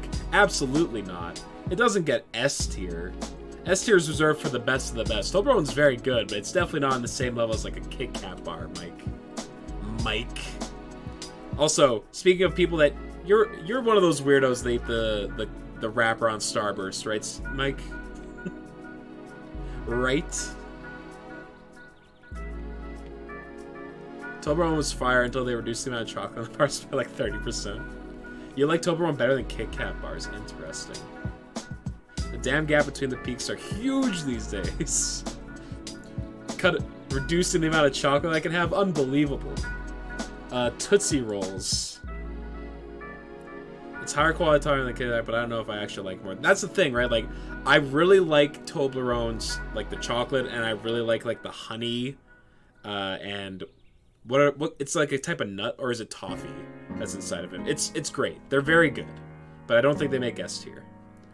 Tootsie Rolls are okay. They're better than Ferrero Rocher. They're better than Jelly Beans. I don't think they're better than Kinder Surprises, though. Stop. Why is Kinder Egg in C? Because it's like, you get like half an ounce of chocolate and then you have a useless candy. You have a useless toy. What kind of list is this? This is my list. The chocolate's mid, the chocolate's okay. The toys are shit. The toys have always been shit. Like, always. Tootsie Roll Pop. You just bite into it. You just bite into them. It's like a Tootsie Roll covered in candy. So it's better than a regular Tootsie Roll. I don't like the fruit. I don't like the fruit Tootsies, though. They, like, go there. They ruined the capsules the toy come in. Oh, did they? Trolley. Oh, these are sour gummy worms, right? You know what? I actually don't really like these very much. You like the fruit Tootsie Rolls, but they're hard to find. Do you have Kinder Bueno on the list? I didn't make the list. I just found the list. Yeah. As much as I like sour stuff and gummy stuff, I actually don't like Trolley very much. The mix of like the sugar on the gum, I don't like. Buenos are quite good. It's like hazelnut, right? With the old capsules and Kinder Eggs, you could easily launch the other half of the capsule across the room at a reasonable speed. Now they're like a hinge and the design is different, so squeezing the capsule doesn't actually launch the other half out. You have Kinder... You do have Kinder Bueno. Okay. Twix. Twix bar good. It's not better than Toblerone. It's like on the same level as like a Butterfinger. Oh, okay, so they came to the States relatively recently then. That makes sense. You hadn't had a Twix bar for 2022? What were your thoughts? Turns out, do really like them. I mean, what's not to like? Cookie, caramel, chocolate, not too sweet. Hell yeah, Junior Mints, A+. Warheads? Alright. I'm gonna take these Warheads, and we're just gonna put them right there. And no one needs to look. I like to feel pain with my candy. Takes to agree if the cookie and chocolate went so garbage tier. Fair. Werther's Original, the one good old person candy. Like the best old person candy. It goes above black licorice, but not above Andy's Mints. No one under 80 should eat Werther's. Because everyone loves them too much. Circus Peanuts. I've never tried a Circus Peanuts. I heard they're awful. I really like Werther's too. You even have a coffee variety of Werther's? Ooh. Biscotch. Where's like just no? You can't just buy regular ass caramel that's not branded though, can you? Is it the stuffed or the OG Werther's? I think it's just the OG Werther's. Yeah, just original. They're sugar-coated styrofoam. Oh, the circus peanuts? What are we looking at here? Hops Coffee Candies by Hops. Sugar, corn syrup, partially hydrogenated palm oil, partially hydrogenated rapeseed oil. Butterfat, artificial flavors, coffee extract, caramel color, salt, contains soy and milk. They're like hard caramel coffee. Hoppius is how you pronounce it roughly. Okay, good to know. What you make it? What the fuck? Whoppers. Used to sell sardine dog treats, and the packaging looks similar to those. Oh, interesting. Whoppers are cool. I like Whoppers. Like malted milk balls. They're not too sweet. Got a good crunch to them. They're not better than M&M's. They're not better than Twix or Butterfingers. I think they're like bottom of A tier. Actually, they're above Lifesavers. Are they Whoppers or Whoppers? Or Whoopers? A York patty. I mean, I like Junior Mints. I like Andes / After Eights. York is like in the middle of those two. So it's like below the Warheads. Anything that's like mint and chocolate, that's my fucking jam. Whoppers also suck. Oh my god, dude. And I've never had a Zero bar before. Alright. How do I feel about this list? Reese at the very top. I feel like I can't put Reese anywhere but at the very top. It's like I'll never turn down a Reese's peanut butter cup, you know? Do love a good coffee hard candy. Found in the US for 400 grams for $17. Oh, that's a lot. That is very pricey. Like 17 American dollars for some coffee candy. Yeesh. I love Junior Mints. Kit Kats are great. Sour Patch. These are all great. Did I put Warheads too high?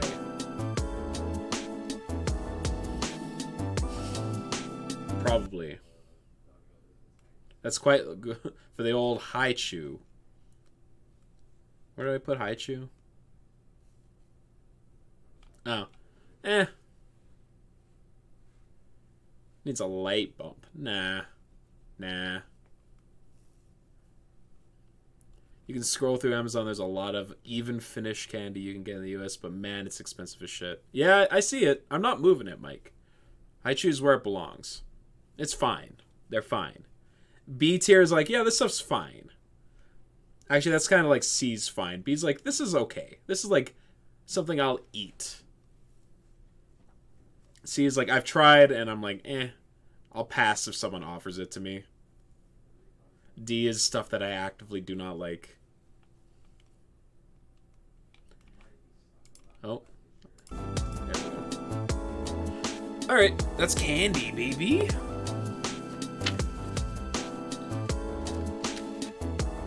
D is something you might buy like once a year. Yeah, that's kind of what I'm thinking. Though, if that's like the criteria, maybe I put like Nerds and bottle caps too high then, because I can't actually remember the last time I had one of those. But I wouldn't... I have fond memories of those ones.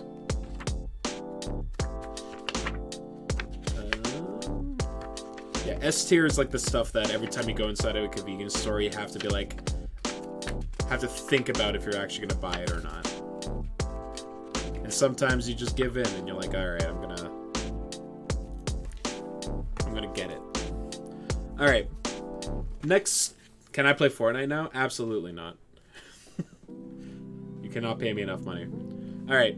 Up for votes on what we do for the next tier list. I've got Magic the Gathering sets. I got anime. I got Hollow Knight characters. I got Stardew characters. I got fast food restaurants. I got GameCube games. Or we're open for some suggestions too. Metroid games. I haven't... So here's the thing. I haven't done enough. I haven't played enough Metroid games, I think, to make a interesting tier list. Hit the MTG while we got the nerds in chat. Mario games? I could do Mario games. We're gonna do Magic the Gathering sets, and then we'll do Mario games after that. I don't know how many of you are super familiar with Magic the Gathering. I know at least a handful of you are.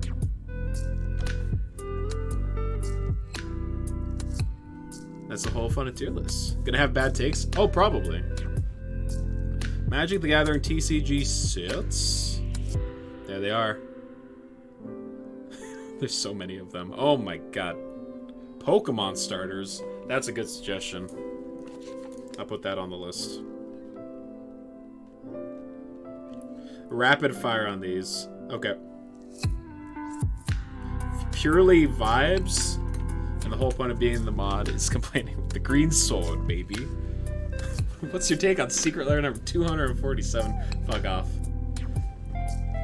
Hi, are you allowed to ship the final person? I'm just not sure. Before I purchase, I just want to check first. Thanks. Alright.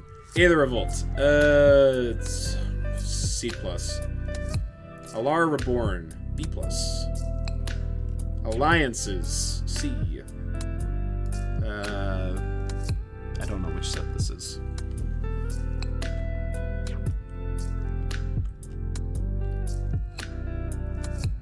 This is a old set. They should be in chronological order. It would make it easier. Supposed to leave. You need dinner? Totally fair.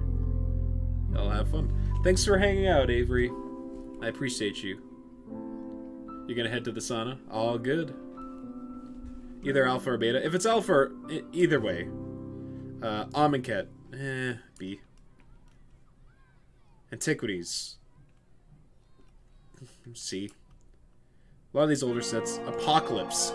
A+. Set rules. Arabian Nights. B. 6:33 there. Only waited so long because you don't have God Cook tonight. Yeah, it's 4:30 for me right now, so it's still a little early on it. Discuss on a card-by-card basis. Can we run through the cards for the people who haven't played? No. I mean, I could give you...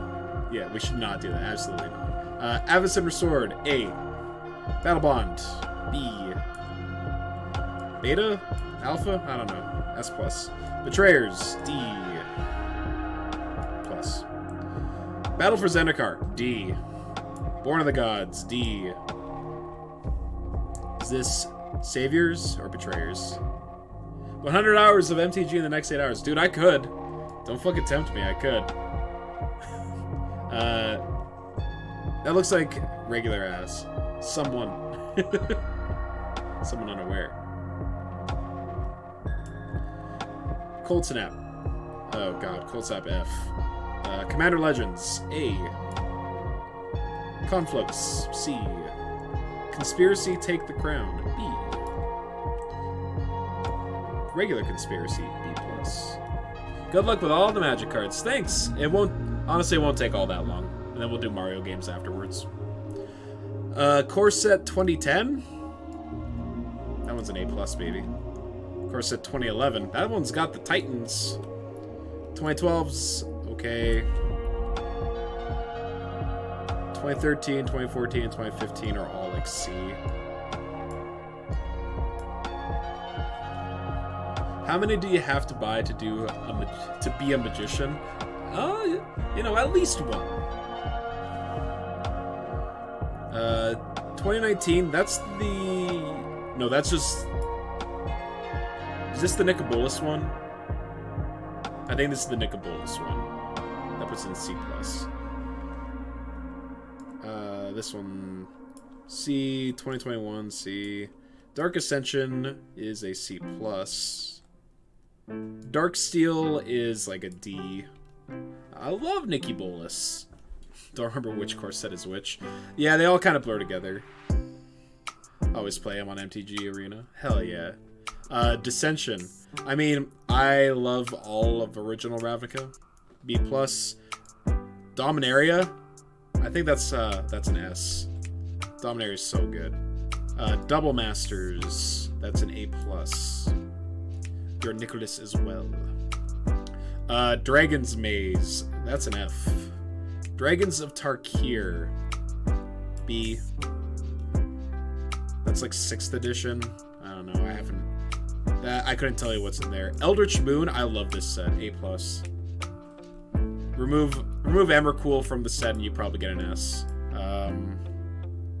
Eternal Masters. That's my favorite master set. Eventide. B. Exodus. Yes, this set rules. That's an A. What is this? Fallen Empires? F. Which limited archetypes were in Eternal Masters? Blue-green Madness. Red-green Aggro. Black-green Elves. White-black Token Sacrifice. Yeah. Which limited archetypes... which one did green have a bunch of dinosaurs? That was Ixalan, yep. Fate Reforged. Fate Reforged is fine. Fifth Dawn is cooler than Darksteel, but not by much. This is like an early core set. Early core sets. Future Sight. B+. Weird, and I love it. Gatecrash. C+. Guild Pact. The first set that I really started getting into the game, so it holds a special place in my heart. Guilds of Ravnica is a B+. Ixalan is the set you know best. Dope. Homelands. F. Hour of Devastation. C+. What is this? Ice Age? F. Iconic Masters. This is one of the worst Masters sets. Like a D. Ikoria. I like Ikoria so much outside of the companions, but the companions are so bad that it like lowers the set. Innistrad. S. Invasion. S. Ixalan. C. Maybe even D+. Sorry. Companions should have been limited only. I agree. They're great and limited. Made for fun. Limited means you're playing a draft, which means you open 3 packs of the set and you can only play with cards that are like inside of the packs that you take cards from. Like instead of having all the cards available to build decks with, you have a limited number of cards. Journey into Nyx. F. You know how there's Arena in Hearthstone where like you pick a card of one of 3 cards to add to like your deck? It's kind of like that. Judgment is pretty bad. C+. C. Jumpstart. This set's cool. B. Kaladesh. C+. Kaldheim. I think Kaldheim rules. A. Constarkir. A+. This set's awesome. Legends. A. Legions. D. Lorwyn. A. Masters 25. B. Like a B. Loved Lorwyn. Me too. That was the first pre-release that I ever went to. You had fun with red and green in MTGA. Fair enough. Mercadian Masks. D. Mirage. A? Yeah. Eventide was your first pre-release? Eventide was my first big pre-release that I went to. This is when like places could rent out halls and do like 200 plus person pre-release events. Mirrodin Besieged. Mirrodin Besieged is fine. It has Sword of Feast and Famine, which is the beginning of Calgary. Yeah, in Calgary. Yep. It's the beginning of Cobblade, so I can't put it much higher than that. But there's a lot of cool stuff in Besieged. Mirrodin. D? Oh, really? Oh my god. Modern Masters. A. Modern Masters 2015. Also A. Modern Masters 2017. Also A. They really knocked it out of the park with those first few Modern Master sets. Modern Horizons. There's so much good inside of Modern Horizons, but there's also so much bad. There's too much good. I'm gonna put it like B. Morningtide is notably worse than Lorwyn. B+. How many years is this actually over? Since 1993. So, 30 years? Mystery Booster. I don't know much about Mystery Booster, but it's a cool product. See? Nemesis. This is the set before Apocalypse, right? No, that's Plane Shift. Apocalypse. This is like fine. Rank Magic 30 collectors. Is it on here? It's F if it's not. It's the one with the weird playtesting.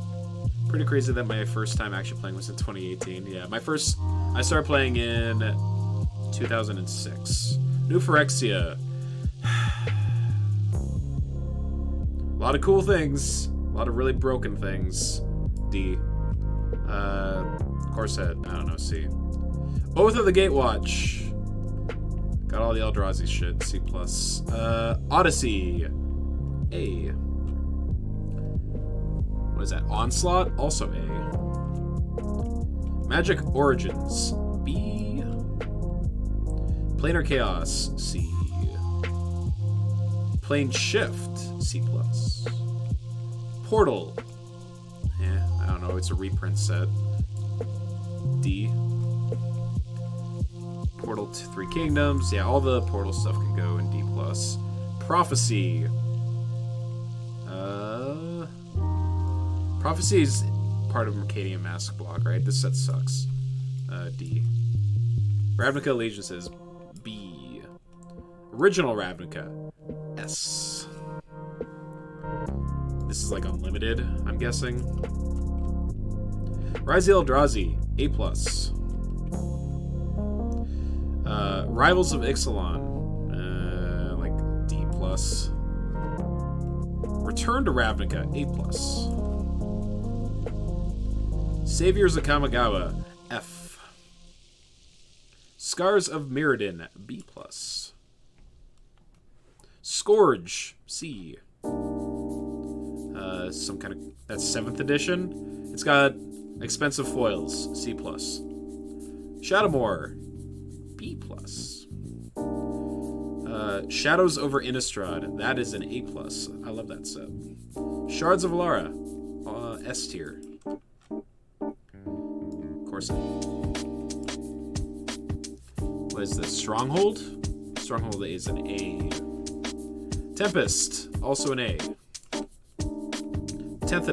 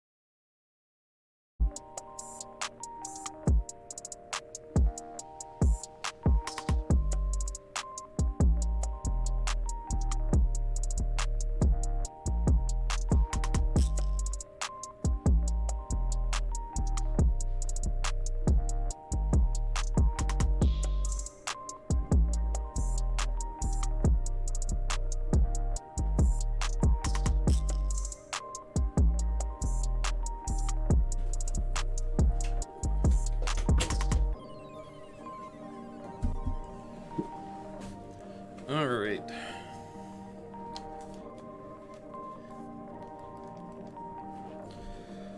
Now, are we going strictly just starters, or what it evolves into makes a difference?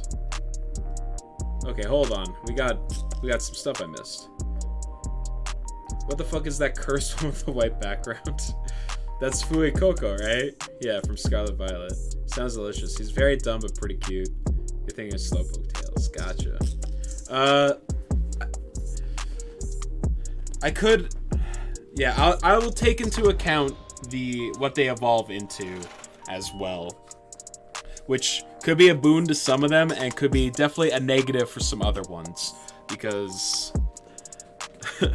I think some of them have really shitty evolutions.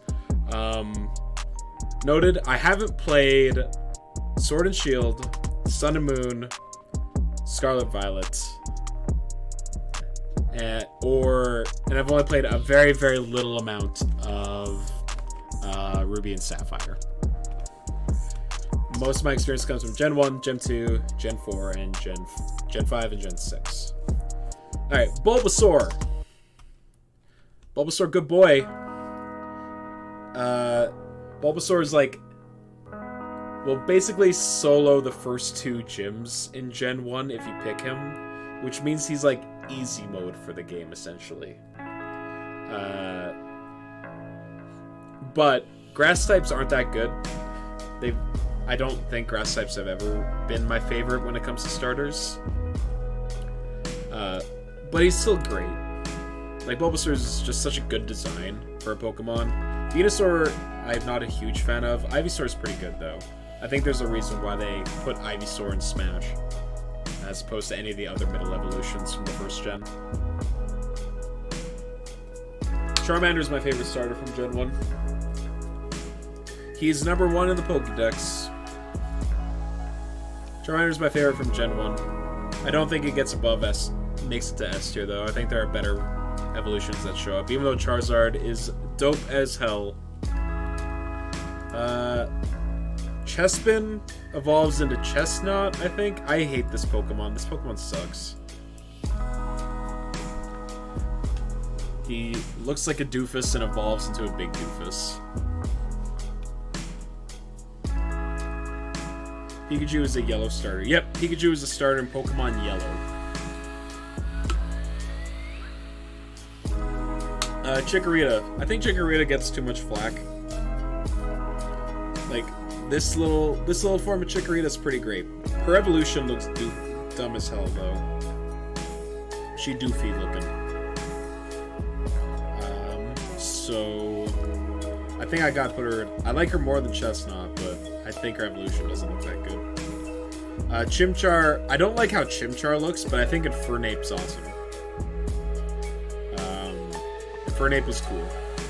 I don't like it better than any of the Gen 1 Pokemon, though. Cyndaquil is awesome. He's the first S tier. I love Cyndaquil. His design is perfect. I love this little boy. First S. Eevee, I guess, is a starter in Pokemon Let's Go Eevee? I guess? I mean, Eevee's just like a perfect Pokemon design, right? Like, it's very hard to say anything bad about this Pokemon. It's so good. Fennekin. I don't like the ear hair. I don't like what the internet has done to this Pokemon. Eevee's a starter in Pokemon Let's Go Eevee, I guess. I don't like what the internet's done to this Pokemon. I don't like the hair shooting out of its ears. Not a fan of its final evolution. How it's like all hunched over. She's like C. I love Froakie. Greninja's awesome. Is he better than Charizard, though? I think it's better than Venusaur, but I don't think it's better than Charizard. Alright. And Droppy's back! Welcome back. How was the sauna? Get a good sweat in? We're rating the starter Pokemon.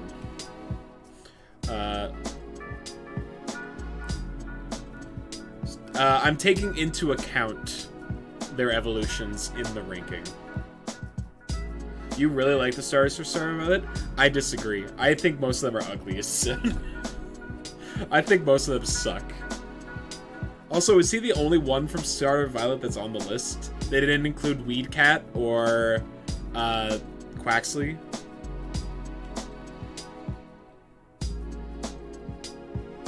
Oh, you think Cyndaquil's too high?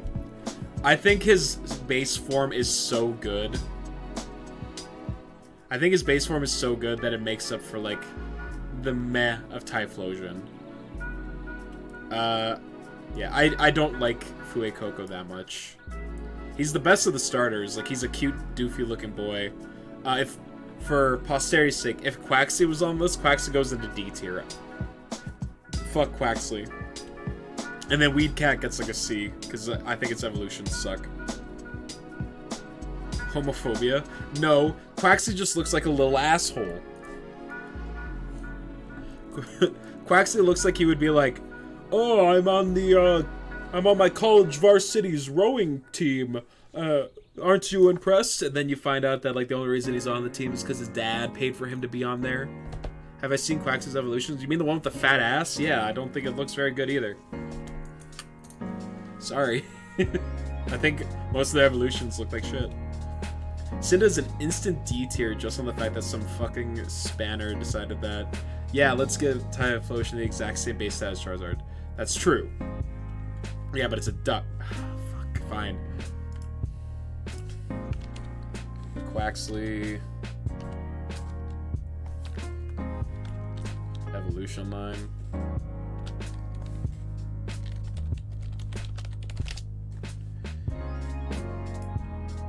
Nope, that's a fan-made one.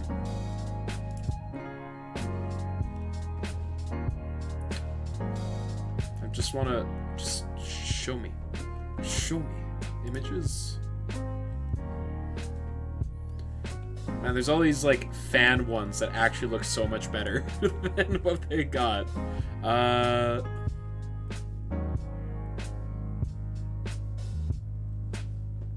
Yeah, here you go, Nick.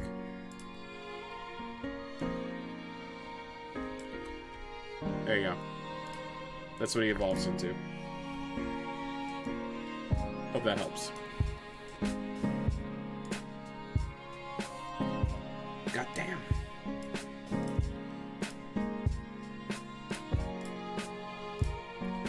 Yes, that's correct. Alright. But yeah, Quaxley worst. Don't like him. Grookey. I don't think Grookey's very good either. Litten, I think, is dope. I like Litten around there. Incineroar is cool. Mudkip. Do you like Mudkip? Do you like Mudkips? I like Mudkips. Mudkip pretty good guy. Mudkip turns into a ground water type. He has to be. Like, he's good from a competitive standpoint, and look at his doofy little face. He's perfect. Oshawott sucks. I hate Oshawott. I hate what it evolves into. Well, I hate Samurott. Samurott looks dumb. Like, Samurott, like, it's like the Cyndaquil problem, except that Oshawott doesn't have a cute enough base form to make up for how bad the final evolution is. Hey, look, it's Pikachu. You don't evolve it in Pokemon Yellow. Pichu be a start. Well, yeah, it was first gen. Pichu didn't even exist yet, and I don't think you're even allowed to evolve the Pikachu in Pokemon Yellow. And granted, I don't know if, like, in Let's Go.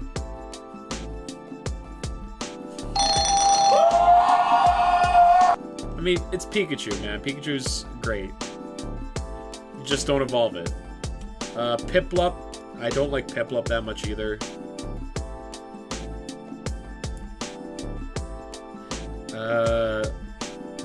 Riolu. This one turns into Primarina, right? This evolution line's basically just like a watching someone go through Tran.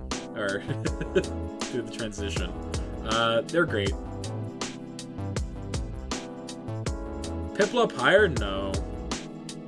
I don't like Piplup very much. I think Empoleon sucks. Better than Grookey, I guess. And better than Fennekin. Alright, he'll be top of C tier. I'll put Piplup atop of C for you. Rowlet? God. Rowlet is such a perfect little boy. I love this round owl. I hate that he evolves. Empoleon is such a good typing, but they did him dirty on base stats. Yeah, and they don't give him any good, like, steel type moves either, right? So he's just, like, kind of not great. Like, Water Steel is an incredible typing. Rowlet's so difficult. Like, Rowlet is, like, kind of got the same problem as Chikorita, and that, like, the base form is really good, but the final evolution, like, Decidueye is fine. It's like, oh, it's Robin Hood as an owl. That's cool. I don't like Cinderace or the rabbit. Yeah, at least the Gen 4 moveset is very fair. I hate the smug... I hate Snivy. I hate Snivy. Snivy's the worst. The only Pokemon that would be low Snivy is Quaxly. Or Quaxly. Sobble. Good boy. Though, his final evolution is also lacking, like, by quite a bit. But Sobble's so good. God. Like, this generation's starters, it's like, what, Litten, Sobble, and Rowlet? Like, these are all great designs. They're evolutions. Except for Incineroar. Incineroar's cool. But Decidueye and the Sniper Lizard leave much to be desired. This generation has no idea. Yeah, right. Squirtle! Yep. Tempig. I love Tempig. And Emboar is awesome too. He goes in S tier. Torchic is also rad. Totodile's also rad. Pigchamp.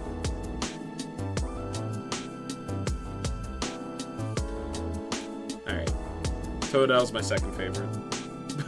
If Eevee wasn't on this list, Totodile would be at the top. Trico's cool.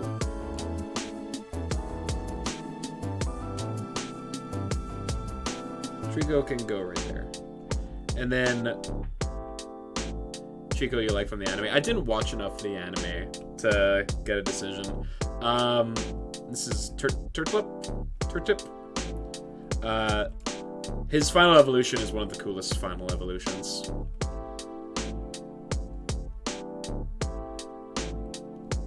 It's very good. Turtwig, that's it.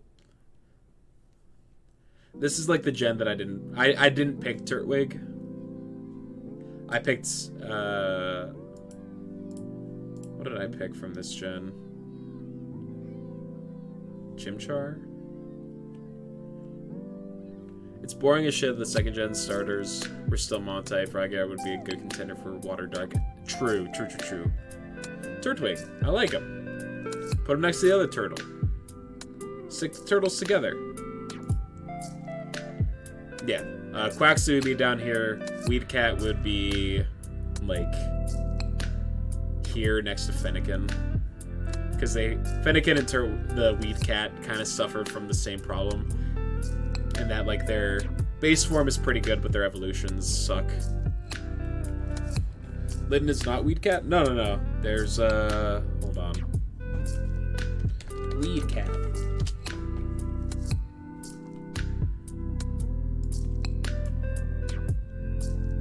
See, that's Weedcat.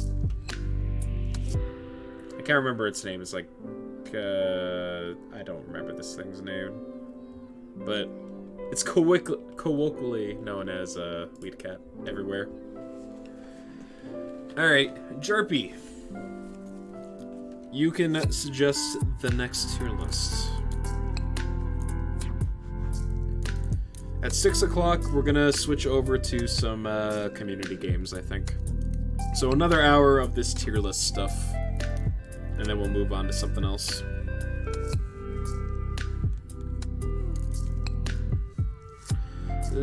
Pokemon.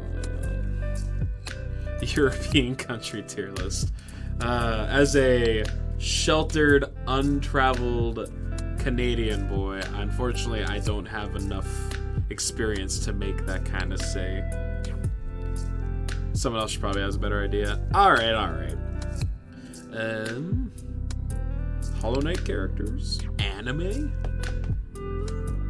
Hollow Knight characters. Let's talk about Hollow Knight.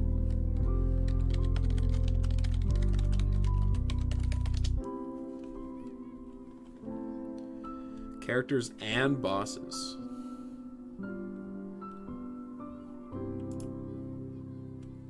Alright, what we got? Why does it go S to I? You have no input from now on. S to I? What kind of ranking system is that? Hey, look, someone's horny for Hollow Knight characters. The female character tier list for Hollow Knight.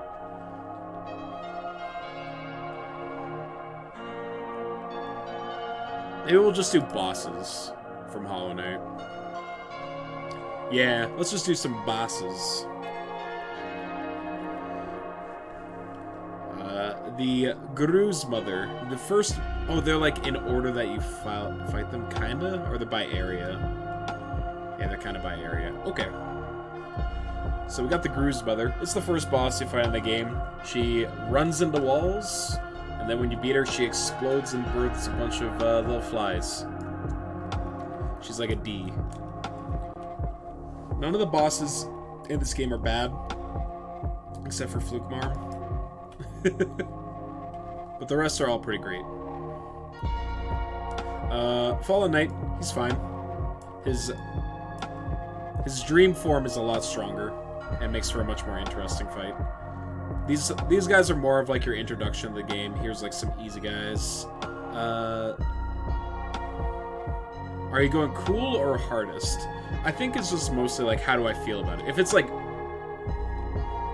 you should play this game, you should play this game. I'm just going on like coolness factor, how I felt about the fight, more so than like how hard they were. It's not a power ranking thing. The Moloch, this one is like an optional one. Yeah, this game's a banger. You got a bit of the way in, fell off. Aw, man. Metronome. Please go back and play some more Hollow Knight. This is like around a C as well. You can fight it as like a regular enemy later on. This is when you're super busy. Fair. The Vengefly King is kind of the same as the Guru's Mother, a little stronger. The Moss Charger is an F. This boss is just like, it runs at you and all you gotta do is like slap it with the nail as it's charging at you, and then eventually it dies. It doesn't pose much of a threat. First Hornet fight. They got the second one. First Hornet fight is awesome. It's a very good fight. Also, let's put on some Hollow Knight music.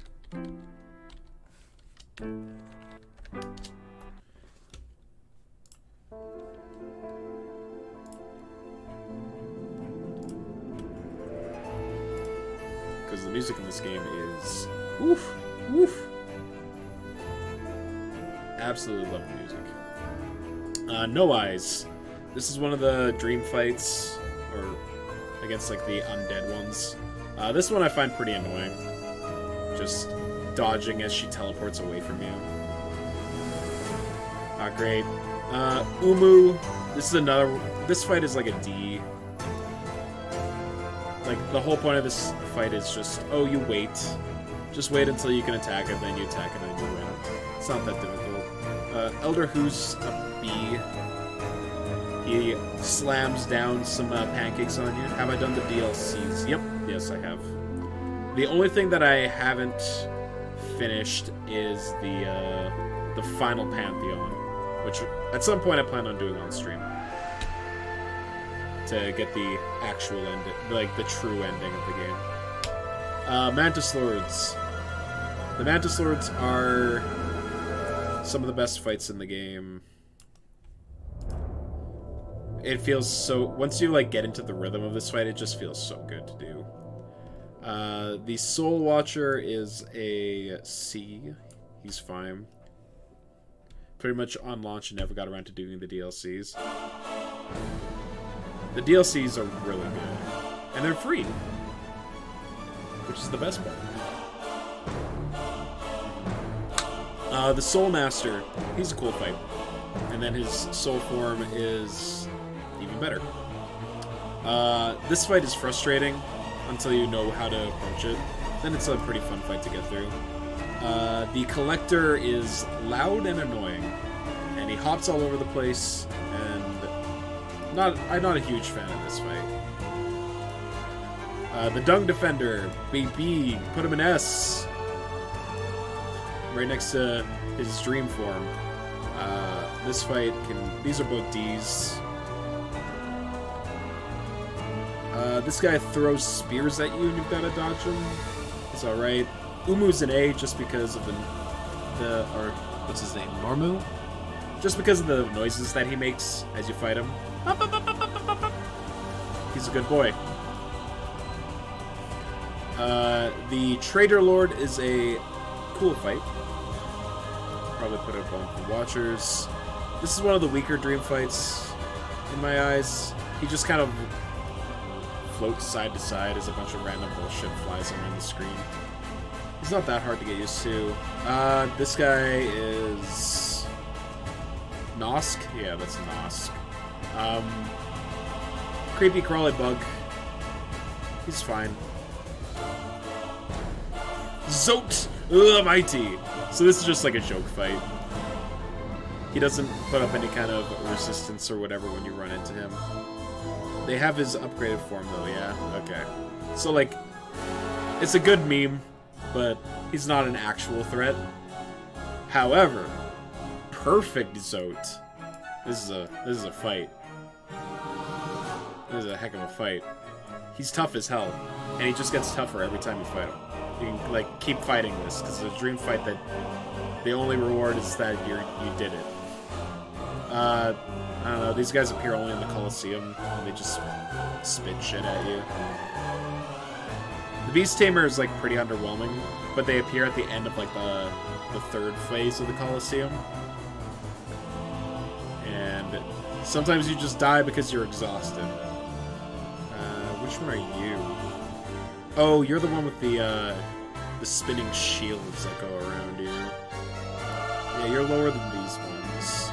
Second Hornet fight is one of the best fights in the game. The Hive Knight's cool. He's like around this point. Gorb! I am Gorb!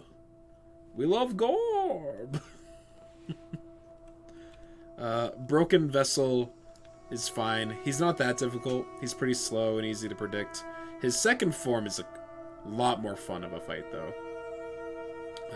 He goes just below Perfect Zone, I think. The Hollow Knight is a B. Because he's fighting himself while you're fighting him. Which is cool. He's probably the top of B. And the Radiance, the true boss, I think that goes to top A. Then we got some DLC bosses. We got Troop Master Grimm, who's like an A fight. And then you got Nightmare King Grimm, which is my favorite fight in the game. It's like his upgraded form. He does similar attacks as his base form, but it's like twice as fast and hits twice as hard. And it's hella satisfying to get through. And these are all from the God Tuner DLC, which are like alternate forms of bosses that you have to go through, like a gauntlet to get to. I have not beaten these four because I didn't try super hard to go through the God Tuner stuff. I think I've made it to Great Nail Sage Sly, but I've died to him. And then I've never made it to the Pure Vessel or the Absolute Radiance fights, because the only way to get to these fights is by doing a boss gauntlet where you fight against literally every other boss inside of the game. Yeah, it looks super fun. And I would like to do it eventually, so there might be, at some time, there might be a time where I try and do it. But that's only if I'm feeling particularly punishing towards myself. Both of the nail stage fights are all pretty good. I like the one with the paint guy better than the twin brothers, though. Yeah! Hollow Knight, baby! I adore this game so much. The first tier list that I did earlier today, I put it as like the second favorite game on my list, but like as a masterpiece right behind Breath of the Wild. Yeah. Alright, cool.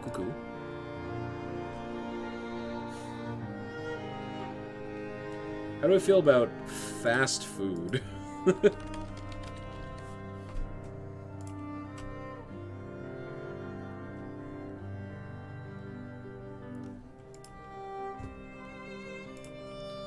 I've found that the food ones, everyone's got opinions on, because it's something that we've all unfortunately had to deal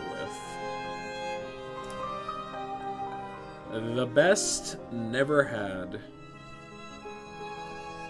How do we feel about this list? One of those funny ones that you haven't tried like 99% of them. Yeah, because they probably don't have a lot of these brands like where you're from, right? I'm guessing. Oh, this is like American. So there's a lot on here that I haven't had either. Like a lot of them, actually.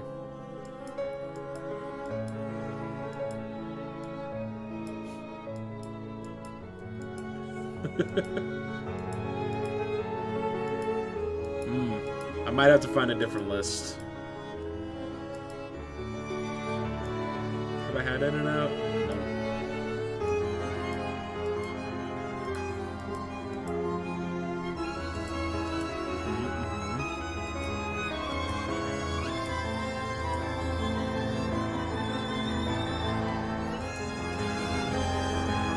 Yeah, McDick's, Burger King, and recently KFC and Taco Bell, and that's about it. Five Guys, S tier all day. Well, here's the thing, Mike. Look how much of this list I just have not ever tried.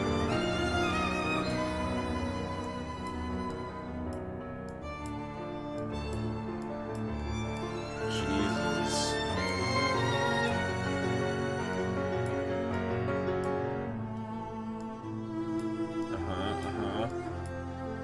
Console tier list? Oh? We could talk about consoles. Alright, cool. So these are the ones that I have tried. It won't take long to get through them, I don't think.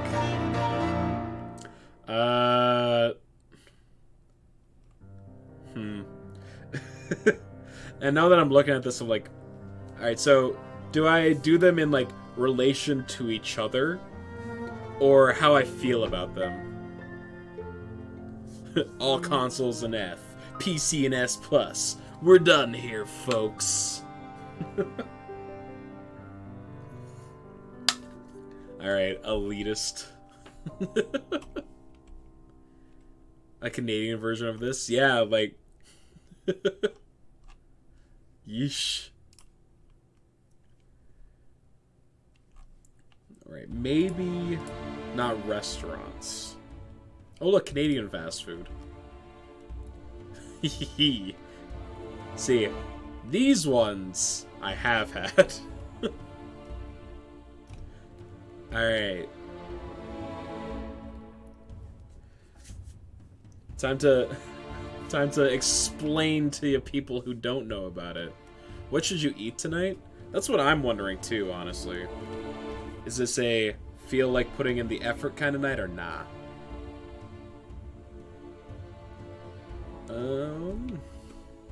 Two Guys? You can't really go wrong with Two Guys. Two Guys is super good. Absolutely not. Alright, Arby's. Arby's is, like, bad, right? Like, it's easy to say Arby's is bad. But I don't have one in the city that I live in. So whenever I do see one, I'm like, maybe I'll get myself, like, something. I have 3 more guys? Party in your mouth.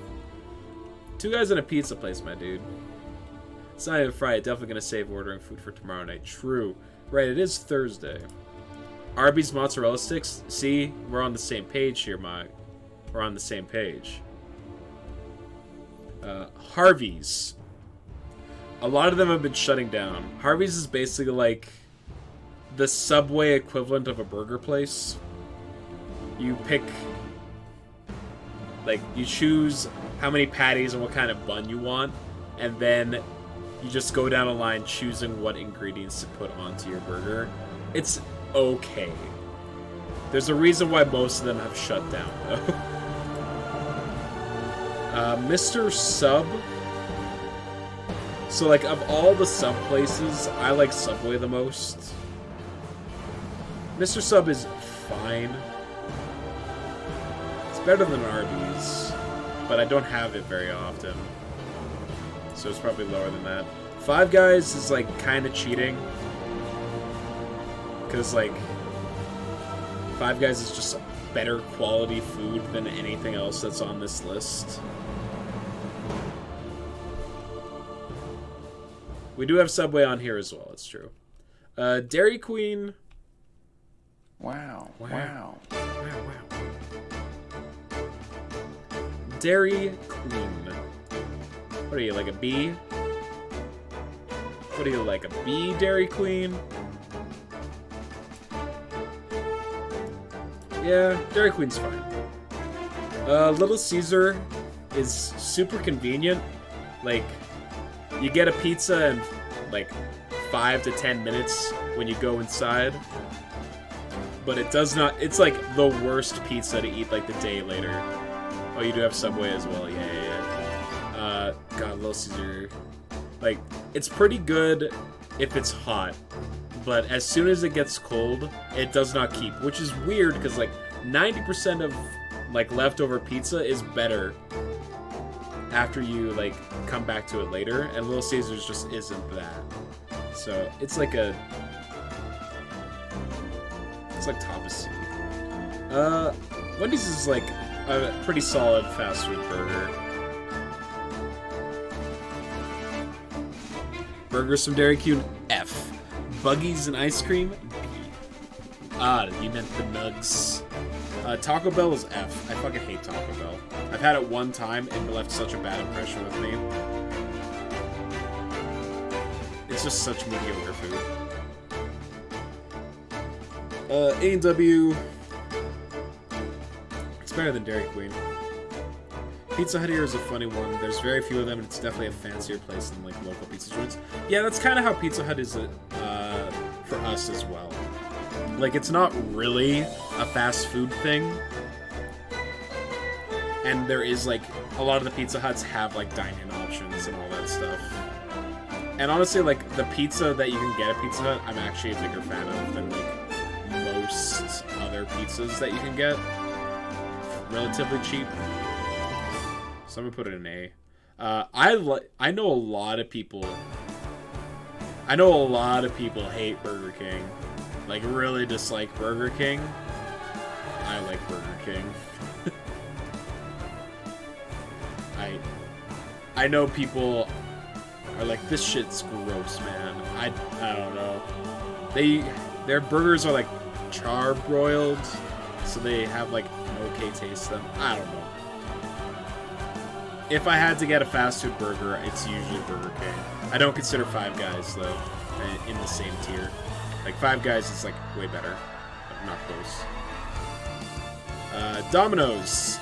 Domino's sucks. Domino's has bad pizza. The only reason people get Domino's is because it's super cheap. You don't like beef burgers from Burger King, but they have the chicken and vegan ones.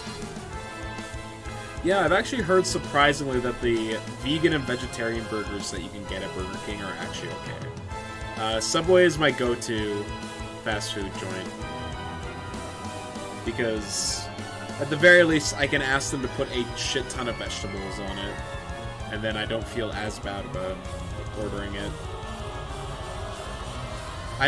Though, I think Americans, from my understanding, really, like, there must be something we do different here in Canada for Subway, because whenever you ask an American about Subway, they despise Subway.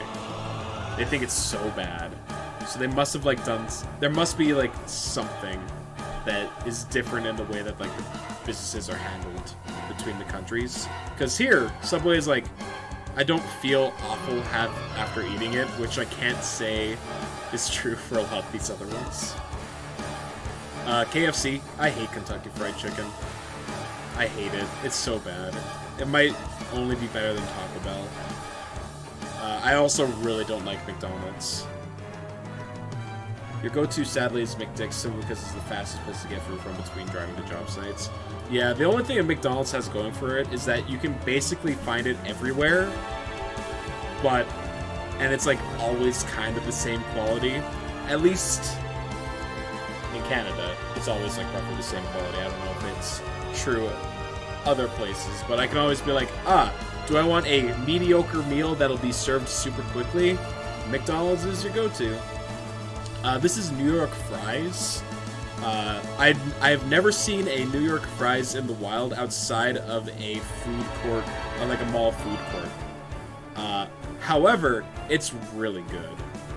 Like, it's fresh cut French fries and like hot dogs, and they serve poutines, which is a Canadian staple. You get your gravy, you got your cheese curds, you throw it on top of your fresh cut French fries.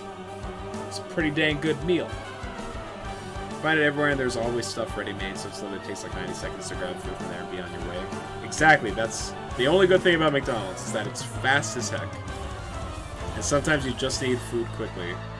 New York fries, it's above Burger King for me. I don't get it very often because, like I said, it exists exclusively within food courts, and I don't go to the mall very often, but hey, it's good food. Pita Pit. It's like Subway, but for pitas. It's right next to Subway. It's good quality. It doesn't feel awful to eat. Just bread, a lot of veggies, some deli meat that you can get like grilled up inside of it. It's pretty good. Tim Hortons. So, Tim Hortons sucks. Price is nuts though for what it is. True. I really don't like Tim Hortons. The food is very bland. Doesn't have a whole lot of flavor to it. The coffee is really bad. Like, I like to drink my coffee black. I cannot drink Tim Hortons coffee black. It tastes so bad. Like, you have to put sugar and cream in it for it to be digestible. So the perfect coffee. No. Blueberry muffins, the only good thing. Yeah, like, the only time I'll go to a Tim Hortons is when, like, I'm making a trip on the highway and you need to just, like, pick up some food before you're, like, driving for 2 to 3 hours. So, there's always a Tim Hortons available. They're everywhere in fucking Canada. They're, like, the same thing as McDonald's. You can find one basically anywhere. And I'll get, like, a chocolate chip muffin, and that's, like, that'll be what I get, because it's really hard to mess up a fucking baked good. Below Domino's, I really dislike Tim Hortons. I've never had Topper's Pizza. I've never even heard of that before. Mucho Burrito. So it's like Subway, but this time it's like burritos. This is like Canada's equivalent of Chipotle, from my understanding. And I fucking love it. It's so good. It's like, if it's it's not cheap. Like, you're looking to spend like $15 to $20 for like a big ass burrito, but it's so much food. You don't discriminate against any sort of coffee. Hey, thanks for the birthday wish, Brungo. How you doing, buddy?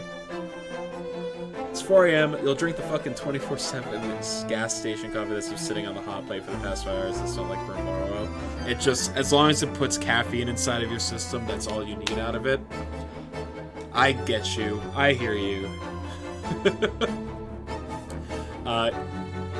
You're just in time to see the Canadian fast food tier list, because we tried looking up other fast food and it pulled up the American list. I'm like, I don't know, it's like 75% of these, or I haven't tried them. Because they're just like not that commonplace in Canada. I don't live in a big enough town for them to like reach out to try and get it, you know? We got another half an hour to kill before we're gonna move on to Jackbox. You've been to like 5 of these. The only one that I haven't had is Topper's Pizza, which is something I've literally never heard of before. How do we feel about pets? I'm gonna be ranking pets. If you're correct for owning certain pets. Cats. Terraria. No, just real life pets, please. It doesn't have to be video game.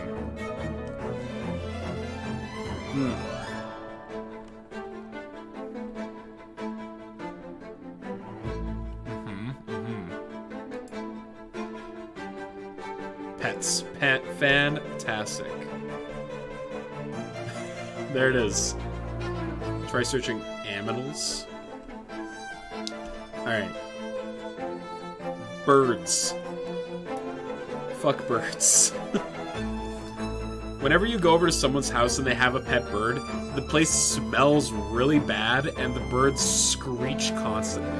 They're so annoying. And they'll live longer than I will. They'll outlive me. And I don't trust that. Rabbits. One of my sisters had a pet rabbit. This is a very small list of pets. Too noisy, too long of a commitment, exactly.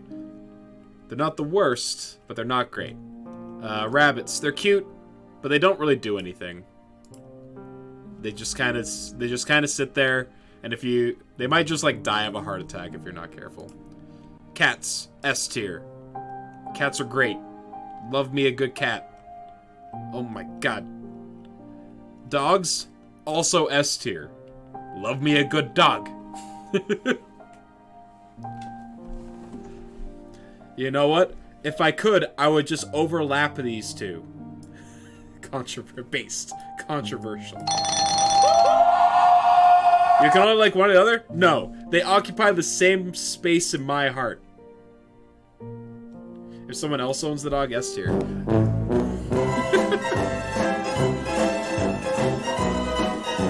Dogs and cats are both great. Means having them as a pet yourself, C tier. How do you feel about that, Mike? Iguana? Gecko?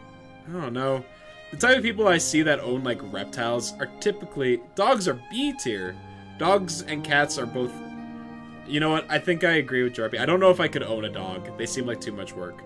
But, in general, if it's someone else's pet dog, I'm pet the shit out of that animal. Kind of put off by them. Was chased by a pit bull as a kid. That's fair. It's fair. But, I mean, like, I can own a cat. I don't know if I could own a dog. Nice to see them leave. Well, you're giving, like, way too much credit to kids. If I could put children on this pet tier list, they'd probably be, like, a C tier. Having a neighbor in your neighborhood who regularly lets their dog out without a leash. Dogs with good owners are great, though. True. People who own, like, reptiles are a very specific breed of people. I've never met someone who's, like, a well-adjusted member of society who owns a reptile. Reptiles are a very broad category. It's true. Geckos are pretty cute. They're cute. They go blah. Which is like a plus, for sure.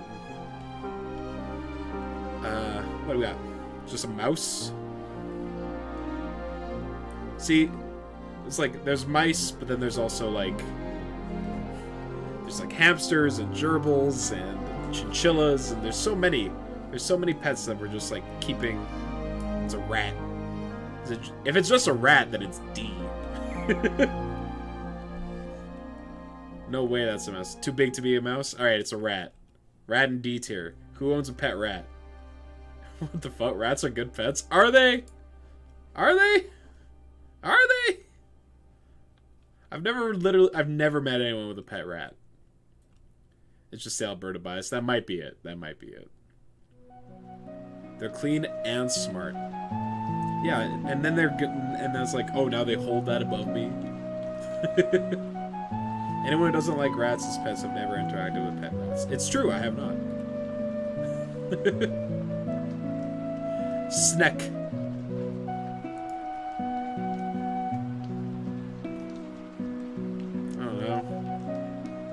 I don't know. Same as like a gecko. The global rat population. Yep. Yeah, weird. Somehow Alberta doesn't own any. Doesn't have any. That's... must be true. Of note, it's not true. They have border rat catchers. Exactly. It's just... they line the entire border of Alberta. They're legal to own as pets here. Ah. Pet spiders. Huh. I've never met anyone that's owned a pet spider. They're cool pets. Sadly, they're not very long-lived, so I know a handful of people who don't want to get more rats because they die a bit too often. What's the life expectancy on a rat? Like 2 years at most? Like most rodents, I would imagine. I don't know. You can... Honestly, I would much rather run into someone who owns a pet snake, spider, or gecko before someone that dealt with a bird. The Pied Piper existed for a reason. That was a tall tale, Mike. 2 to 3 years usually. Yeah, fair. We had hamsters growing up, which are very similar, but they're definitely not smart. Yeah, to kill the pagans. Alright, hold on. There's gotta be a better pet to this. Old school RuneScape pets! Alright, I know nothing about this, but here we go. Spiders are cool showpiece pets, but not very pet-like. Alright. Oh, you have opinions. Alright, well, I'm sure you do. This dog is wearing a hat. This is an S-tier dog. This thing looks like a scorpion, but it's like on its hind legs. This is like a D. Is that a mole? That looks like a mole. C tier for the mole. Beaver? B for beaver. I'm a Canadian, so I'm contractually obligated to at least put the beaver in B tier. I don't know what you are. You're a bear of some kind, perhaps? B for bear. There are multiple hydras. This hydra only has 2 heads, which means it's worse than this head. Bloodhound, pretty good pet. I mean, he's wearing a hat. It's a pretty good pet. See, these 2 hydras are clearly worse than these 2 hydras because they're missing heads. So these ones, like, E, like, get your heads. Whereas these ones have heads. So that's like C tier, at least. And then we're gonna put the green one above blue, because I like green more than blue. That's one pet with recolors, shouldn't be separate. It's a pet rock. Right here? This is a pet rock? I mean, I agree. It's not better than the Bloodhound, but I mean, it can do no wrong. Some pets transmorph are 1,000 times better than the base pet, so it makes sense to have them separate. This is a cat. As we know, I like cats. In this one instance, this dog with a hat is better than this cat. This is a cloud with 2 pink fettuccine noodles coming out of it. That's not a pet. That's a cloud. F tier. That's a dodo. That's a dodo. Those are extinct. F tier. Raccoon? Trash panda? At least an A tier. Maybe behind the pet rock. Okay. That's a hentai monster. F tier. We got 3 of these snakes with wings. Flying snakes, a little bit terrifying, not gonna lie. They can all... The blue one can go above the orange one. The blue one's got best coloring, so it can go above there.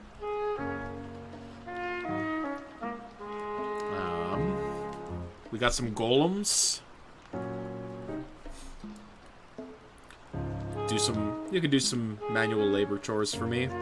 Because you're... Yeah. An automaton, I would assume. C tier. You don't know why there's a spider on this list? It's not a pet? Well then F for not being a pet.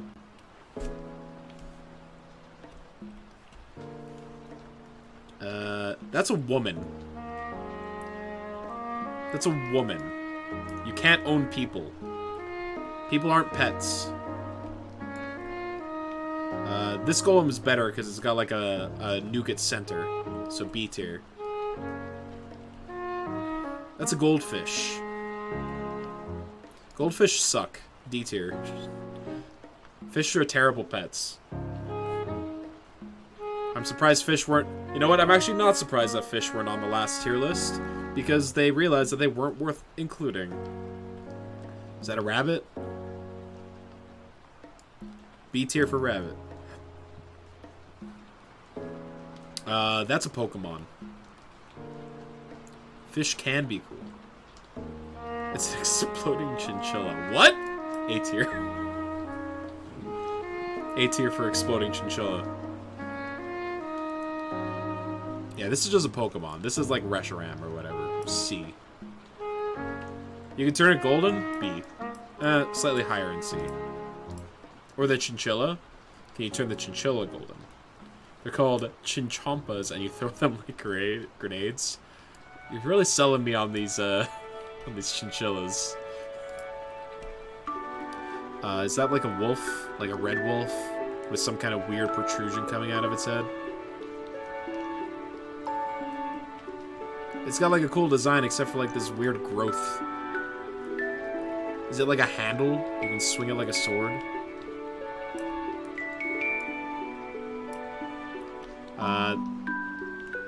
You have that one. Sorry, Brungo. That's D for Dungo. Crab people. Multiple different crab people. They're too humanoid. Humanoid animals feel like a little wrong to own. Like, this one looks like it could talk to me. Like, oh, let's have a business meeting. And I would feel uncomfortable about it. But what about the golems? They don't have agency, so that's fine. That's a mouth. It's just a mouth. Get low. Is that like an ogre? Is that a Shrek? Can you have a Shrek as a pet? Again, it's humanoid. Squirrel! You're a normal animal. You can go in A tier. Dogs, porcupine. That's General Grador. So a fucking huge goblin. Technically, he's an ogre. An org. Org? Okay. Actually. This looks like a demon dog. But it's still like a dog. So, like, B tier. This one looks less demonic, but definitely still like a hellhound of some kind. B tier. This is a Satan's porcupine. It's a demon cat, actually. Ah, demon cat goes higher than demon dog. Sorry.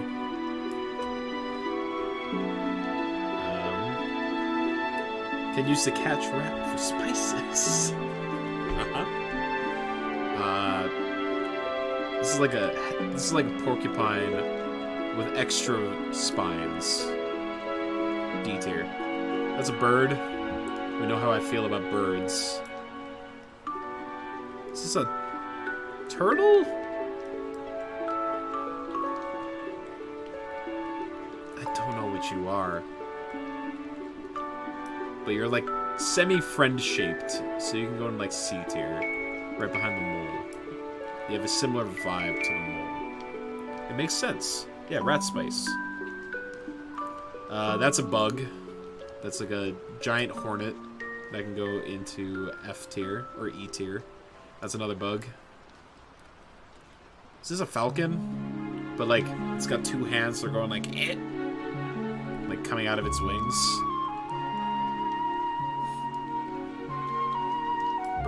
Bird tier, which is D tier. That's just a fucking Balrog. That's just Balrog.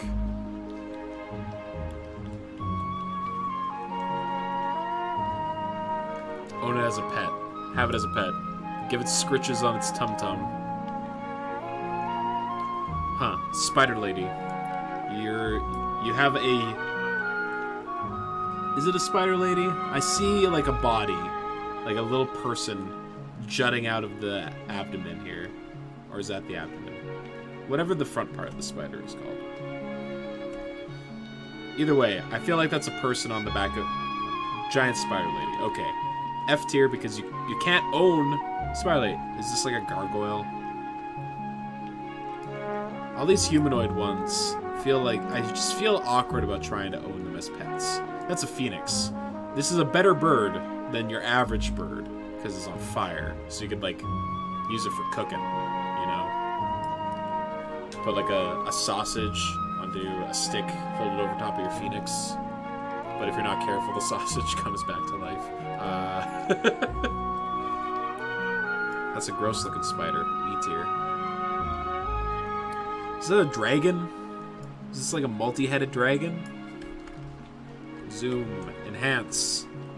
It is, in fact, some kind of multi-headed dragon-like creature. That's pretty cool. Three-headed dragon. Tiamat seems like a sketchy pet. Yeah, but this one, like, I don't know if this one's the keeper of the dragons, you know? Like the queen of the dragons? I don't think so. This is one of those weird Spyro dragons that stands on his back legs when you rescue them in the first game. And they're like, oh, thank you for rescuing me. So he's gonna probably talk to me, and that means he's a bad pet. It's actually King Black Dragon. Ah. Yeah, but if you can make it into your pet, that means that, like, you're the king then, right? You're, like, the new king. That's a scorpion. Scorpions make bad pets. I don't know what I'm looking at here. But I also don't know if I dislike it that much. It's a Prince Black Dragon. Most of the pets are smaller versions of the bosses that drop them. Ah, so you like... These are all bosses that when you beat them, you steal their young. It's Prince, the boss is king. That's a crocodile. It looks like you can ride it, though. Like, it looks like it's got built-in satchels on the back, which means that you can use it for transportation. That puts it in A tier at the very least. Oh, my music has... My headphones have cut out. So let me fix that real quick.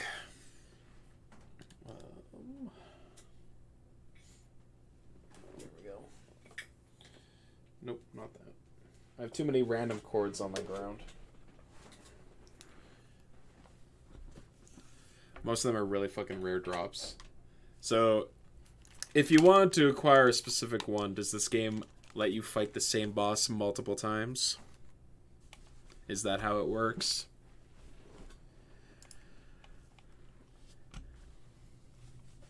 Oh yeah. The classic. Fight the same boss over and over. Everyone's favorite. Oh, I just saw that there's another squirrel. Would I like to guess which of these pets takes the longest and how many hours it takes on average? I'm going to guess it's the pet rock. Because this seems like the type of game that would make you delve through dumb bullshit in order to get a pet rock. So, pet rock, 25 hours.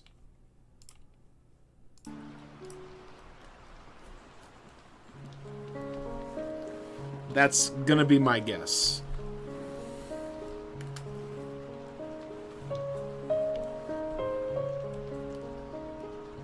Claimed for free. Damn it!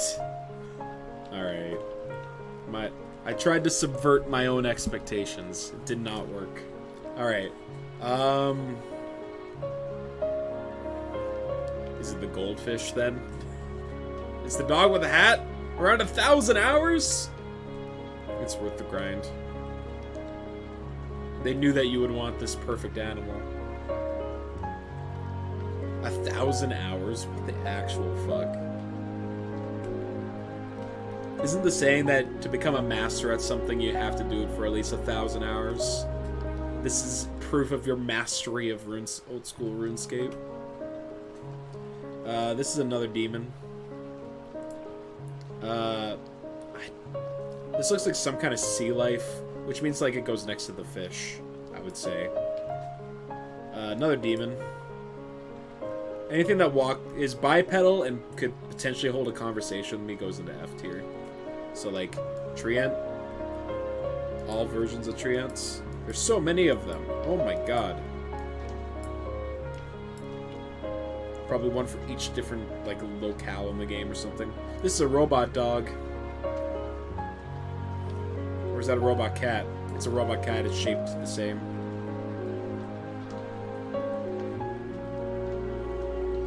Bug. Next to other bugs. Big bug. Bottom of the list.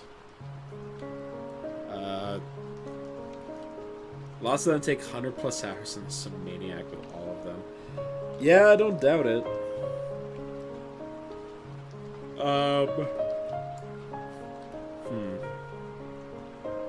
This guy's kind of friend-shaped. He can go in C tier. That's just a person.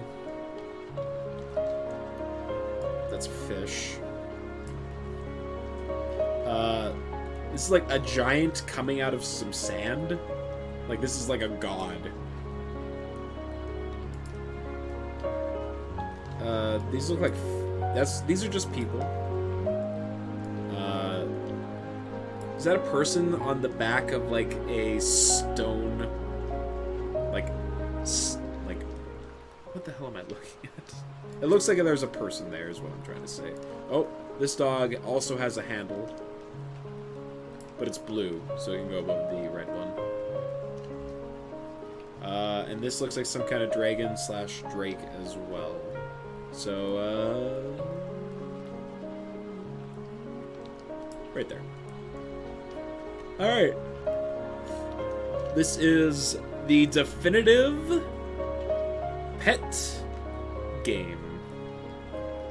Oh.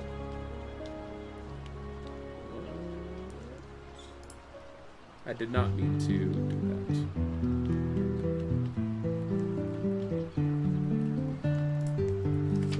Alright, so this is, as I was saying, the definitive, undisputed old school RuneScape pet tier list. You really like Kree. Which one is Kree, Brungo?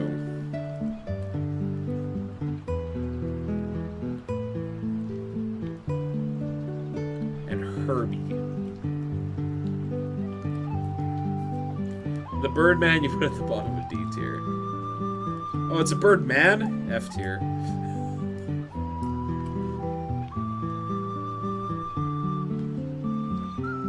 Also, oh, the spider. No! Herbie, like the punch buggy. I didn't see a punch buggy on here. The one above Phoenix and D tier. Herbie. You know what? That's a good name for this man. He does seem friend-shaped. He looks like he would He might talk. He looks like he might talk. But also, he might just be a big, friendly, cuddly guy. I doubt it, though. Alright, 6 o'clock. I feel like I've left of the Phoenix. Oh. This is Herbie? The thing that looks like if you tried to pet it, you would just, like, get your hand full of holes. Ah, above it and how good. Ah, gotcha. Alright, let's move on to some community games, huh? How do y'all feel about Jackbox? Because I know I kind of am feeling it. So, what I'm going to need to do is update my stream info. Woo!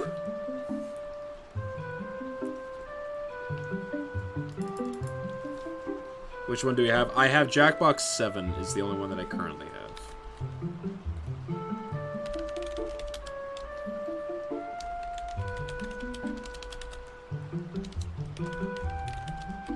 And then, I think we might do some Gartic Phone as well. If that's something of interest.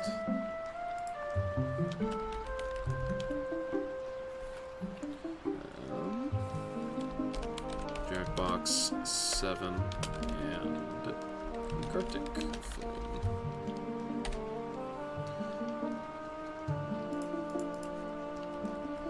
You can host 3 or 4 also if you want access to that. That wouldn't be too bad. We might do that. Ooh. My apologies.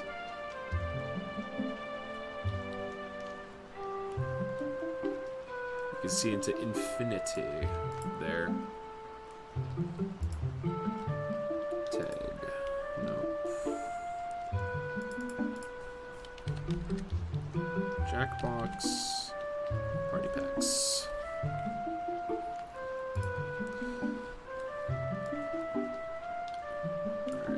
Let's switch. It's probably best to do screen share, eh? For Jackbox, or maybe we just do capture. We might do just screen. There we go.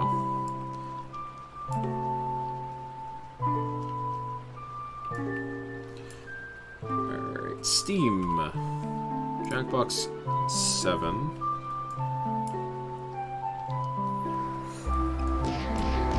Turn this music off.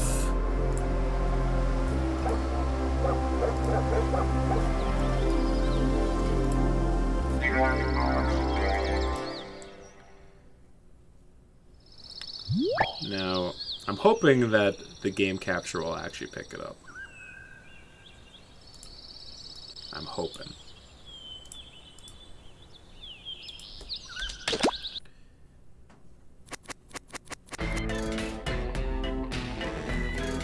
Hey, there we go.